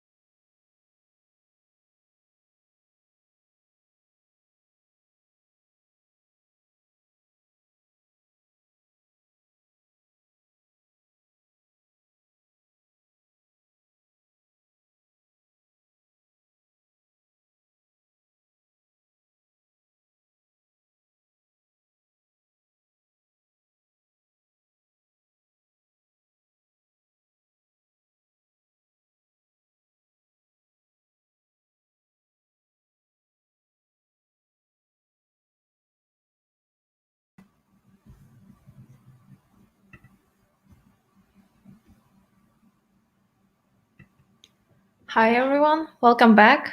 We are switching the language. So now on we will be speaking Russian. Всем привет. Добро пожаловать. Давайте поприветствуем нашего спикера Андрея Минкина. Андрей, ты muted. Это было специально. Хорошо. Я шерю твоим экраном. В принципе, все. Можешь начинать немножко о себе и можешь приступать к презентации. Удачи. Угу. В общем, карьера – это забавная штука. Те, кто достигли успеха, его повторить вряд ли смогут. И пытаются как-то брать и давать какие-то советы по развитию. И поэтому сегодня поговорим про развитие карьеры, развитие вообще самого программиста. Меня зовут Андрей Минкин. Я в IT уже больше 15 лет. Поделал очень много разных всяких вещей. Ну а сейчас больше управляю проектами, строю архитектуры, пишу код, выступаю на конференциях и периодически заставляю людей очень быстро понимать те или иные принципы разработки. Поговорим, в докладе будут больше 25 советов для развития себя и карьеры. Сразу предупрежу то, что по каждому из них можно сделать 1 или 2 доклада, поэтому дисклеймер. Я не давать советы пришел, а больше я буду вас запутывать, больше буду говорить какие-то истории из своей жизни, из своей карьеры. Ну и в целом основная цель доклада – это показать всю картину как можно более широко. И при этом все ссылки, которые есть в докладе, их можно будет посмотреть после презентации. Там слайды, я думаю, расшарят. Ну и начнем. Первое, когда мы начинаем вообще развитие в карьере, развитие в программировании, самый первый язык, который нужно учить, это английский. И это все просто очевидно, потому что слишком вся информация чаще всего на английском. Это самый популярный язык в мире.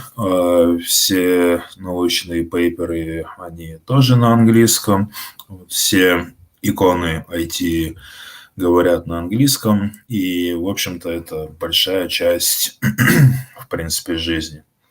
И если у вас нет знания английского, то первое – это пригласить девушку на кино. Желательно, либо парня. Тут гендер особой роли не играет. Мы приглашаем на кино, соответственно, чтобы пригласить на кино, нужно уметь говорить. А еще нужно, в принципе, запомнить, что английский разнообразен, и то, что вы говорите на рунглише, это мало кому интересно, потому что акцентов в мире очень много, и не все они достаточно понятны. При этом, когда я осваивал английский для того, чтобы начать говорить, мне хватало всего лишь первых 3 простых времен, а потом я понял то, что, в принципе, 5 хватает. А иногда вся эта грамматика, которая обычно у нас в школе мучают, она, в принципе, особо-то и не нужна, как получается, как оказывается, потому что там используется всего лишь около 20% всей грамматики в повседневной жизни. Потом самый набивший оскомину совет – это окружите себя английским, но так как вы программист, то вы, скорее всего, себя уже более-менее окружили, по крайней мере, вы ищете какие-то ответы на Stack Overflow, и чаще всего ответы на Stack Overflow на английском. Вот. Но для того, чтобы получать какие-то новости, можно пользоваться там Reddit, Quora и прочими сервисами. Потом есть очень много каналов в стиле Learn English or Die на YouTube, где рассказываются какие-то сказки с субтитрами и без субтитров, и вся эта штука отлично прокачивает и словарный запас, и понимание, и все остальное. Отдельно можно слушать какие-то новости, и там, в принципе, весь базовый словарный запас, он используется. Но вообще в идеале просто найти какой-нибудь англоязычный проект, и у вас тут вариантов не будет.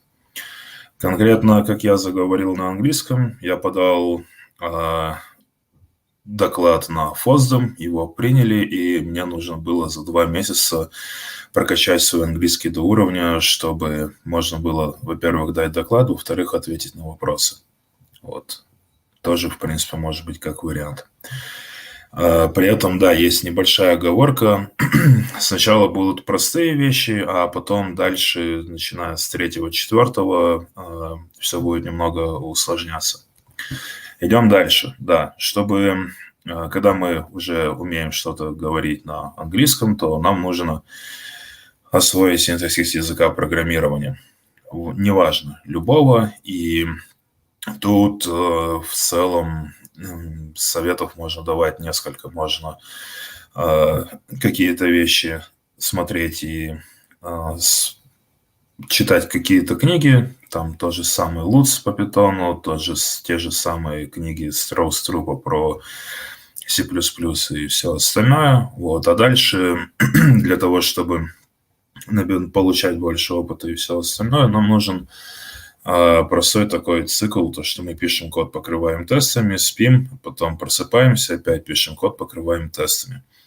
Задачи можно придумывать те, которые вам интересны, но если вдруг с этим есть небольшие проблемы, то регистрируемся на CodeWars, на LeetCode и подобных сервисов и пытаемся решать задачи там, вот, с тем языком программирования, который вы выбрали.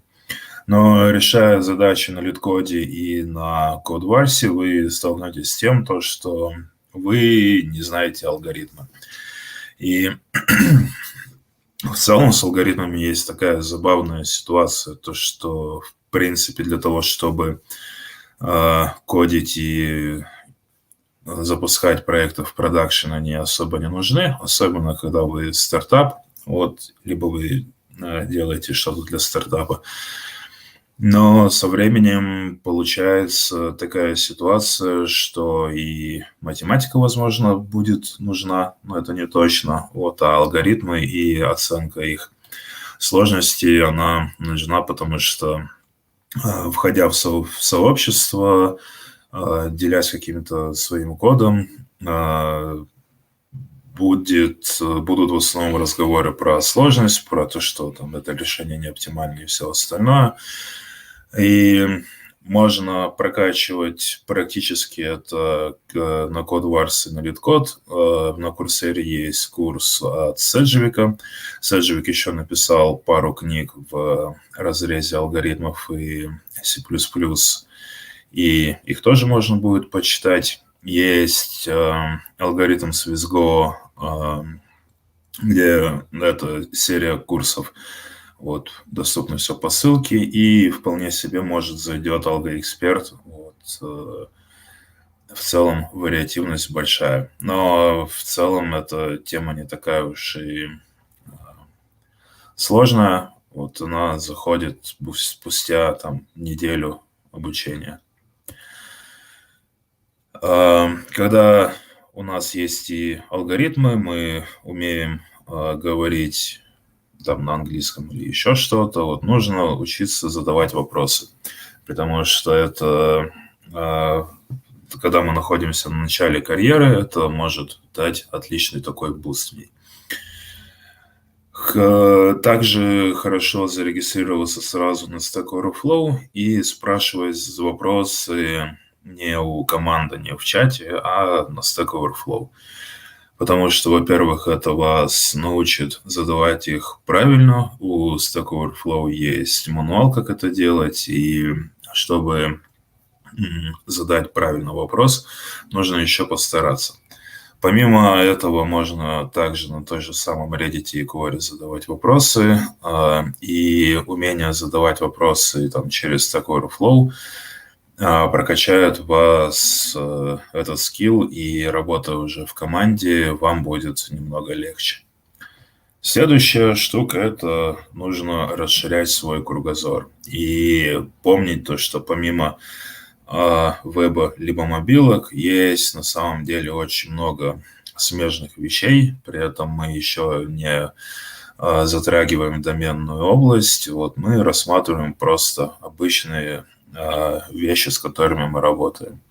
И при этом, если вы их хоть как-то понимаете, вы начинаете, имея эти знания, брать и какие-то задачи, смотреть на них под другим углом. При этом, да, тут можно и идти в сторону того, что мы учим ассемблер и смотрим инструкции и все такое, а можно этого, в принципе, не делать. Но в любом случае, если мы спускаемся как можно ниже, и мы можем объяснить, допустим, что происходит при открытии, там, если мы открываем браузер, вводим Google, жмем Enter, и если вы можете отвечать, допустим, на этот вопрос в течение 2-3 часов, то это прям отличный показатель вашего кругозора.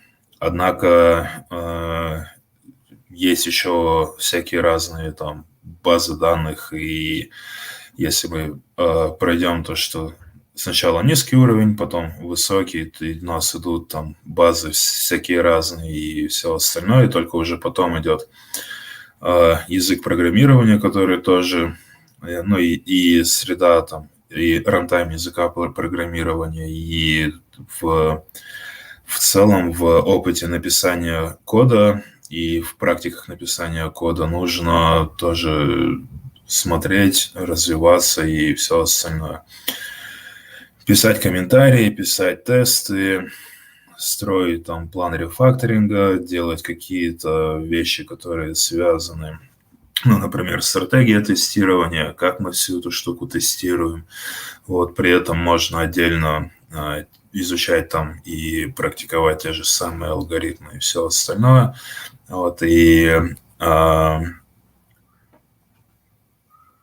повышая уровень выше и выше, понимать, что в тех же самых там мобильных приложениях вполне себе могут быть там дедлоки, могут быть рейс-кондишены.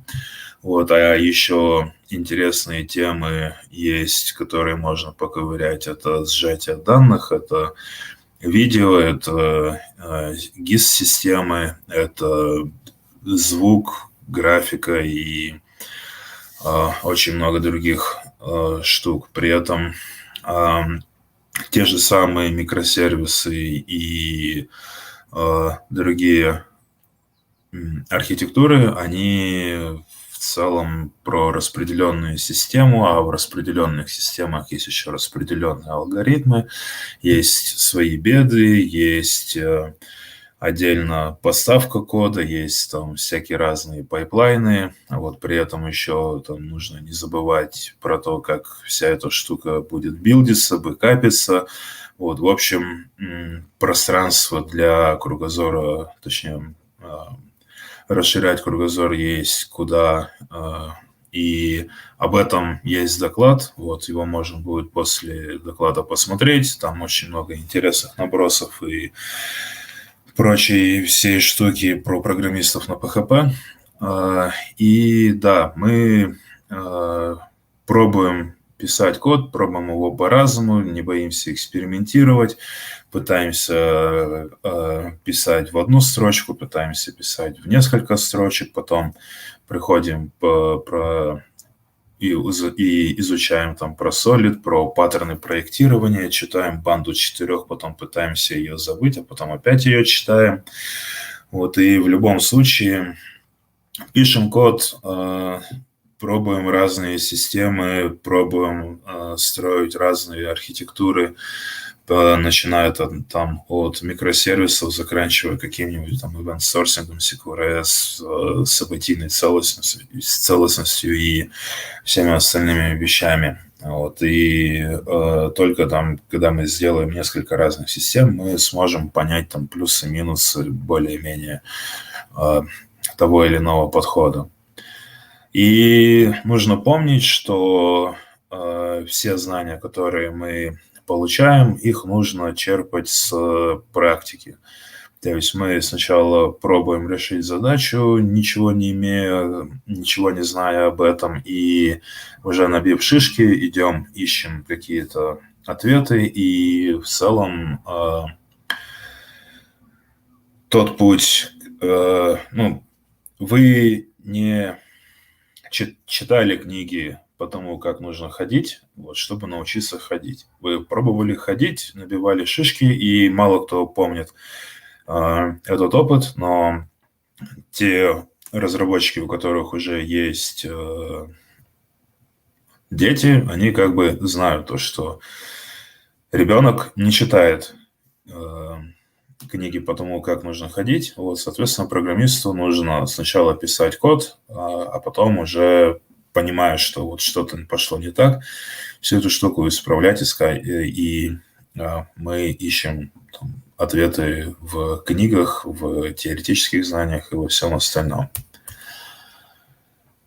Также всегда нужно помнить, что смысла от того, что ты порефакторишь, допустим, этого может быть и не быть.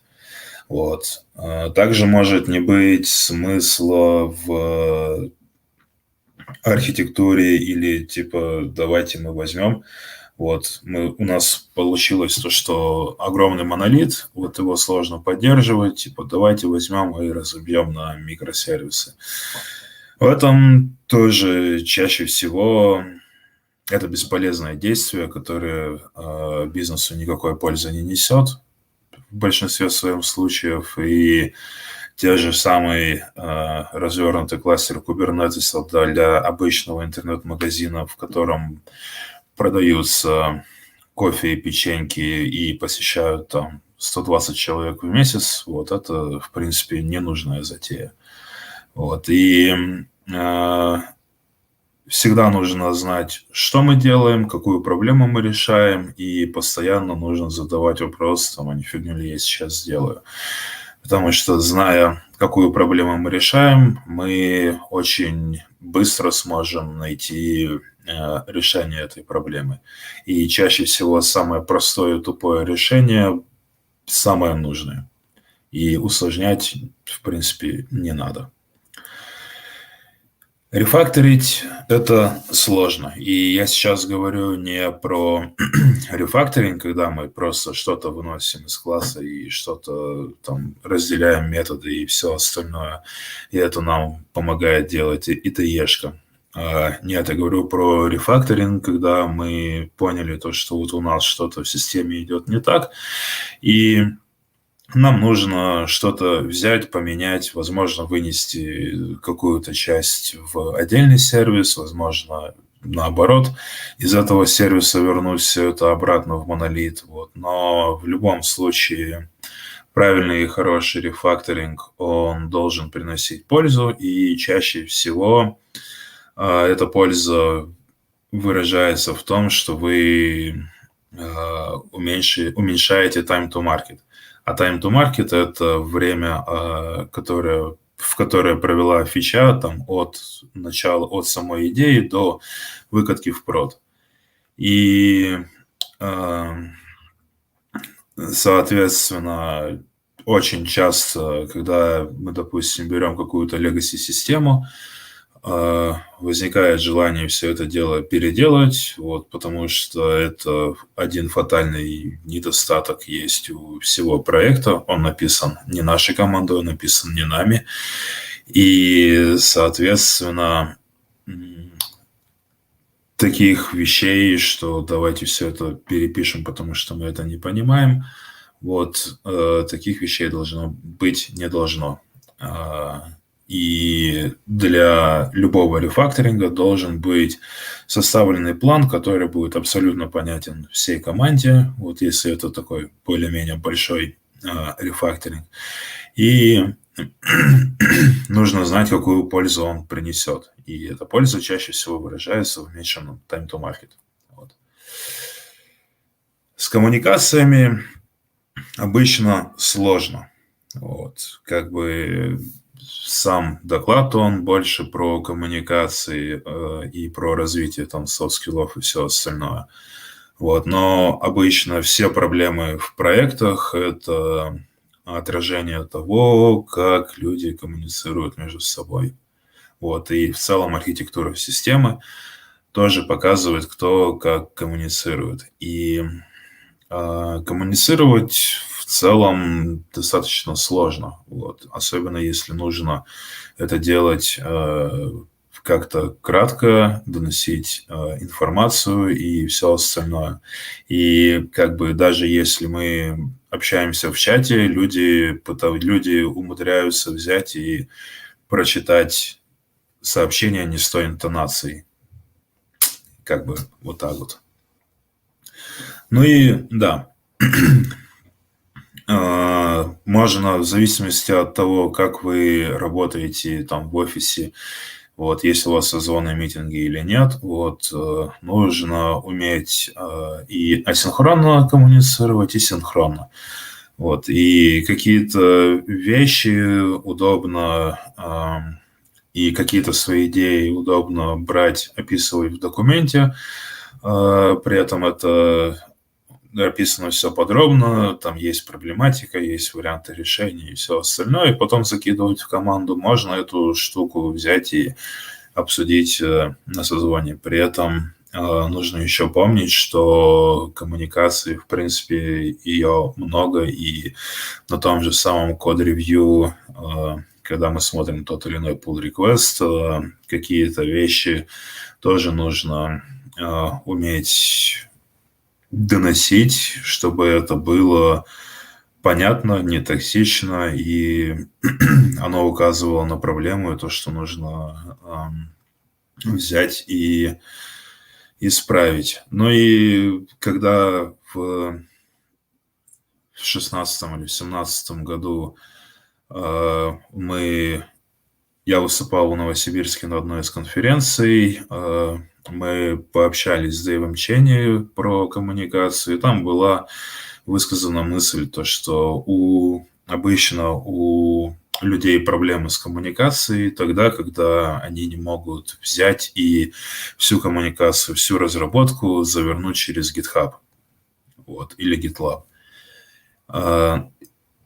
Такая штука работает почти во всех open-source проектах, и все там достаточно понятно. Но при этом нужно помнить, что не все это могут себе позволить. Иногда это может быть слишком такой крайностью, и в любом случае как бы помним о том, что нам нужно приносить пользу, вот, и стараемся искать баланс. Чем старше мы становимся, тем больше нам лет.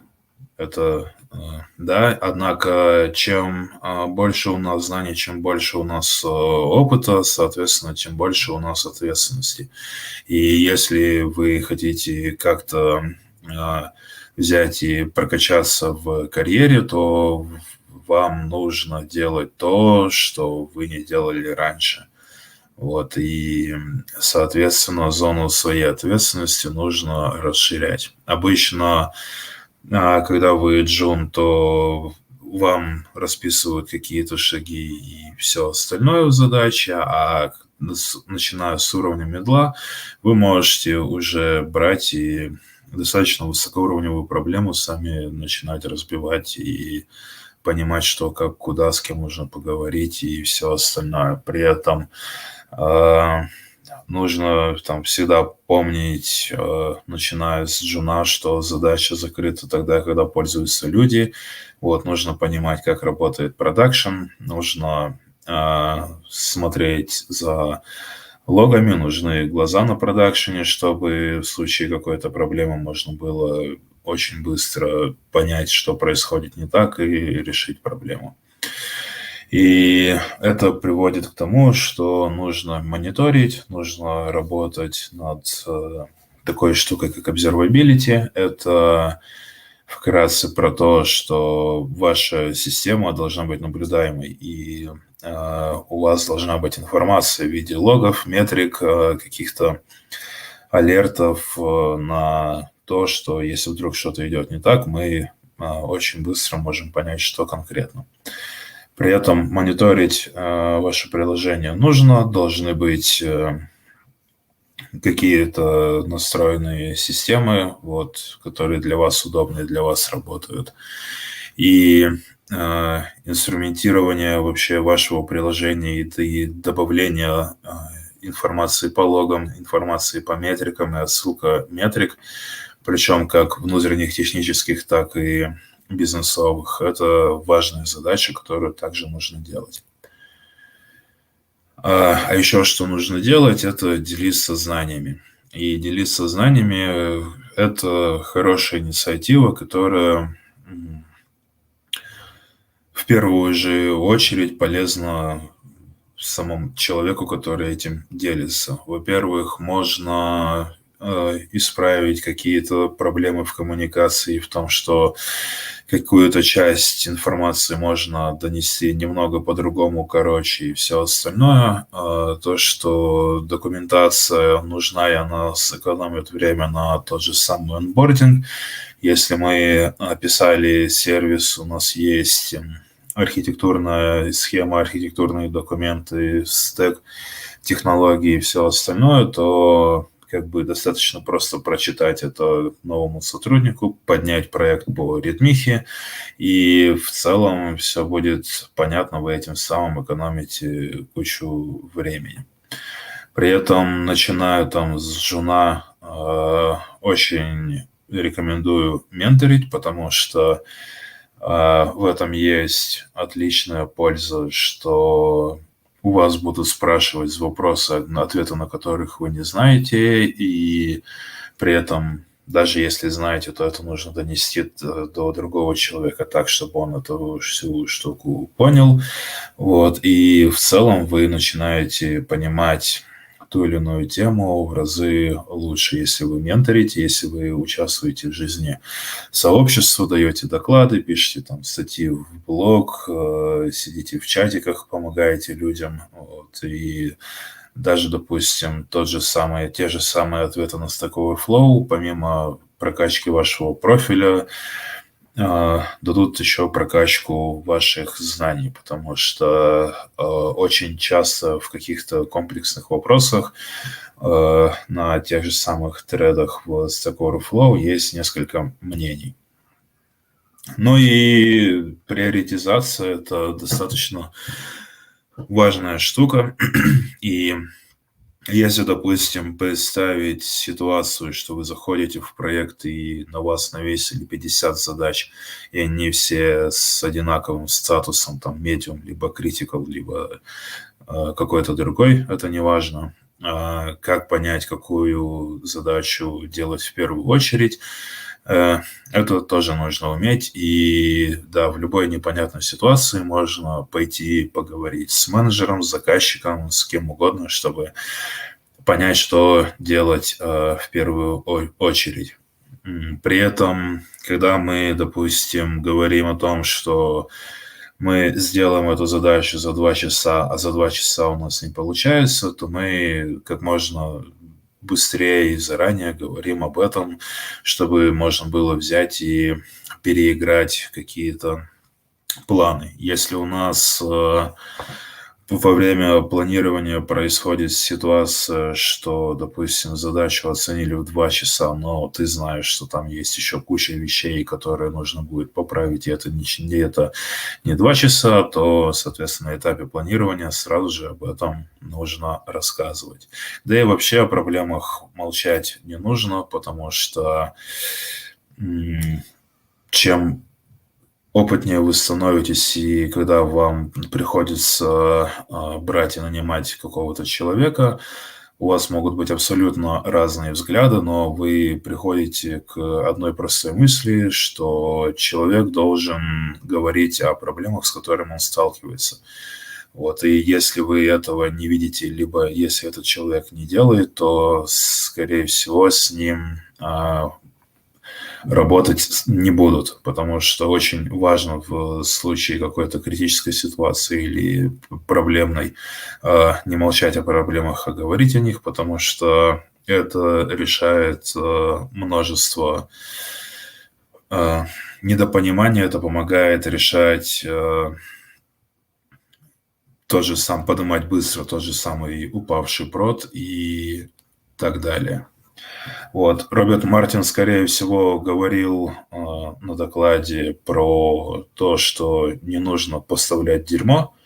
Вот в его докладе, да. И плодить техдолг не нужно, а если получается так, что он плодится, то нужно писать задачи, нужно вести работу над техдолгом, и не нужно брать и со временем захламлять проект, чтобы потом не было такого, то что ой, все тут нужно полностью все рефакторить. И также нужно помнить, особенно тем, кто работает с интерфейсами, что интерфейсы должны быть выровненные, они должны быть понятные, опрятные, и там, возможно, ошибки должны быть обработаны, чтобы пользователь взаимодействия с сервисом, с продуктом понимал, что как тут достаточно качественная работа, потому что качественными продуктами пользуются, некачественными продуктами не пользуются. Это комплекс мер, которые в целом сложно объяснить. Вот, потому что это касается и того, что мы пишем документацию, то, что мы пишем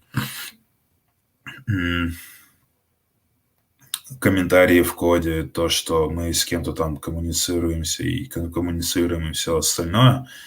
При этом оно в этом также есть противоречие. Ну, допустим, мы возьмем комментарии в коде.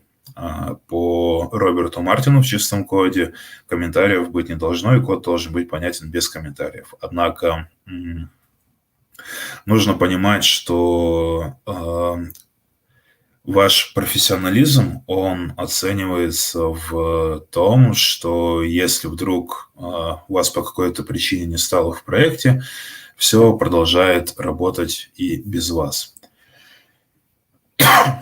Вот, и если вы можете обеспечить как можно больше задач, которые вы выполняете, чтобы они работали без вас, вот, тем более профессиональнее вы становитесь. Вот, и при этом нужно помнить, на что обращать внимание в тех или иных местах проекта. Это может быть там так же, как и архитектурные схемы, это может быть те же самые. Ну, мы, допустим, пишем код, и в коде мы начинаем удалять или изменять какие-то вещи внутри кода, и при этом непонятно, для чего мы это делаем. Например, манипулируем с get или post параметрами. Вот, то можно описать об этом внутри кода. Вот можно и в целом как бы пояснять свою работу, чтобы она была максимально понятна. Вот. И в процессе работы часто возникают споры. Вот, и в целом тут все достаточно просто. Вот. Спорить нужно уметь, спор не нужно превращать в полемику. Вот, и идеально, если это идет просто обычная дискуссия, и со всеми проблемами, рисками и прочими вещами мы работаем спокойно. Спокойно аргументируем, логически размышляем, приносим какие-то доводы, доносим о рисках и там, пользуемся слабыми, сильными сторонами, и при этом, да, можем просто взять и воспользоваться такой техникой, что я пока не знаю, что тут ответить. У меня есть, допустим, какой-то аргумент, вот, но он сейчас достаточно слабый. Вот я возьму там денек на то, чтобы поресерчить эту тему, вот, и потом приду, допустим, с ответами. Вот, и нужно, да, понимать, что в споре рождается истина, и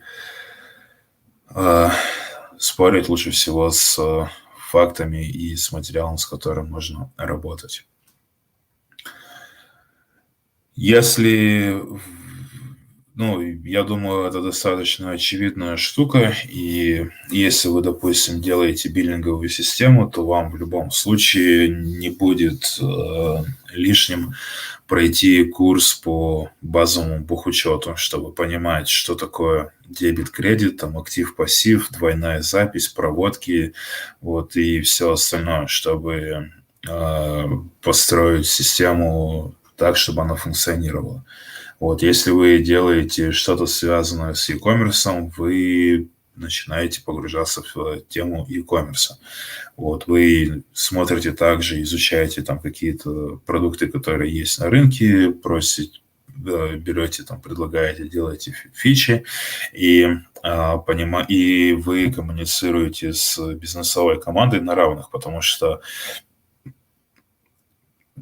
так оно и должно быть. И вы можете также предлагать им фичи, чтобы они там сделали, и они могут там брать и делать то же самое. Об этом,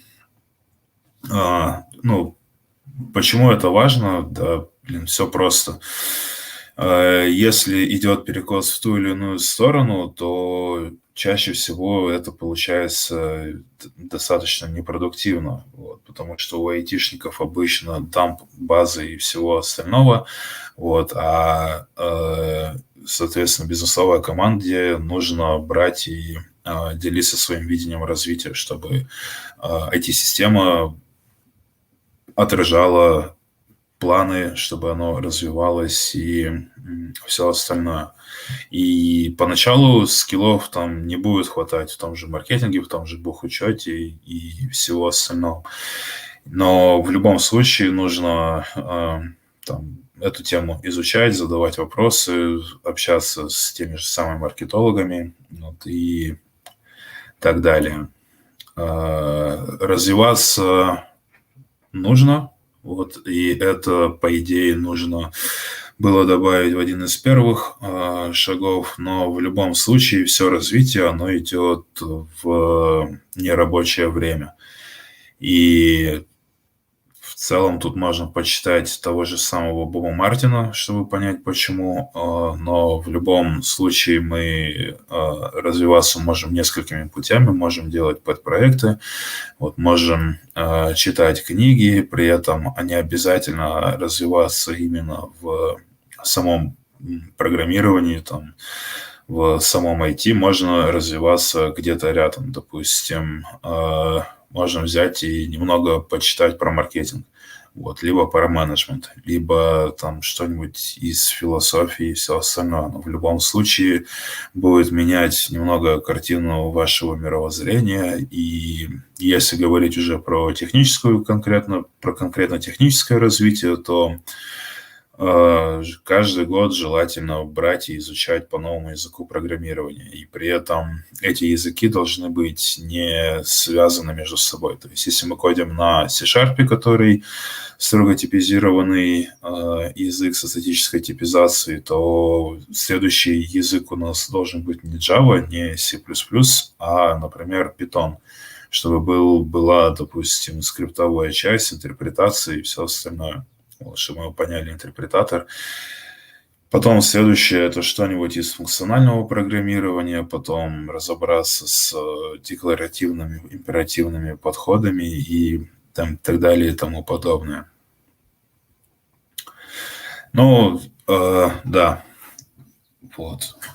Отвечать за свои слова нужно, и чаще всего это касается коммитментов, это касается планирования, и в любом случае, если мы где-то ошиблись, то об этом нужно взять и рассказать заранее, чтобы люди, которые зависят от вашего обещания могли взять и переиграть планы, и чтобы для них это не было сюрпризом. Вот. Ну и в любом случае, как бы, если вы говорите, что вы сделаете, это нужно сделать. Если вы чувствуете сомнения, то, скорее всего, тут есть два варианта. Либо вы не делаете, либо вы делаете, но предупреждая об этом заранее.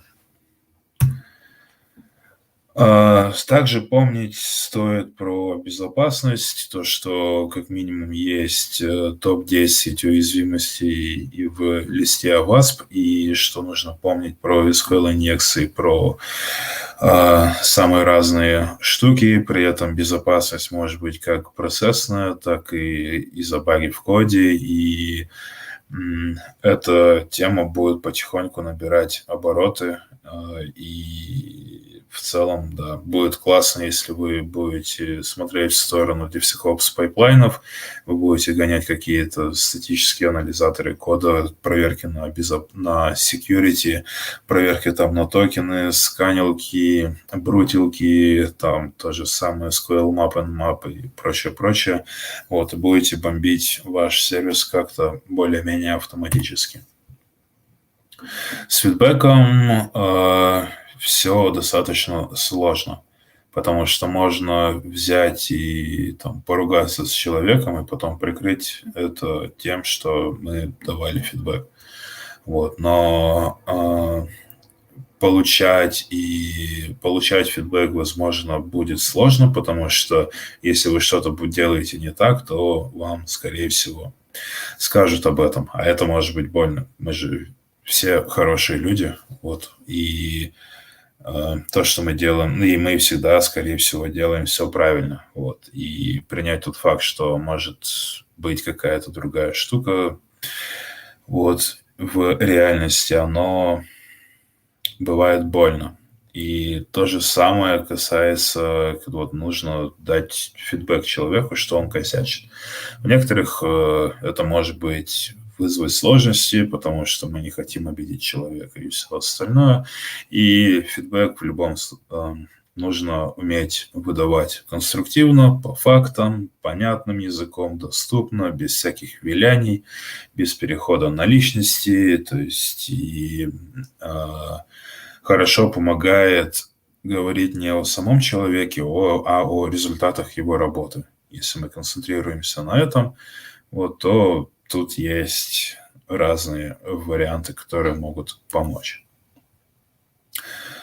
Думать вообще сложно, и мало кто понимает вообще всю эту штуку, и если мы думаем и при этом нигде ничего мы не пишем, то есть либо мы не используем там ту же самую доску, документы, блокноты и все остальное, то, скорее всего, мы думаем, что мы думаем. И сам процесс думания, он сложен, он местами непонятен, и думать можно учиться как командно, так и не командно. То есть так и самому. Вот. И для этого есть несколько инструментов. Во-первых, люди придумали майндмэпы, люди придумали кучу разных схем, благодаря которым можно взять и оцифровать знания и поработать с ними уже там напрямую. Вот, есть еще там TLA плюс для тех, кто более-менее силен в математике, вот, и в целом на эту тему есть отличный доклад от Лесли Лампорта, который придумал протокол Paxos для поиска консенсуса в распределенных системах. Рекомендую его посмотреть. Практически любой более-менее сложный проект, он делается всегда командный. И в команде и нужно учиться быть командным игроком. Вот, нужно понимать, что задачи не только на тебе, задачи, допустим, нужно полюбить и ближнего своего, то есть перестать говорить, что это вот девопсы неправильно задеплоили, либо QA-шники неправильно всю эту штуку протестировали. Вот. Нужно понимать, что мы делаем один проект, мы делаем один продукт, у нас есть одна задача, и в любом случае, если у куашника или у твоего любого там сокомандника возникает проблема, и он заблокирован чем-то, и ты можешь помочь, то нужно помогать. И последнее, да, это строить рабочие отношения.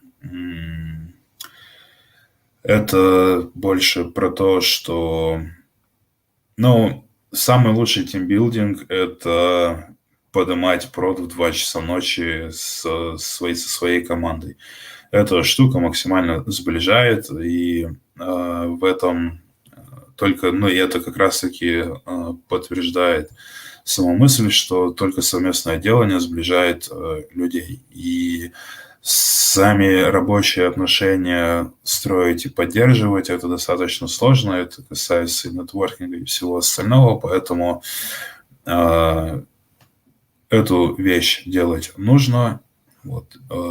Но из таких советов на практике постарайтесь взять и сделать, допустим, пэт-проект с человеком, с которым вы хотите там как-то выйти на контакт. Вот. Либо пойти и поделать что-нибудь, что не связано с работой. То есть пойти в поход, пойти там, провести время там на природе и что-то вот в этом духе.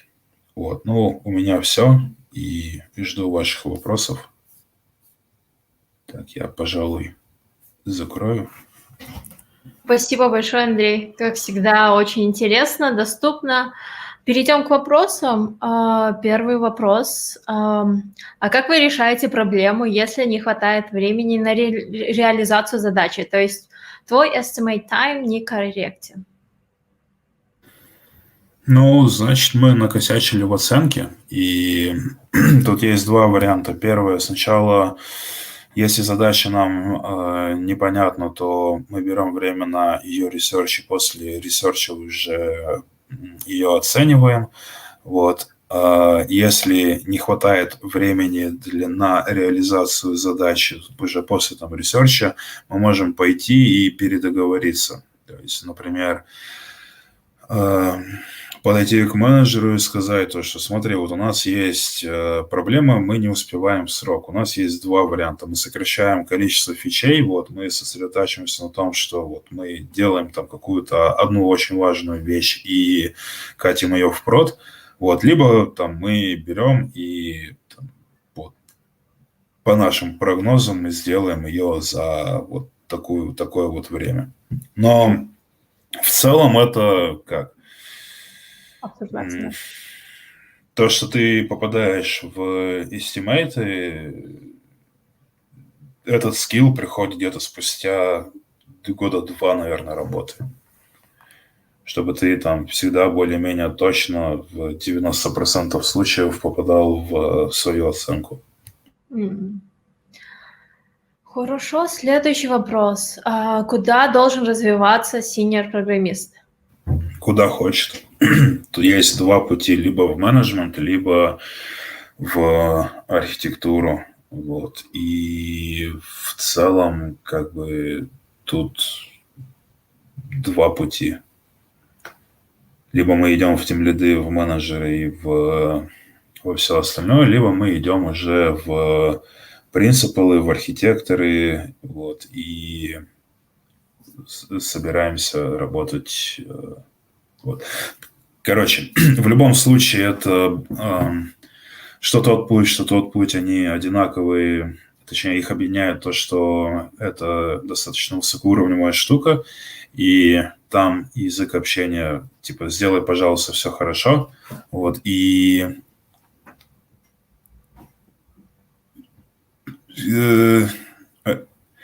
тот, кто пошел в менеджмент, скорее всего, сделает хорошо с помощью своей команды, вот, а тот, кто ушел больше вглубь, то он сделает хорошо за счет там, архитектуры, за счет своих знаний.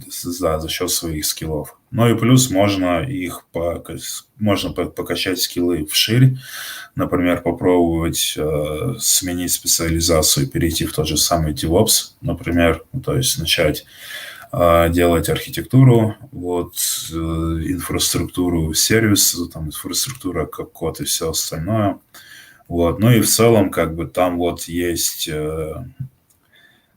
5 слайдов с 5-м советом про широту знаний, вот, и можно углубиться в ту или иную степь. То есть развиваться есть куда. И последний вопрос. Andrew, we know that you have a big experience on software developing engineering, but when you understand that algorithms, tests, clean code, and clean architecture are important in our work? Когда я устал делать фигню. То есть, когда я просто устал страдать. Вот. И как бы страдать это хорошо, но когда страданий слишком много, это ведет к не очень хорошим последствиям. Вот. Но архитектура, коммуникация и все остальное, всему этому там нужно научиться, и это в любом случае приходит там только с практикой, только с кучей проблем в продакшене и со всем остальным. Вот. А если говорить про конкретный момент во времени, то где-то спустя года 2-3 после начала там карьеры. Ну, мне кажется, на этом все. Спасибо большое, что пришел, рассказал. Было очень интересно, доступно, и я уверена, остальные вопросы, и они смогут тебе написать напрямую. Ну да, если есть вопросы, то там контакты есть, пишите, вот, подписывайтесь, ставьте лайки, задавайте вопросы, там, отвечу вообще без проблем. Круто, классно. Хорошо, давай. Мне кажется, по времени у нас уже следующая презентация должна была быть. Спасибо. Хороших выходных. Пока. Хороших выходных. Всем пока. Пока мы поприветствуем Михаила Романенко. We are slowly shifting to English. So our next speaker is Mikhail Romanenko. He will tell us about cracking the hackathon 101. So please introduce yourself and you can start your presentation. Thank you, Begimai. I'd like to thank you for having me. I'd like to thank all the previous speakers. It's a great event and I enjoyed listening to all the previous presentations. My name is Michael. I work as a front-end engineer at Marco Polo, and I love participating in hackathons. I participated in a number of international major hackathons, and I'll probably highlight some of the projects I worked on. One of them is track1. It was an entry of Rails Rumble. It was featured by a number of media. It was fun. It was a nice tool to recognize songs playing in a video, like a Shazam, but for big videos. And then Snapper, it's a relatively recent one. We made it into finals of TechCrunch hackathon, and we presented to Snapchat CEO Evan Spiegel. It was a nice small app to engage your followers in Snapchat to meaningful discussions. And Oscar, it's a chatbot to kind of spread awareness on how much waste we're generating and how to recycle. We were selected to a short list of F8 hackathon. It was a lot of fun doing these projects. And I have a track of many, many other not so very successful attempts.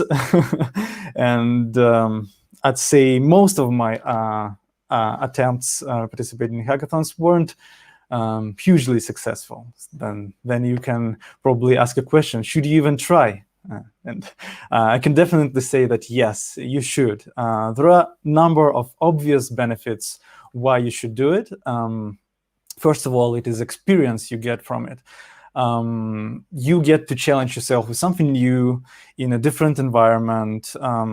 Now, because of COVID, we have to stay home, but usually it's a highly social event. You get to go somewhere, meet a lot of people, and you get to work on something. Most of the time, you don't even know what you're will be working on in advance.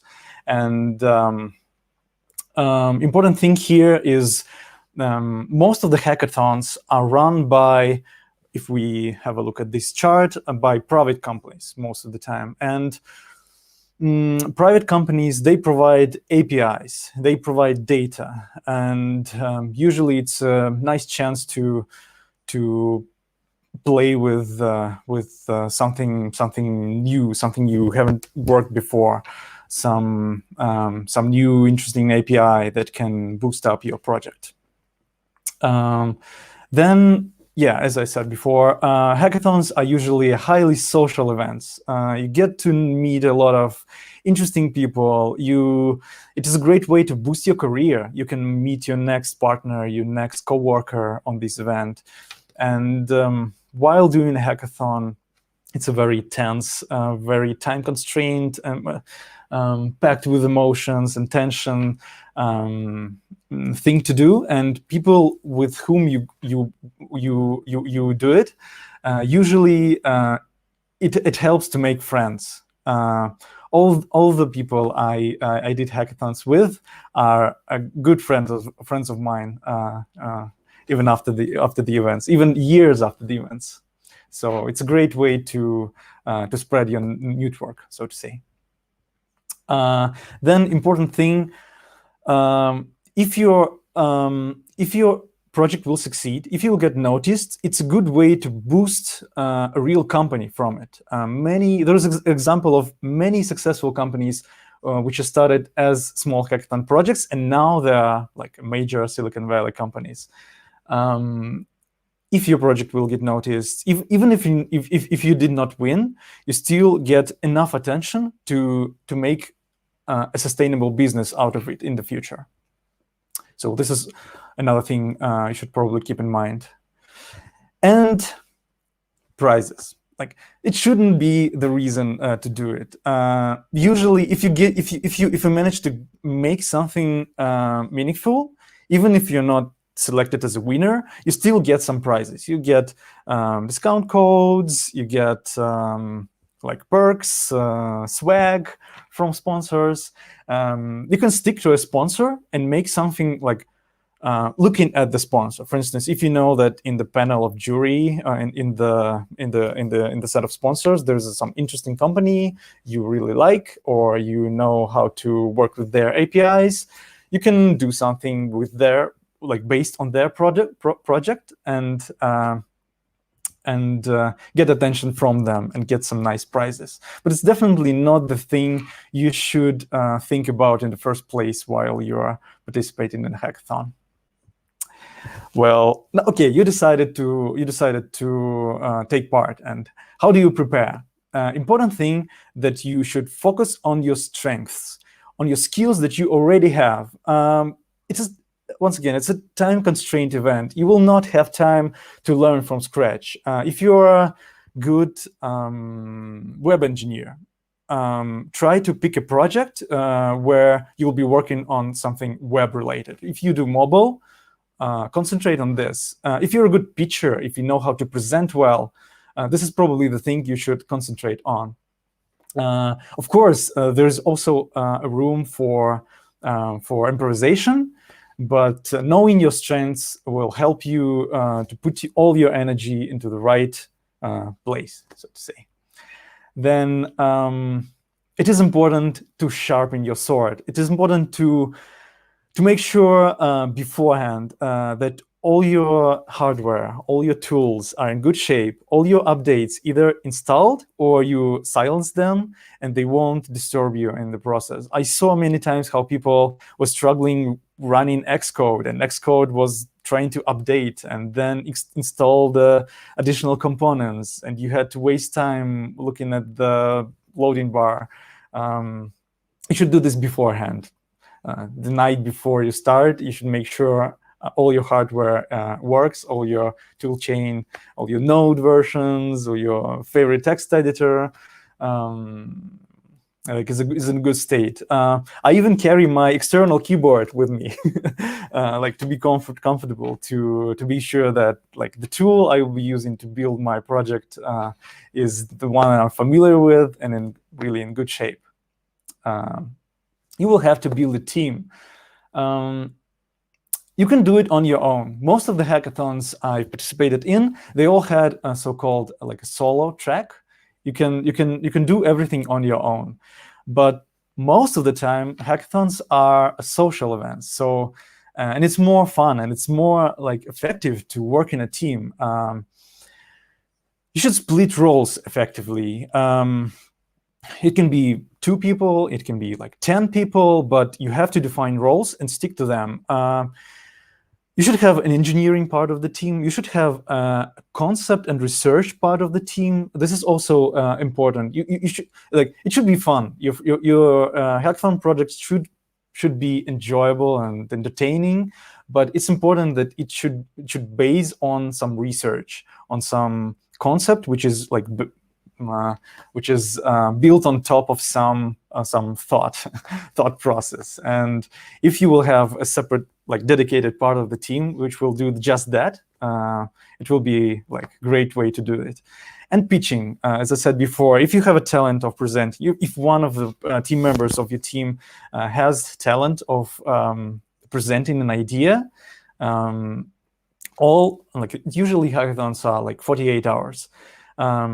All these 48 hours can be dedicated to preparing a good pitch. The more you do it, the more you make test runs, prepare good slides, prepare a good demo, the better it will be once you will be on the stage. Then you start working. And while you're working on your project, it's important to have in mind that you need to make it work first and then make it good. You need to concentrate on building a prototype first of all. It doesn't have to be fully featured. It doesn't have to it doesn't even have to be a real. For instance, if you building something machine learning related, it can be you can fake the result.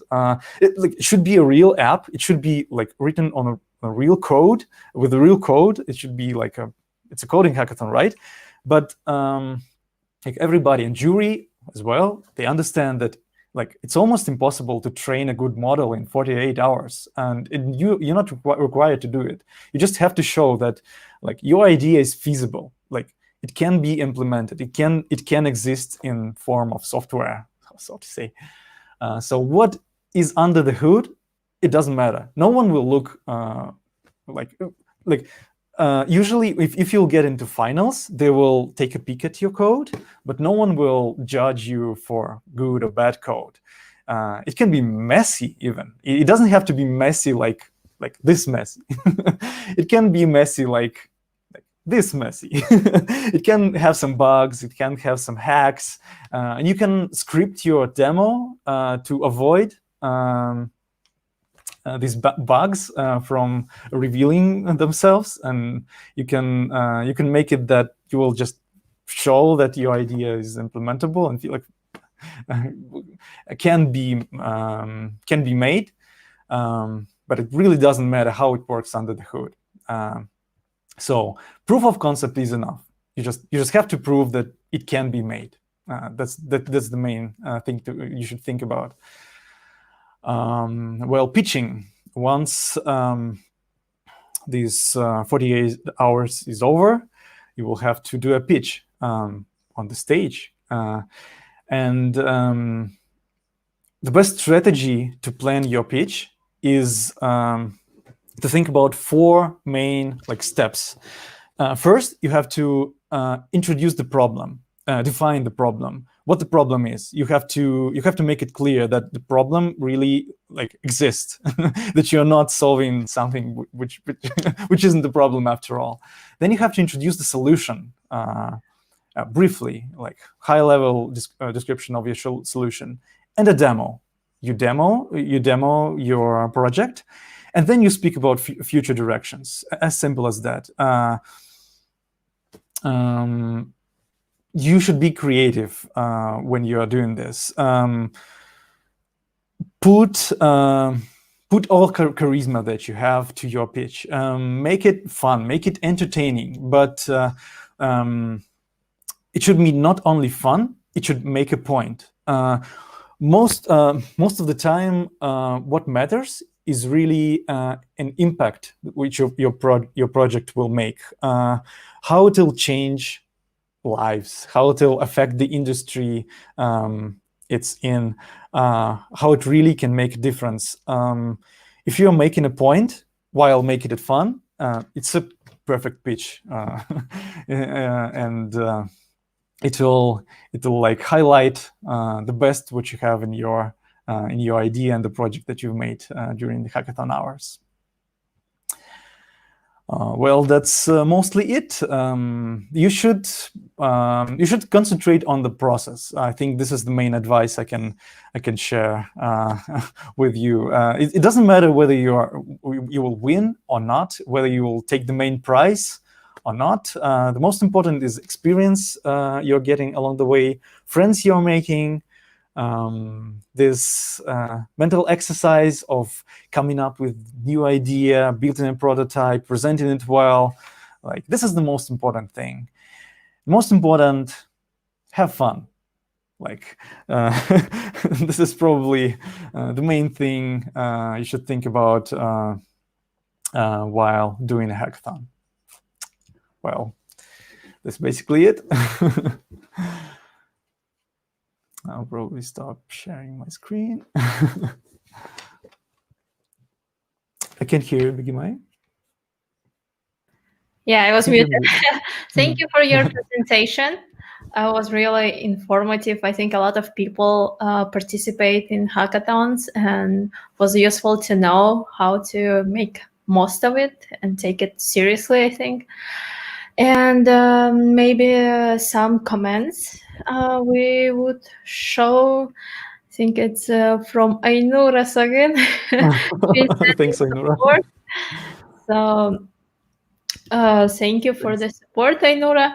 And maybe you could share for, I don't know, I would be more interested about maybe some particular example of hackathon, like that you liked and you didn't like, because I feel like there are different hackathons and not they're evenly good or bad. So maybe you could share a bit about it.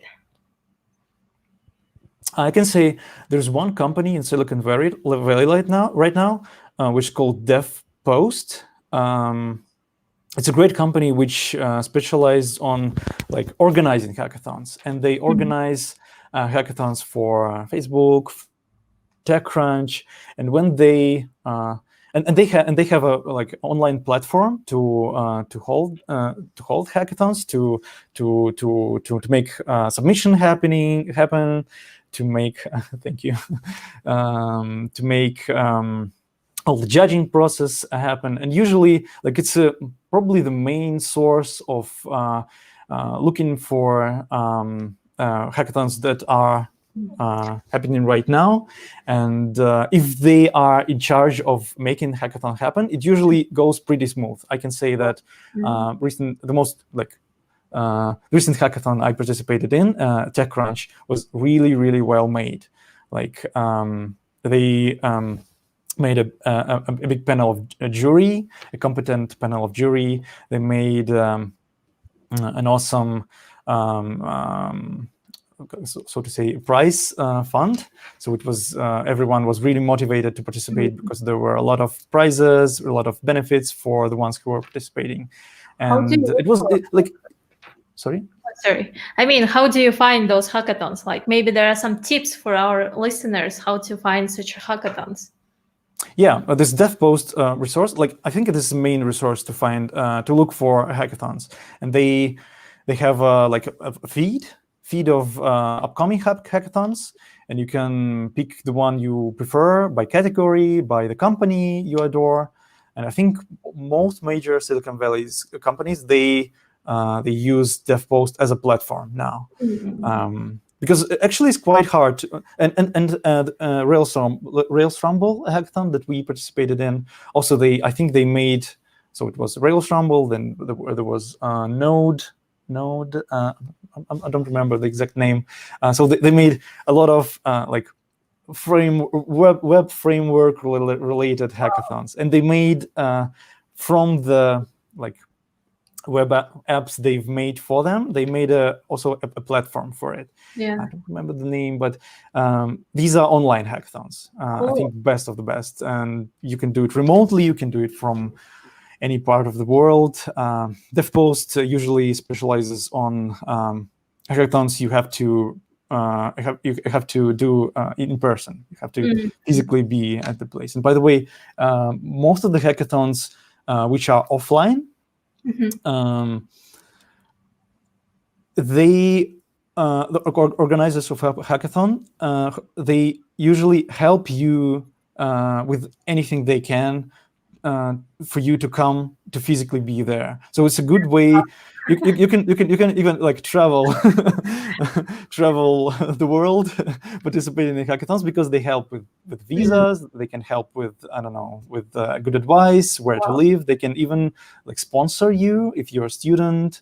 If you don't have enough money to come, they can help you buy tickets. So it's a good way to even travel. And that's inspiring, actually, because I feel like even me, I wasn't like considering hackathon as something serious, but now I'm curious to check the post. Cool. And I think that we are coming to the end of today's talks. Thank you for coming and presenting. It was really interesting.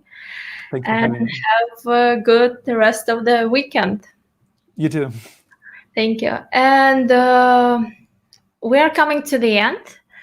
Thank you for watching, everyone. And I welcome everyone to the second track. We have second track, as you know. And there is a last presentation, I think, about the girl, Anu. She will tell about work smarter with chat and conversation AI. So have a nice weekend and see you tomorrow. I will share the banner for a sec. And see you tomorrow, guys.